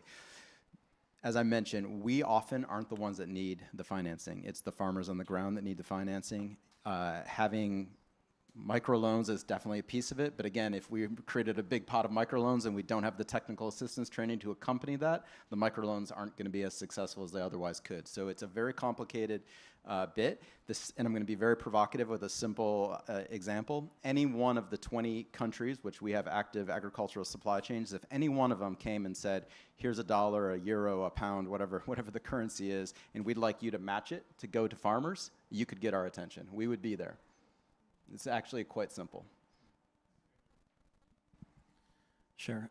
So to really entice, I think, the private capital in adaptation, which is something I've been trying to do for 2 or 3 years now, with some success, but a lot less than I had envisioned, 3 years ago.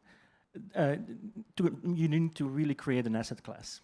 Now, when you think about being a CIO at an insurance company in Germany or so, you make the pitch, they're all happy, this looks good, that makes sense. But here, talk to my person in the fixed income side. He does IG credit. So you do the pitch like, well, this is more leaning towards private markets. Why don't you talk to my colleagues in private markets? It's like, oh, I only do private markets in developed markets. Can you? We don't do this. So you go around and around, and so to really, maybe it's too early for adaptation. Doesn't mean that you cannot do it, but maybe you make it part of a bigger sustainable investing, which is what I think the trend is. But the biggest hurdle actually is still education of those CIOs, how they understand the asset class or the opportunity set, for which we, de facto really need a lot more discussions and a lot more engagement, including, discussions like this one. So I give it a 5. Thank you. And let me invite David Nicholson, who is Chief Climate Officer for Mercy Corp, to answer one very simple question. Why are we rewriting the script about all of this? And I'll just give one more round of applause to our panelists. Great, thank you. I feel like I've been given an impossible task here to try and summarize something that we've all heard and put it all together at a time when everyone's probably desperate for their afternoon caffeine. But stay with me, I'll be very brief, I promise you. First of all, so at Mercy Corp, we've been working on community resilience for many, many years, and I think that brings the appropriate mix of humility and optimism that is necessary, and I'm sure many of you in the room that work on these issues have the same feeling. It is reassuring to see so much more adaptation and resilience conversation at New York Climate Week, and the same we'll see at COP. The Resilience Hub used to be very lonely at these events, and now there's a lot more. It does mean, to I think Chris's point earlier, you hear a lot of people using the language when they don't know what they mean. Before coming here, I was at an event where I heard two corporate leaders on stage, and I counted. Between the two of them, they used the word community resilience 26 times. And I don't think, if you actually listen to what they're saying, it was connected to their point whatsoever. It was just thrown in there a bunch. So we do have to be a little bit careful about this. And that is why the NAPs are so important. The NAPs are important because they land specificity on what is happening, what is like at the country level, what is needed to be done, and then what is needed to be done, what does the government want to do, what do the key stakeholders want to do, and then from there we can start getting into these interesting discussions around the private sector and the role, which is so important. And I think sort of the key question here is, how do we get more private money into adaptation? I think that's kind of that's why we need to rewrite the script, right? We have to rethink how to do this because there is not enough money, and we know that. So a little while ago, Mercy Corps commissioned a report as part of our, we did some research with a bunch of partners as part of our work as the Zurich Climate Resilience Alliance to look at this very question. There's a couple of things I want to pour forward from that, and then I'll just leave a couple of remarks on looking forward to COP.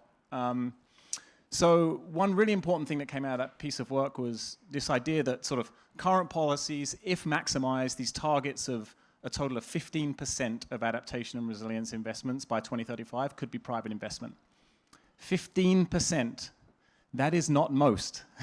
15 is much, much less than 85. And I feel like this is really, really important to emphasize because, 5 or 6 years ago, we'd be, at events like this talking about more private investment in adaptation, and people would be like, I don't know, that's all public money. I don't think there's any room for the private sector.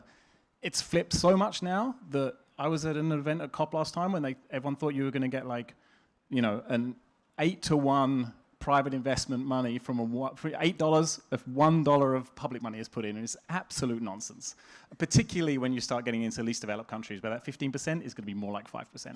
So it's really, really important to remember that not all, not most, not even anywhere clear to most of adaptation will be funded by private investment. But there are areas that can, and those areas that can, we have to get really, really focused on and really, really specific as much as possible. Get this pipeline of opportunities out there. You heard lots of great advice on how we do that.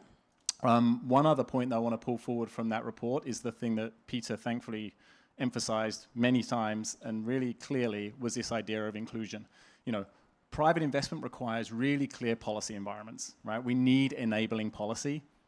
That can happen at the global level. That has to happen at the government, the national government level, and that policy has to ensure equity and inclusion of adaptation activities wherever the money's coming from, right? Fundamentally important and not always easy to do when you start pulling in private money. So making sure that policy stuff is really, really focused on that issue at the national level is really important. So those are a couple of things that the report that we did pulled forward. The other final part was just this innovation pipeline in country, right? Who is funding that innovation pipeline in country? Because these ideas have to be pilot tested. There's a huge role for philanthropy here. We talk about public money, we talk about private money. There is a huge role for philanthropy because it can take risks. It's not taking near enough risks. The amount of philanthropy going to adaptation is pitiful.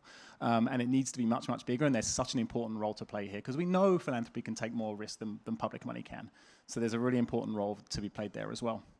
So then looking forward, I think trying to think about this question of, all right, we've got COP coming up, these big moments to talk about.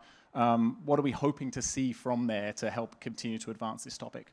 I thought Dan's opening remarks are really encouraging. If Brazil can really pull forward a COP that puts adaptation on an equal footing with mitigation, that will be a huge step forward. And I certainly think Brazil is sort of the perfect context within which to really talk about and unpack the co-benefits. Many, many investments in mitigation and adaptation belong together, particularly in tropical forest locations. So I have some optimism there, and I think we can see, if we are able to elevate this discussion and have a real, continue this real conversation about how do we get the public money up as much as possible so that we can truly stimulate the private investment we need, because it's not going to happen by magic, and there's not enough money right now to do that. So that's an important part of this conversation. And I think there's a lot of trust, there's a lot of distrust from those countries who are not the big polluters, and they need to see this money coming to the table. Otherwise, I really worry that the UNFCCC process starts to fall apart if we don't really see commitment for, hitting that $1.3 trillion that we talked about, setting the target out of the last COP. We didn't get there. We want to this time. So that's a really important part of this to come. So just to leave you with a couple of thoughts on what is the vision for adaptation finance into the future? How does it need to look like? Public money as the backbone, right? That has to be there. Public money comes in many different flavors, many different shapes. There's lots of very creative, innovative ways of using public money, but it has to be the backbone. If you have that, we can have good pipeline development for innovation of ideas at the country and regional level, the ways that invite lots of the cool new insurance mechanisms that are out coming together, or lots of other private-led solutions will have a place to enter when you get that pipeline and policy environment set up. And then finally, philanthropy coming in to help build that pipeline of investable projects and take the risk. I will leave you there. Thank you, David. Thank you for your patience. We're now on break. But just draw your attention to the art that has been being painted right there. Please visit it, enjoy, and see if it reflects what we discussed.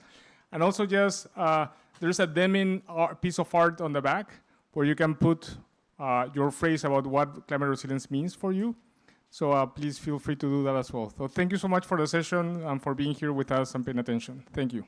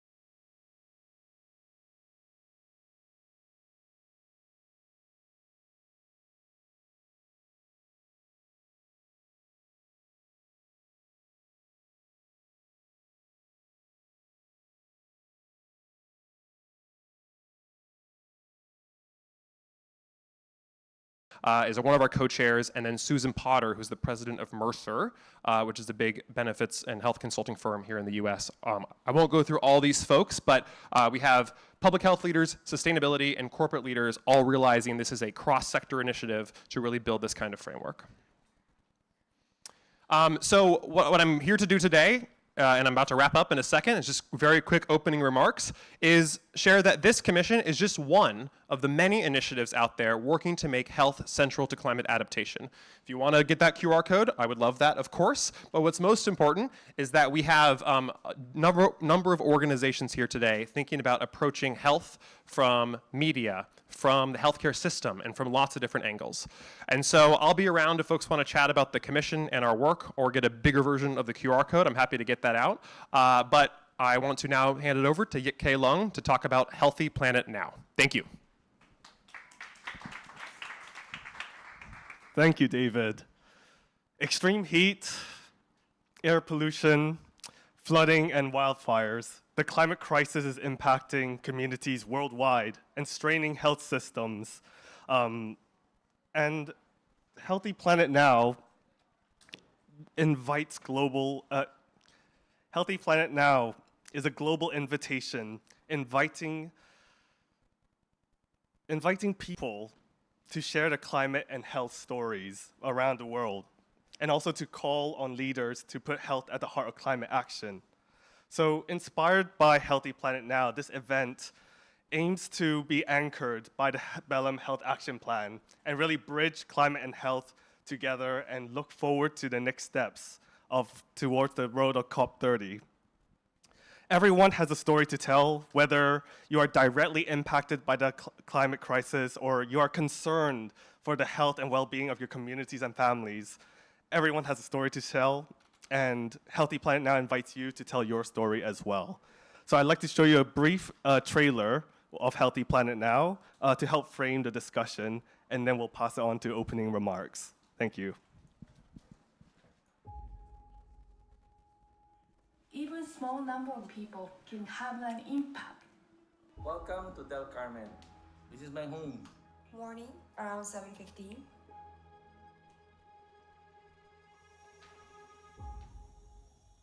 Freetown's changed so much since I was a child. To sit there and watch areas be incinerated, they'd never recover to what they were before. More than 35 Celsius degree every day. People are suffering from flooding, disasters, landslides, mudslides. She's inhaling the toxins. I'm inhaling the toxins. People are hungry. They lost their jobs. There's no water. How do you feed everybody?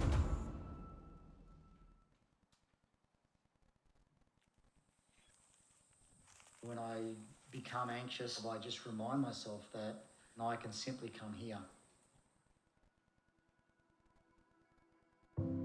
I think what's most important is trying to change the society. That is where the impact on the climate is the biggest. Efforts to restore nature save lives. It's the citizens that have the real power. We've seen an amazing shift in our country's sense of what's important. Rewilding, regenerating, it's an amazingly healthy thing to do. You know how sometimes when people are afraid of doing something, they just need someone to start first. What I do here, it affects everywhere. The world. We need the world to create a better world. We're not alone in this. We've really got to act in a way that's different.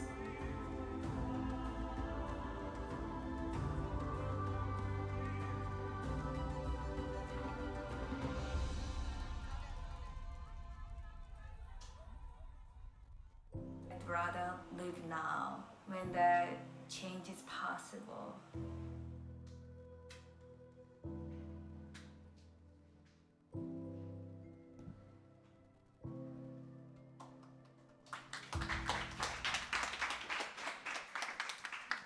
I would like now to invite Marcela Oliveira to the stage for opening remarks.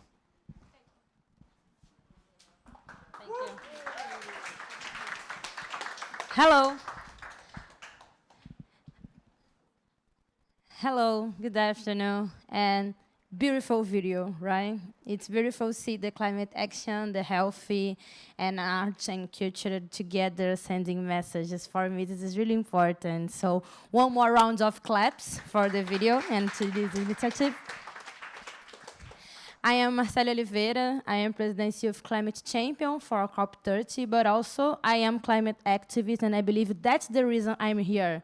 Because in my neighborhood, one place called Realengo, at Rio de Janeiro in Brazil, we fight for one green park too many years, and in all these years, the leadership of the city said to us, this is not necessary.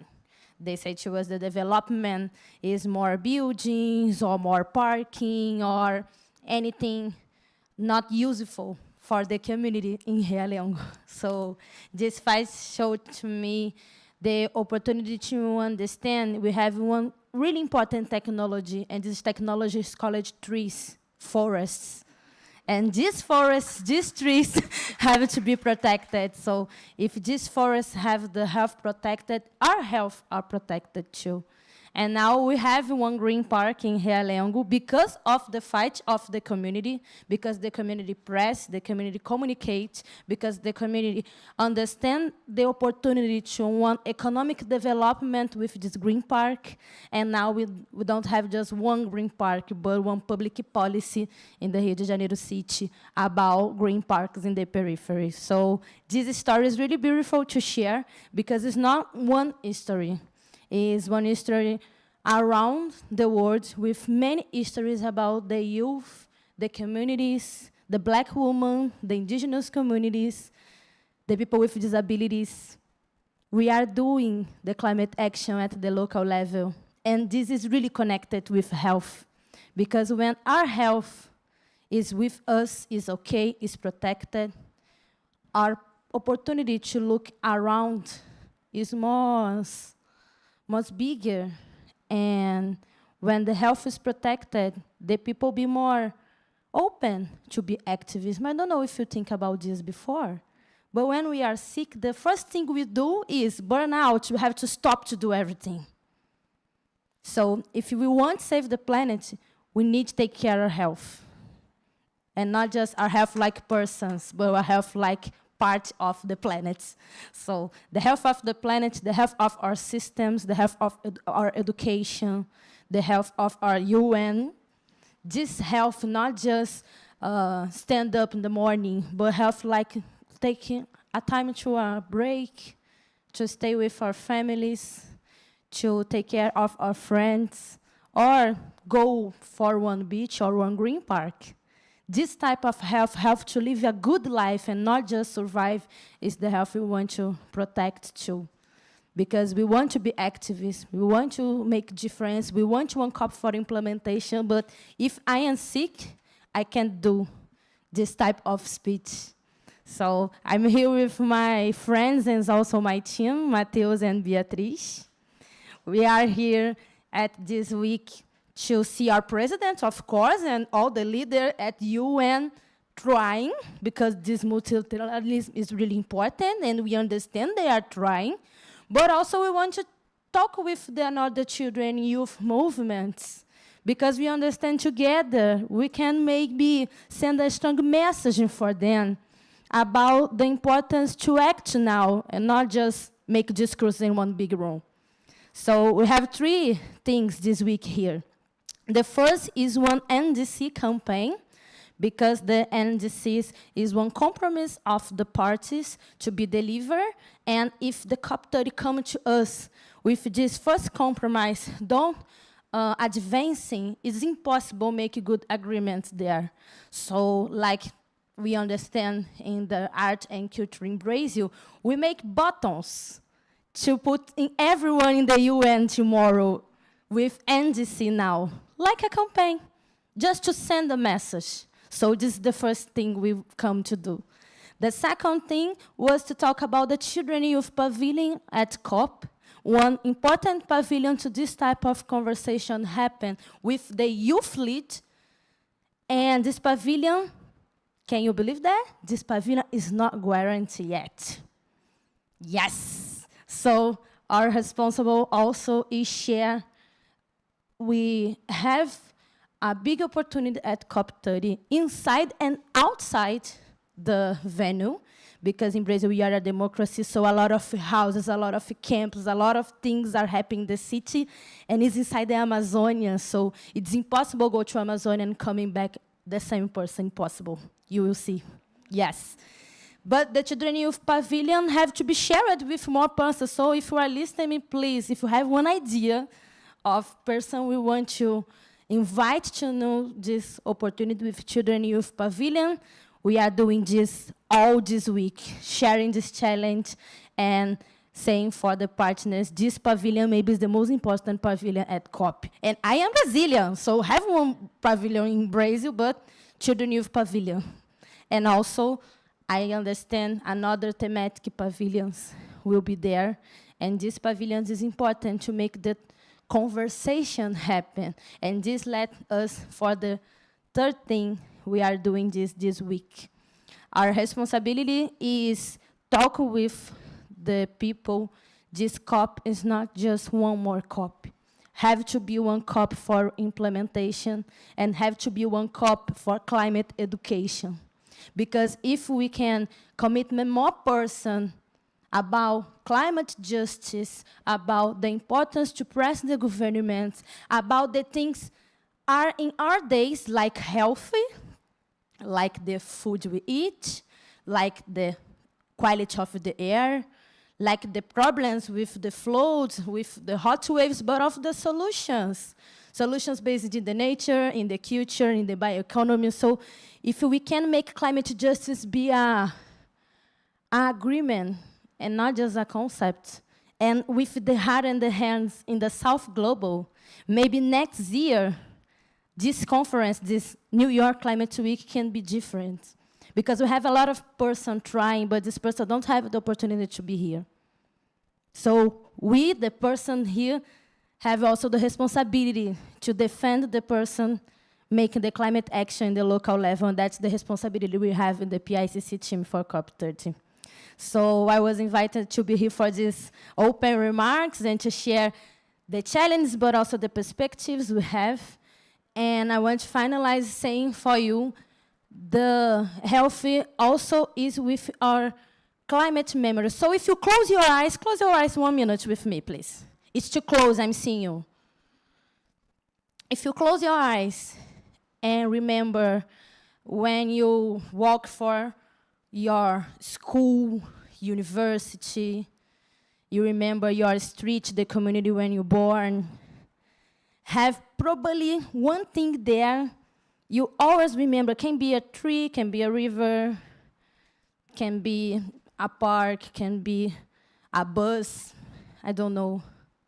But when we close our eyes, we remember the environment because it's our house, it's our community, our territory. So talk about healthy is talk about the thing we want to protect when we close our eyes. Understand? Yes?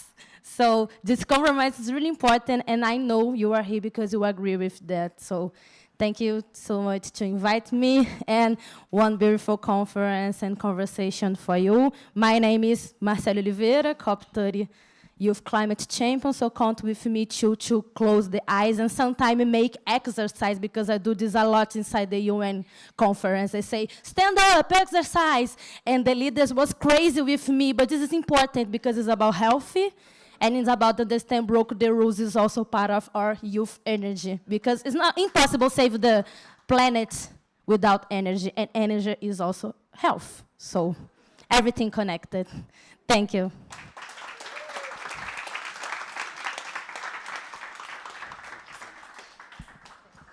Thank you, Marcella. Next, I'd like to welcome up Madeline Thompson, Head of Climate Impacts at Welcome. Thank you. No better explanation of why health is important in the context of climate. Thank you. That was just brilliant. So my name's Madeline. I head the Climate Impacts and Adaptation work at the Wellcome Trust. For those of you who don't know the Trust, it's a large foundation based in the UK. We fund basic and applied science for health specifically. And we have 3 areas that we work under for solution science, and that is mental health, infectious disease, and climate and health. And we've been working on this for a number of years now.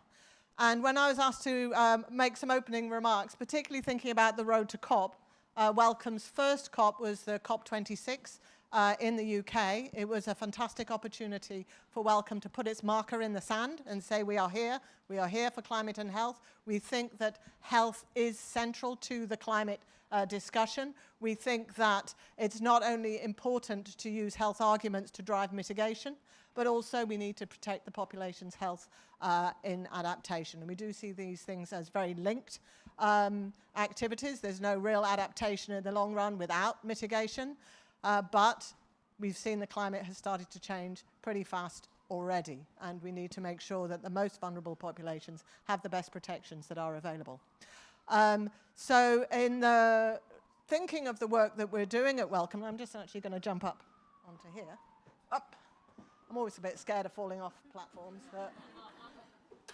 And that is, when we think about adaptation, and I think, okay, I head the adaptation program at Welcome. We must know something. And there's a lot of stuff we really don't know. And the big challenge is how do we actually know that the levers that we're using, the policy levers to drive adaptation, are actually working? How do we know that our adaptation strategies are actually being implemented and effective on the ground? And I always think that this is a much harder issue for adaptation than it is for mitigation. My mitigation colleagues argue the otherwise, but I think it's true. Adaptation is not an end game. We are never adapted. We adapt as time goes by. So you really have to think about adaptation on a temporal timescale. Adaptation for the moment, adaptation for the next 10, 20 years, adaptation for the long term.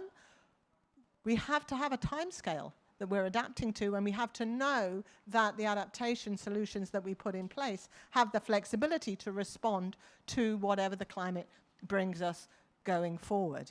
So that makes it a much more difficult task, if you like, to think what are the benchmarks, what are the baselines that we're going to use to know that we've adapted to the climate. And one of the things that I've been very persistent on is that you can't adapt to climate if you don't actually know anything about the climate. So we have to understand the climate in context. We have to understand what the climate is doing in the place, amongst the people, in the context of the adaptation strategies that we're engaging with. And that's where the health community has been slow, to be honest, to really engage with the climate community and get their knowledge and understanding about what's happening with the climate. Is the drought return cycle getting faster? Yeah? Are the risks from sea level rise the same all around the world? Absolutely not. They're much more significant in some parts of the world than they are in others. So not what we talk about as global measures are very important for driving policy, but they're not good for driving adaptation at the local level. We have to understand the local context. So the way we've kind of approached this at Welcome, and the impacts and adaptation is joined at the hip, if you like. You have to understand the problem. How is climate impacting on something? Whether is it the heat impacting on what we're working on, maternal and child health, or on mental health, or on infectious disease, or nutrition, etc. What are the actual mechanisms driving that relationship? If we can understand those mechanisms, not only can we think about the right interventions, but we can start creating adaptation solutions for the long term against really clear benchmarks and what have you.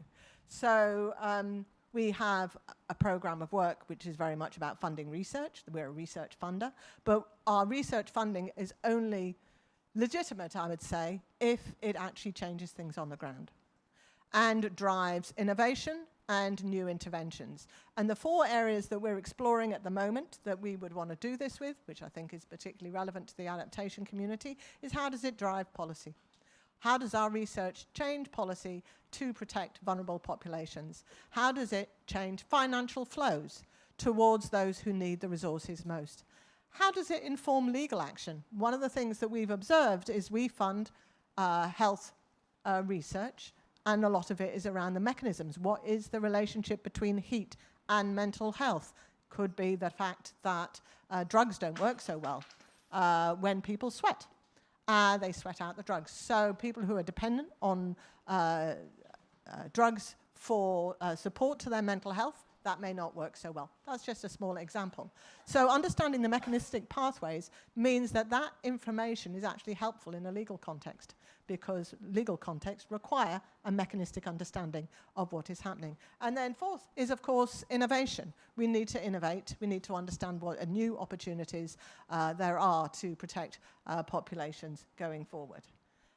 So understanding the impacts, thinking about the interventions that could emerge, testing those interventions, and making them suitable for implementation. So philanthropic organizations, they might sound wealthy when, to start with, but in the big scheme of things, they can provide catalytic funding. They can provide new ideas. And in the previous section, which I thought those of you who attended, it was a very good session, they really talked about, how do you manage climate risk? Where's the finances for adaptation in the private sector? That's a really important part of it. But private sector often doesn't come in because the innovation risks are too high. So philanthropy can help there, explore new ideas, test them out in context, etc.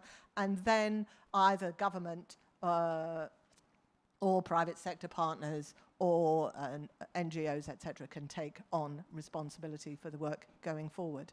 So we then need to think about, well, A, what's the evidence that new interventions are actually working? And we fund something called the What Works Conference for Climate Solutions. And I think that's really important, because the challenge around climate change is that much of the evidence, if you like, is long-term. So you can have somebody say, this is a great solution, it works over the next 2 years, but we don't know if it works over the next 10 years, yeah?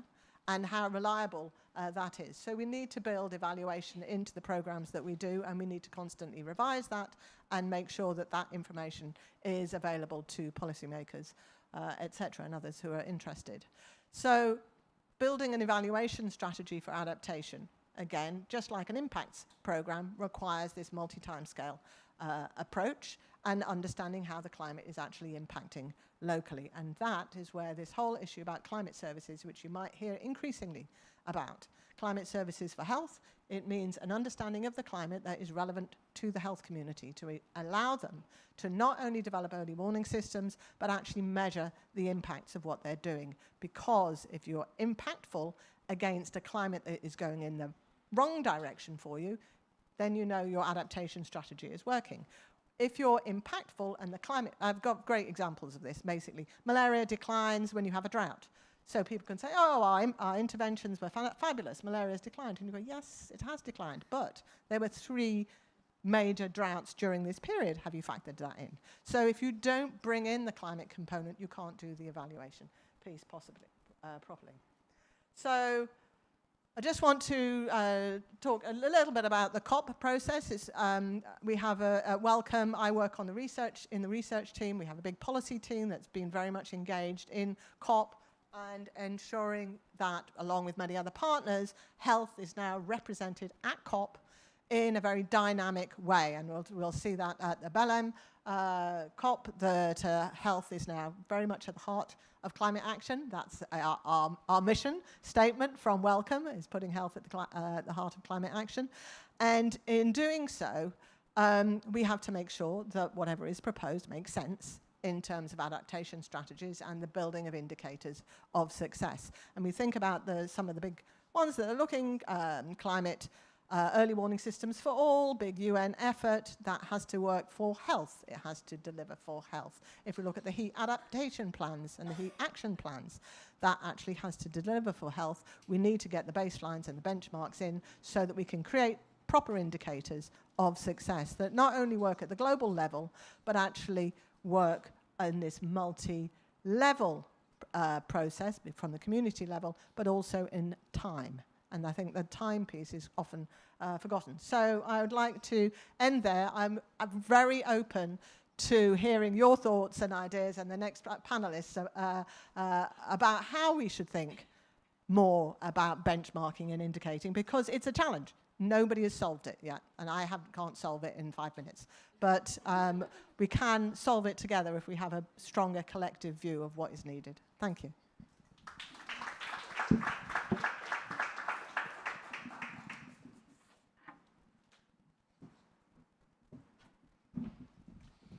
Thank you so much, Madeline. That was fantastic, and Welcome is doing so much amazing work in this space. So thanks, everyone, for being here. How's your climate week going so far? I know everyone has been traveling a lot and running from event to event, so we have a really exciting panel lineup here today for you all, and I'm excited to introduce our panelists. If you can all just sort of come up and sit on stage now. So here we have Isra Chakr, who's the CEO of Every Pregnancy, to my right and white. And we've got Josh Carliner to my right over here. He is the Director of Global Partnerships for Healthcare Without Harm. He's also Healthcare Without... Goodness, I'm so sorry. Josh is also representing indirectly the National Commission on Climate and Workforce Health, which we talked about earlier in the session. We've also got Kara Cook here on the end.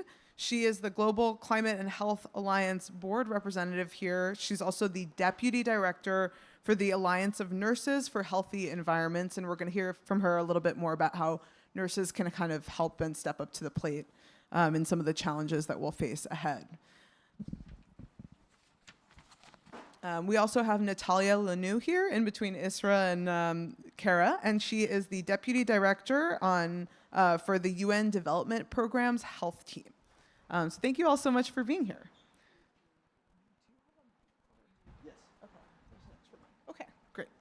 Well, thank you guys all for being here today. Just make sure your mic is on before you start speaking. I wanted to ask you about the video that we saw earlier.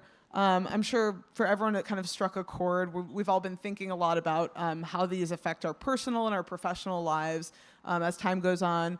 I wanted to see if any of you had thoughts on sort of the video or how it resonated with the work you're doing or even your sort of personal experiences with climate change. Start us off. Hi, everyone. Thank you for being here today, and thank you for having Every Pregnancy here at this event. We are an organization that is a partner-driven coalition with over 50 organizations that work on maternal, newborn, and child health projects globally, where we are saving moms and babies on the front lines of crisis and in the hardest to reach areas. And what I was thinking while watching that trailer was, I was happy to see babies, naturally, in the trailer because it really connected, even visually, the idea of health at the beginning of life to climate. When we talk about climate change is a future health threat, I would argue that it's not a future one, it is a present one that is the most clear actually in pregnancy. Whether you're talking about an earthquake in Morocco affecting access to maternal health clinics, or the floods in Pakistan washing away health infrastructure and not allowing moms to have to deliver in unsafe conditions, or the effects of the chemical weapons used inside Syria for decades, or the genocide in Gaza completely being obliterating any health system and creating impacts on the food and nutritional access.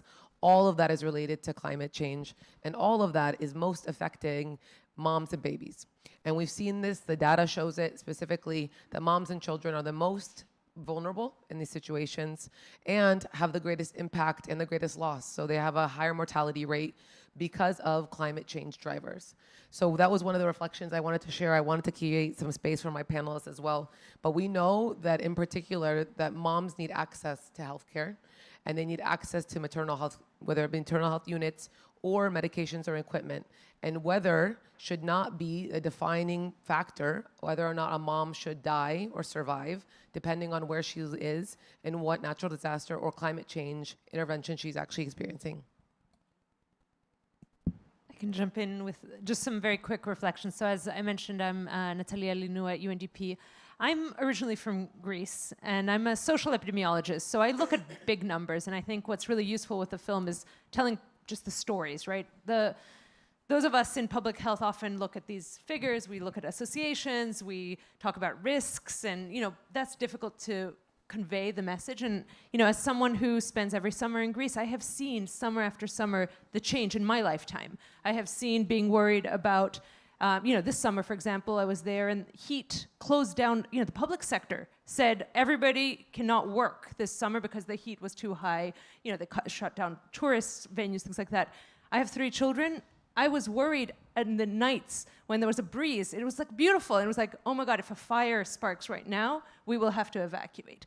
And that, living in fear and the mental health impacts, I think those stories are real. And for a country like Greece that has the potential to be solar paneled, to be, it's also a feeling of a missed opportunity. So, I think the stories really do capture. And so I'm delighted that, we're using the arts to convey what those of us in kind of the health space know in terms of numbers, because I think that does capture the imagination of folks. Yeah, and I'll just jump in here. So at the Alliance of Nurses for Healthy Environments, we work with nurses globally to get more involved in climate action and environmental health.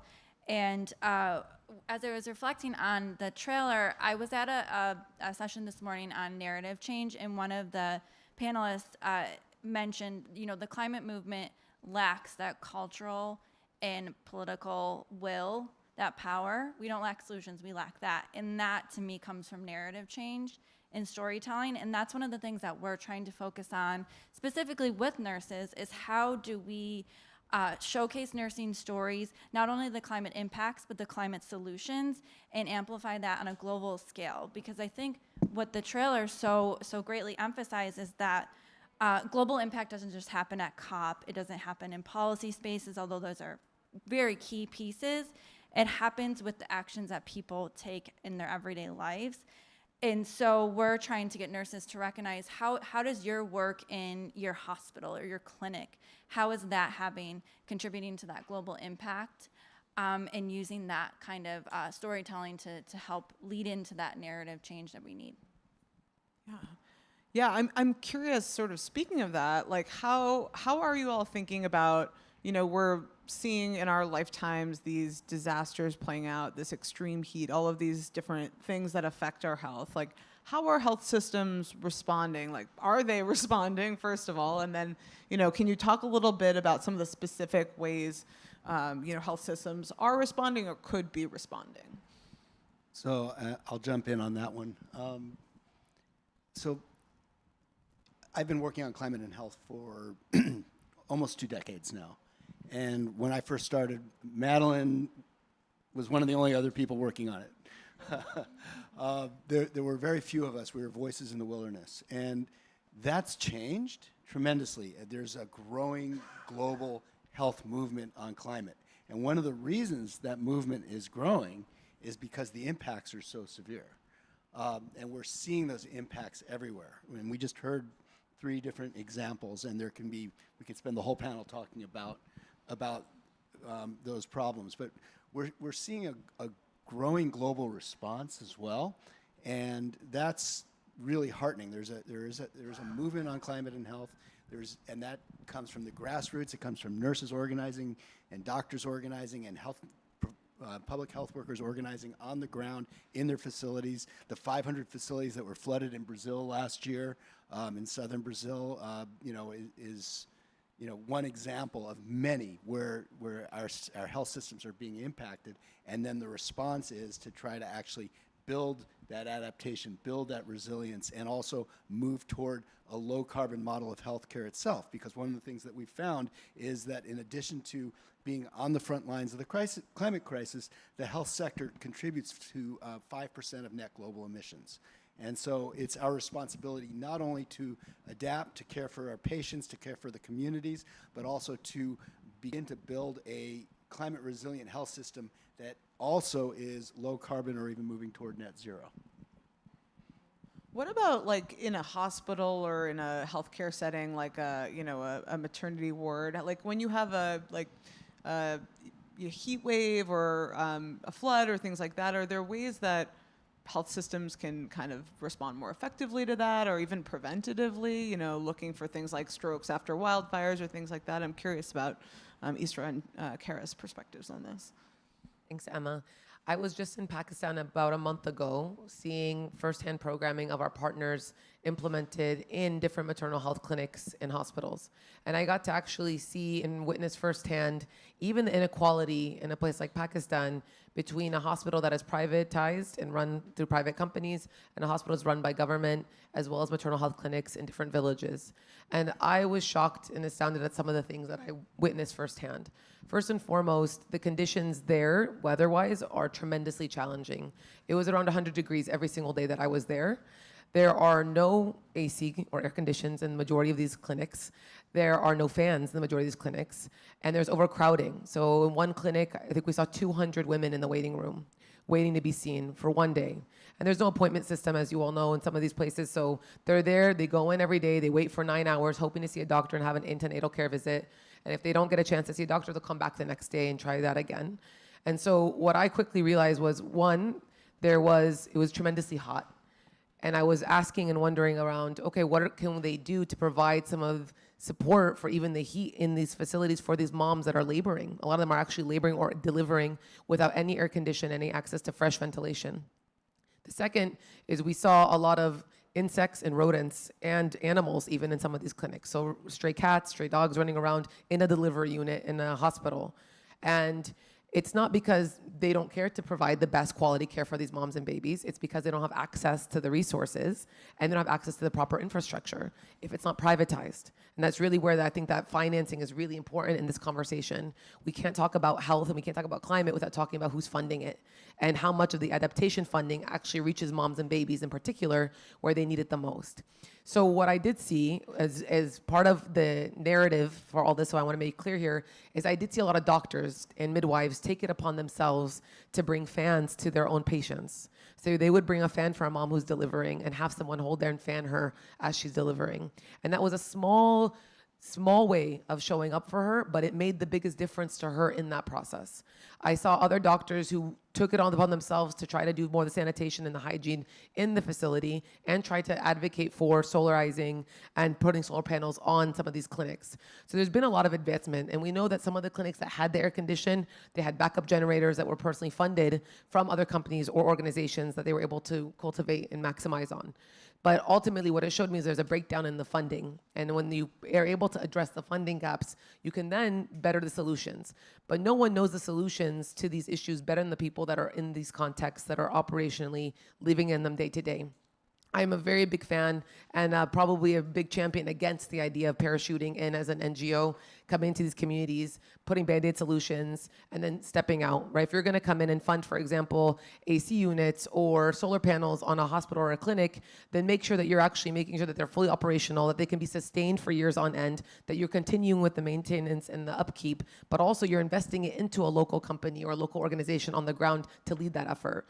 Local actors know what's best for the context in which they're operating, and we need to be investing in them and having solutions be led by them.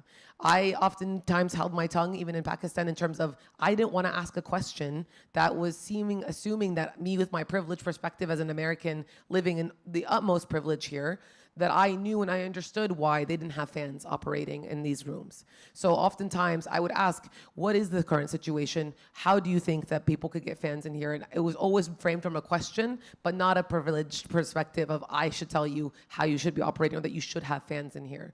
And I saw that that made the biggest difference to these local actors. So when I was able to learn, understand the context, and address the gaps, I think that's what gives us the position in our work to be able to address them and work together in finding the solutions, but really having it led by local actors, and we are just supporting them with the funding that's absolutely needed. And as a public health nurse, I would be remiss to not mention the prevention side of things, because there is, a lot the health systems can do from adaptation and resilience building, but a lot of the care takes place in community. And that's where we can have some pretty big impact preventing those admissions and ER visits. And so one of the things that we've been doing at the Alliance of Nurses for Healthy Environments is training nurses to do just what you were saying, is how do you work with communities, particularly communities that have been historically marginalized and are disproportionately impacted by climate change? What is the role that nurses and health professionals play? Because we do have that power and privilege that comes with working within a health system. We have access to different spaces that community unfortunately doesn't have. And so how can nurses be conduits for helping to uplift the solutions that are within communities? And so what we do with the nurses, we have an environmental health nurse fellowship program, which is training nurses within the US to work with their local communities and really bring their unique skills as nurses, but to take the lead from the community to really uplift those solutions and help kind of bridge the gap between health systems care and the care that the community needs, and to help build power within the community to get that climate resilience within the community itself, in addition to the health system. Yeah, wow, that's really important. You know, I'm curious, like Josh mentioned earlier, like kind of the amount of energy and kind of action that's been happening in this space, and we heard about it from Madeline earlier. The amount of kind of resources going into research to characterize sort of what we're up against, and also to implement sort of preventative measures like what Kara was just talking about. I'm curious, Josh, if you could speak a little bit more about like how do you see the field, like where is the field today, and could you talk a little bit about the, you know, how these changes have taken place, and you know, maybe are there still things you'd like to see change? Sure. So, you know, we're here in New York this week around UNGA and Climate Week, and it's sort of the, you know, a stop on the road to Belém and COP30. And the Brazilian government has done a tremendous amount around climate change and health. The Ministry of Health has been leading a process to develop something called the Belém Action Plan on Health Adaptation. And that plan is sort of a roadmap for the health sector to really build a series of adaptation measures in a number of different key areas, and something that Wellcome Trust and several of us have been involved in advising and providing input into. But that, and they're also bringing it into what's called the action agenda and making resilient health systems a priority. But that rests on the shoulders of work that's been done over many years, especially the last 5 years. So COP26 in Glasgow in the UK created the COP26 Health Program, where 52 national governments committed to low-carbon, climate-adaptive health systems. That became the Alliance for Transformative Action on Climate and Health that UNDP is part of, Healthcare Without Harm is part of, several other organizations are part of, and 94 national health ministries are part of. At COP27, the Sharm el-Sheikh Adaptation Agenda focused in part on climate-resilient health systems. In COP28 in Dubai, the 125 national governments put out a statement on climate change and health, and then 48 million health professionals advocated for just transition away from fossil fuels as a key element for protecting public health from the climate crisis. And that helped contribute to the global stocktake decision for a phase out of fossil fuels, which is part of the COP negotiations. Last year, we saw Brazil's leadership in the G20. We saw the World Health Assembly resolution. So there's a tremendous amount of momentum that's gotten us to Belém. And so what's going on now with this adaptation plan is a chapter in a larger book. And that book needs to continue to unfold in the future to build greater health action on climate and climate action on health. You know, we're talking about being prepared, right? We're talking about coming up with initiatives to, you know, bring health to the forefront in these climate negotiations. How prepared are we for what's to come? We heard Madeline talk earlier about, you know, needing to understand what does that even mean, being prepared, what is, you know, the future going to bring, how will it affect our health? You know, I thought maybe Kara might have some thoughts on sort of what preparedness means and what we need to be prepared for. Yeah, I think, you know, we're seeing action, positive action. I think it's not at, you know, the pace and scale that's needed. I think specifically when I'm thinking about healthcare workforce preparation, there's still a far way to go to ensure that nurses and other health professionals are prepared to be able to care for an influx of people who are impacted by climate-related events. And that has a lot to do with how nurses and other health professionals are trained. Nurses don't get climate change. it's not across the board. Let's just say that. Some do, but for the most part, nurses don't get training in climate change and how that's impacting health and what they can do within their practice settings. And so that's a huge gap.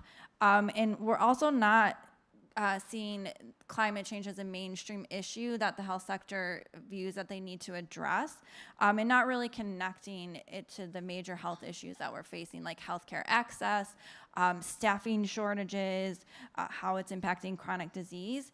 And so we need to start thinking about how we can address these issues in tandem and be using multi-pronged approaches so that we can have the preparation among the healthcare workforce that we need.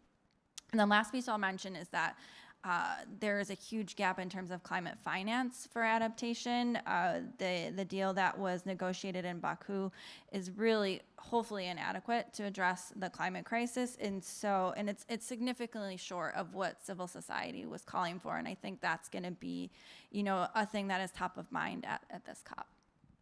How about you, Natalia? Does this resonate for you? How's your sort of experience speak to this? I mean, so UNDP is the biggest provider of UN sort of support to countries on their climate goals. So I come from the health team, but we have a very strong climate team that basically supports countries with their NDCs, with their NAPs, basically setting up on the policy front.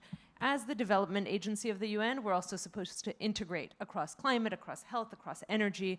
And I think there's been real innovation, but I think the financing piece is the one that is coming to mind. It's like, are we adequately financing the plans that we set? Are we adequately paying attention and doing what we need to do? So that's been kind of a top of mind priority. I think the global health community, and building on what Josh said, has been very successful in a few areas. I think air pollution has come to the top of many political conversations and sort of saying fossil fuels are the drivers of both. Heat is also becoming top of mind, especially because of the labor force implications. And I think we in the health community need to delve into the ones that are politically salient. So I think there is a lot of momentum happening. And for us, we've actually been very lucky in sort of the innovation space. The Global Fund, we are PR for the Global Fund, the UNDP. So we have supported the Global Fund to make sure that HIV drugs make it, things like that. And in Zimbabwe, about more than 10 years ago, we noticed that there was an energy access issue across kind of the more rural communities that was leading to vaccines and other sort of drugs not being able to be kept at temperatures. So we went back to the Global Fund and said, can we solarize Zimbabwe? And now we've solarized like 1,700 facilities across Zimbabwe. About 35% of Zimbabwe's renewable energy comes from the Solar for Health initiatives. And it is an investment that has been long-standing and improving. In Yemen, we're doing similar work, training sort of women technicians. So I think what's important is to not see this agenda lying only in the Ministry of Health. It really has to be ministers of health, ministers of finance, ministers of planning, coming together and saying, we actually have to solve for it, and a resilient health system is a resilient economy. It's a resilient future for our countries. I think there has been a transformation, and public pressure, the advocacy on air pollution worked in China, it worked in other places. So I feel that we are at the right moment, but we're also at a really tricky moment because global financing across the board is dropping. So it's kind of this tension of how do we keep momentum when we're seeing, if HIV funding drops, then a Ministry of Health that hasn't cared about climate maybe will delay on that because they say, wait, I need to get my antiretrovirals, and that's my top priority right now. So also we need to be careful not to create tensions and see how we can find some win-wins. Yeah, and we will talk a little bit more about that in a second. We're not having this conversation in a vacuum, but wondering about vulnerabilities in existing systems. I know Isra talked about that a little bit, but it seems like something, when you talk about financing, like who gets left behind here? How do we ensure there is a just transition? Like, can you kind of speak to sort of, where are these vulnerabilities, and are there ways of sort of kind of starting to bridge the gap there? Well, the majority of vulnerabilities are in low and middle income countries, typically. And in the industrialized countries, actually maternal mortality is the highest in the United States compared to other industrialized countries. And people oftentimes find that surprising, but I don't, because we know that inequalities are really due to, in the US, particularly around racism and around access to care, and how Black women are often left not being listened to as they advocate for their needs, especially in delivery and in pregnancy. And one thing that's really powerful about building in this coalition is that our partners and over 50 organizations work in over 20 countries. And so we really have seen, and we look at the impact stories that they're delivering on the front lines as frontline implementers for maternal newborn health projects in many different settings, in many different climate settings. A lot of them are humanitarian crisis response. Many of them are in Gaza right now, in Yemen, in Syria, delivering these cares and these needs. But it becomes, and it feels almost impossible to them. Because you think about a mom in Gaza, she's not thinking about going to her antenatal checks. She's thinking about how to feed her children. And then you have lack of access and nutrition that's affecting, right, malnutrition. It's also driving up lactation issues for pregnant and breastfeeding mothers. Like, this is all a systemic effect, and it's really, really, it's devastating when you think about it. 800 women a day die from preventable complications in pregnancy and childbirth, completely preventable. That number jumps up in places of crisis and affected settings. But oftentimes when we talk about issues in areas where we're vulnerable, we think, okay, this is a part of the world that's so far away and so disconnected from anything else that we're part of, but it really isn't. And so for me, a just transition must include safe pregnancy and safe delivery. If women cannot safely carry and deliver babies because of heat, displacement, hunger, and has made care inaccessible, then our adaptation strategies are failing, like truly, period. And that is a grave injustice. And so oftentimes in the conversations, especially at UNGA, I rarely hear people talking about the impact on moms and babies. I rarely hear people saying names of places that are undergoing crises like a genocide in Gaza. And it's really frustrating personally. And it's frustrating for us who are advocates and who have partners on the front lines delivering these programs, risking their lives day in and day out, facing these climate vulnerabilities. So for me, centering maternal health in this conversation, especially on the road to COP30, is not just a moral imperative, it's also a practical lever. Because when mothers survive and thrive, their households, communities, and society overall will be more resilient and will continue to thrive.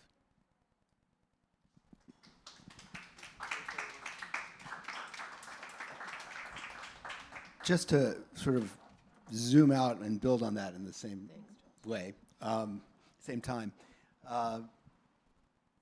we know, the basic contours of the climate crisis are those least responsible for the crisis are those most impacted by it, whether it's countries or communities. So the most vulnerable are the most impacted. We also know that those same communities are the ones with the least access to health and care. And so the climate crisis is a climate justice issue, and the health connection to climate change is also a health equity issue. And so there's this intertwining of health equity and climate justice that we really need to address and be conscious of as we work on these issues. And when we think about a just transition means supporting the achievement of health equity and climate justice, on the one hand. And as part of that, I think, and this is just sort of to segue to a little bit of a different topic, but bring it back around to healthcare workers themselves, is that what we haven't thought about, and the Belém Action Plan begins to address, is what does a just transition mean for the health sector? And what does it mean for healthcare workers? What is a just transition that is one that supports adaptation and mitigation in the health sector and the transformation of the sector? What does it mean for nurses? What does it mean for doctors? What does it mean for the people who are the engineers who run hospitals? How do they get trained and so that they can help implement strategies that bring in renewable energy and more sustainable practices? How do we make sure that our physicians and nurses on the front line don't get impacted by heat stress and are able to treat the communities in a natural disaster? There are a series of just transition questions for the health sector itself that go right into the whole question of access, equity, and climate justice. Yeah, that's an important point. We're talking about this at a time when the United States presidential administration has sort of made it very clear that climate and even related issues like climate justice are sort of not a priority, to put it mildly. And I think we've seen a lot of policies in the U.S. that sort of aim to sort of even get at the intersection of climate, like to address both climate and intersect with climate justice, get dismantled over the course of this year. It's important to talk about sort of how this affects the work you all do and how does this affect sort of the global situation, because the U.S. is also, not in charge of everything, and there are plenty of other countries that are proceeding with their sort of transition plans and their net zero goals. So, I'd love to hear from, our panelists about sort of how does this affect the work you're doing? How are you seeing it playing out in the spaces you operate in professionally?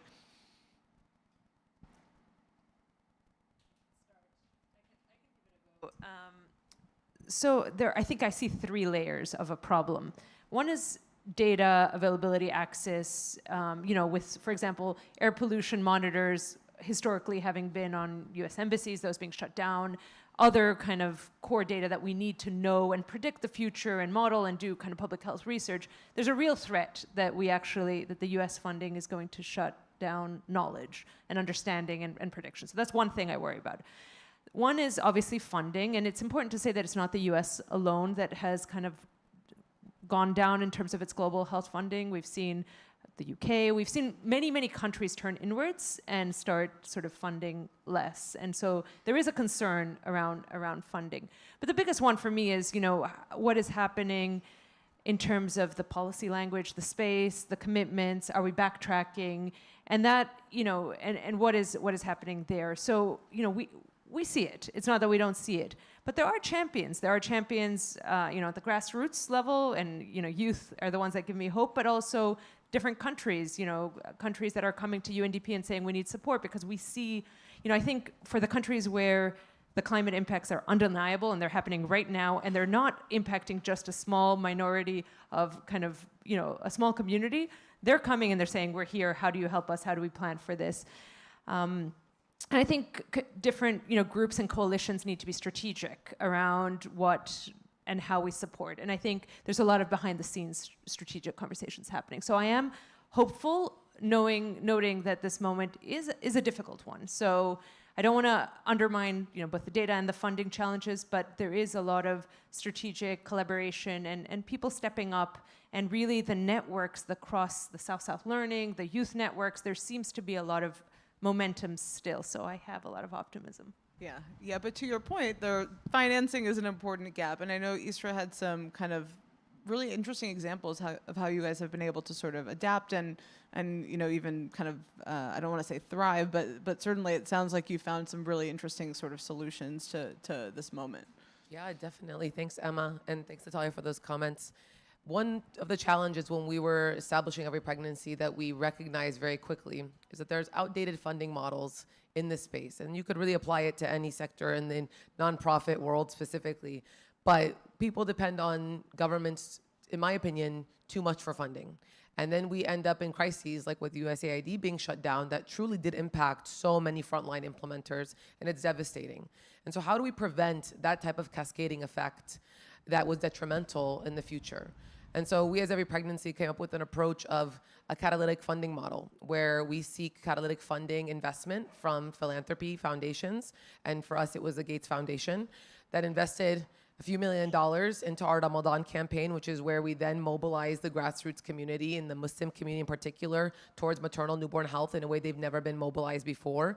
And this has never been communicated to them. Even the nexus of maternal health and climate has never really been communicated as a priority giving bucket for them. And we used the Ramadan campaign with a $3 million match fund for our partner organizations to go out there and fundraise with our community that's ready to give, the most philanthropic in the world, but really with the data that says that Muslim majority countries, moms in Muslim majority countries have the highest mortality rate. And that's just facts. And so we were able to equip champions and use influencers and ambassadors to take this message out there and incentivize the partner organizations, these humanitarian implementers that need that funding, to go out there and have unrestricted reserve to this $3 million catalytic funding from the foundation. We mobilized over $21 million that 1 month of Ramadan for maternal newborn health projects.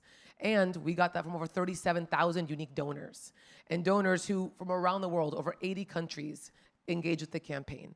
That was a pilot that we decided to do, and we noticed how successful that was. But to me, it proves one thing, first and foremost, is that the community is actually willing to give more. If you actually communicate to grassroots donors, you will find that a lot more of them can give. It may be $20, it may be $50, but they will give to a cause that they feel passionate about.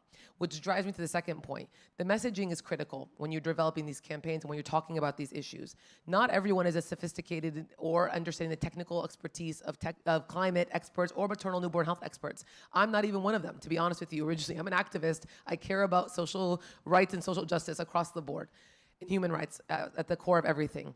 But that being said, I can easily frame an issue to make it easily relatable and tangible and digestible to anybody for them to understand, whether that be climate or maternal health impacts. And once you're able to frame that, you're building salience. And that really leads me to the third piece. You have to not look at the crisis in which we're operating from, even from an NGO perspective, as one that is just a funding issue. It's actually a community salience issue. People are not understanding the impact of the cuts, of what it means to not have funding to the frontline implementers, and what it means that their responsibility as stakeholders to solving this crisis. Because at the end of the day, these crises are a global issue, and it really does impact all of us, whether we understand that and recognize that from our privileged perspective or we don't. So we built salience in the community. Now we're seeing maternal newborn health and climate being talked about in a community that typically doesn't prioritize it.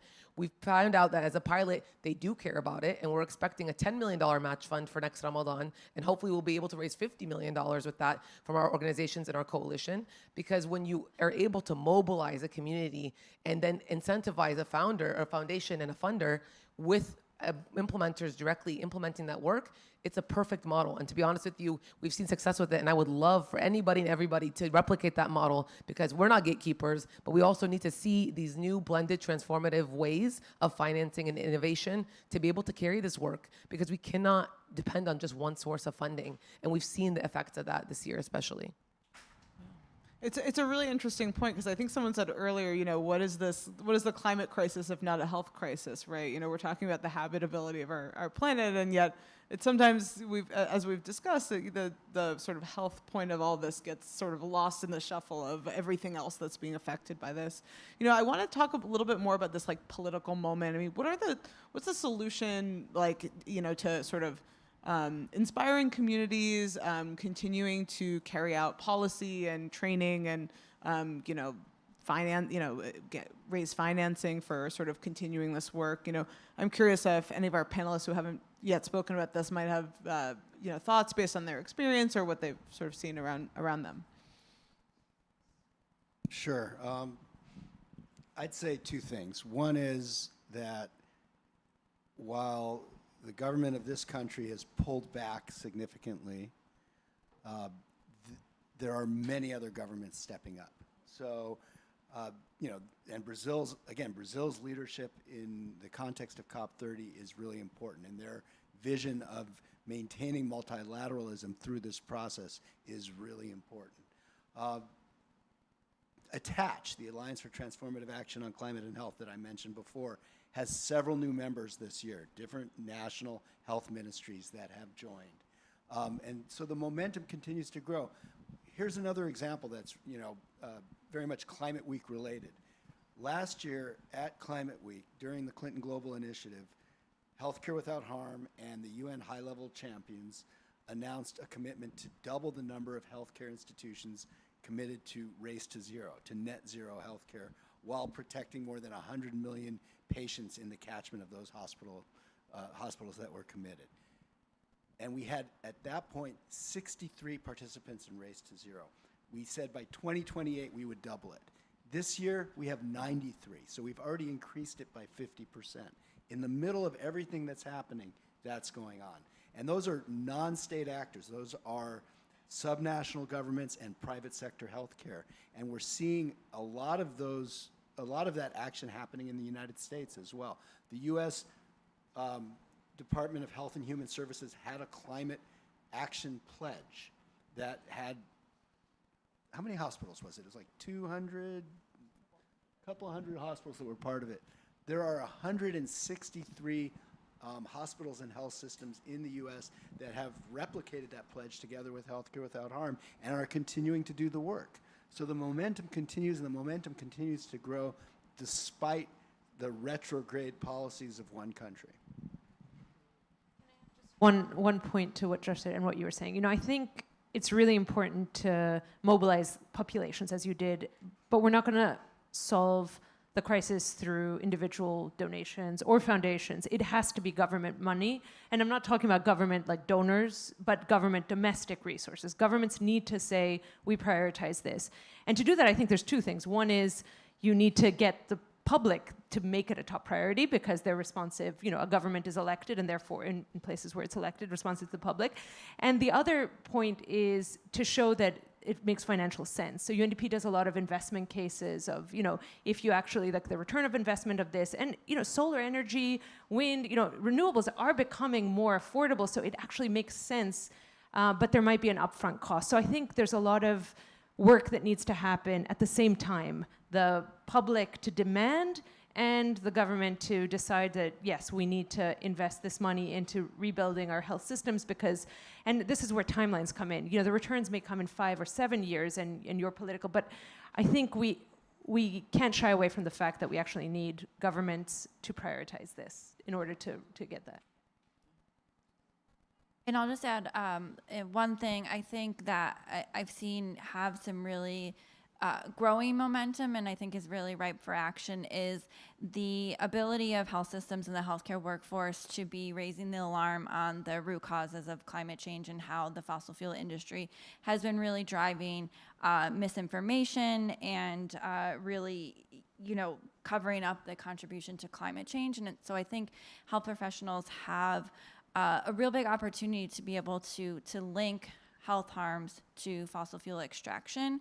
Last week, the Global Climate and Health Alliance released their Cradle to Grave report, which provided a comprehensive overview of how health is impacted by fossil fuels and really is a powerful call to action for governments to be supporting a just phase out of fossil fuels. So there's that piece, and then also how can health professionals partner with communities who are on the front lines of fossil fuel extraction in ensuring that their voices are part of that conversation and that we are looking to solutions that are not based on the old model of extraction in sacrifice zones, but actually listening to community leaders on what the solutions are in transitioning to clean energy sources.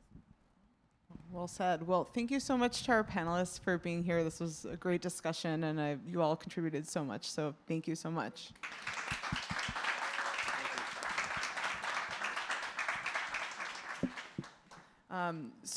As you just heard here, we still have a ways to go. I thought Natalia's point about sort of the role of government remaining really important was an excellent one.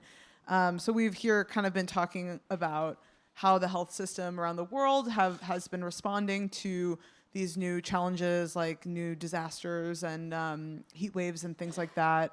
How the health systems have also been increasingly mobilizing to this challenge, right, over the years, and there's been so many new initiatives sort of springing up in this space. Yet there's still a tremendous amount of gaps that we have to address and think about. Including some of the new challenges that have cropped up only this year and in the last few months. So I want to hand this over to Yake to announce a new kind of initiative along these lines. Thank you, Emma. And can we give a big round of applause to Emma as well for moderating this panel? And so, yeah, Healthy Planet Now, in addition to amplifying the stories, we want to translate these stories on climate and health into tangible actions and commitments. So we've been working very closely with GCHA on this new exciting initiative, and I could invite Kara to share a little bit more about this exciting initiative that we'd love you to be a part of. Thank you so much. And I think as we've kind of heard throughout the session, as you know, COP30 is approaching, the world has yet to witness the bold country-level commitments that are needed to confront the escalating climate crisis. And now more than ever, we must move beyond discussions and pledges to decisive implementation of transformative climate action. So today, on behalf of the Global Climate and Health Alliance, I'm proud to stand with the Healthy Planet Now initiative in launching an open letter urging governors and ministers to place health at the center of climate policy and to raise ambition at this crucial intersection of health and climate.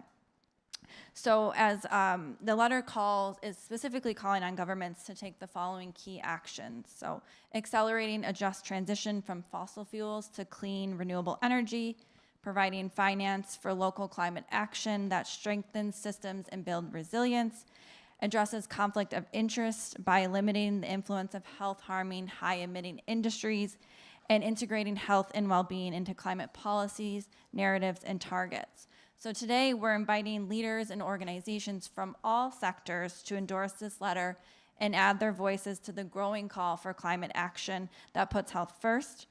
A strong and diverse coalition of signatories will send a powerful message of united support for a healthy planet now. We already have some really amazing initial signers. So thank you to Marcele Oliveira, I don't know if you're still in the room, who signed on as the COP30 youth rep. Also have Healthcare Without Harm, the Alliance of Nurses for Healthy Environments. So I encourage you to scan the QR code, and thank you for standing with us to amplify the call for health at the heart of climate action. Great, thank you. Shall I pass it on to for closing remarks? Thank you. Yes, it was really a fantastic discussion, not only because we have a very clear message in regards of the impacts on humans. Putting face to climate change is one of the opportunities this year, especially as the agenda of the COP30 is bringing adaptation and resilience cross-cutting across all these pillars. My name is Marcia Toledo, and I work with the Climate Champions, very much supporting closely the COP30 team in accelerating what is the action agenda this year. And what you very beautifully reflected in the panel and the discussion earlier today is really how are we going to accelerate all the multiple initiatives, all the efforts that has been for decades being advanced. We are not doing adaptation and resilience for the past year, but adaptation and resilience is very much at the heart of people's days, life, connects to nature, mental health, access to shelter, access to food, socioeconomic opportunities, etc. And in that sense, is this action agenda this year that we are bringing government action and non-state actors together so that the multiple initiative can have also a continuity. Perhaps maybe a way of explaining is there has been a diverse set of initiatives created since the Paris Agreement and the recognition of the non-state actors. But all those initiatives have as well showcased evidence, showcased progress, and inform policy shift, inform evolution and new research, etc. But this year, a legacy that will actually help bring this to the next level is this tactical plans to accelerate solutions that in the case of health, as you mentioned, Josh, very well, the Belém Health Action Plan is actually aiming to address the levers to better respond what are what are affecting, what is preventing to accelerating action? How are we better integrating the solutions? How are we better informing or financing? And as well, strengthening the capacity. This is all as well as accessing to the information, risk-informed, increasing the opportunity for multiple sectors to be actually coordinated and aligning on these opportunities. So I want to invite, if you are already contributing to the action agenda, bring other actors that you are working with. If you are not, very happy to identify the opportunities. We do have an activation group that is the 16, which is focused on resilience health. And in that emphasis is, of course, as well the synergies with mitigation. We cannot do one without the other. And in the case of adaptation and resilience, we do have opportunities to elevate, especially this year, as it complements a very important outcome in regards of the framework for the global goal on adaptation. But we have to see the bigger picture about adaptation. Adaptation is about how these solutions are being accelerated, implemented, in this case, bringing multiple initiatives that address these barriers or these enablers. And at the same time, the clarity on tracking the progress on increasing the resilience of people. How are we going to do that, and how we harmonize this opportunity to also better explain those let's say, impacts from those solutions that are being implemented, as well as other socioeconomic opportunities that come. But a very good point came in the discussion that at the end of the day, we are not going to accelerate all these action if we are not necessarily advancing adaptation finance or better articulating them in the processes. So the session before that addressed investable NAPs gave a very good idea and opportunity to how we can better aggregate. And the story as well and the example of thinking about innovative ways can help complement, of course, public finance, but also identify how these other sources can be better aligned to the priorities that can be aligned in the case from the country level, but as well bottom up. That opportunity to bring the reality of the local up, it is as well really strongly needed, so that we are not only thinking about access to flows or diversifying flows, but also how are these actually are accessible and reaching the opportunity that needs to be delivered on the ground.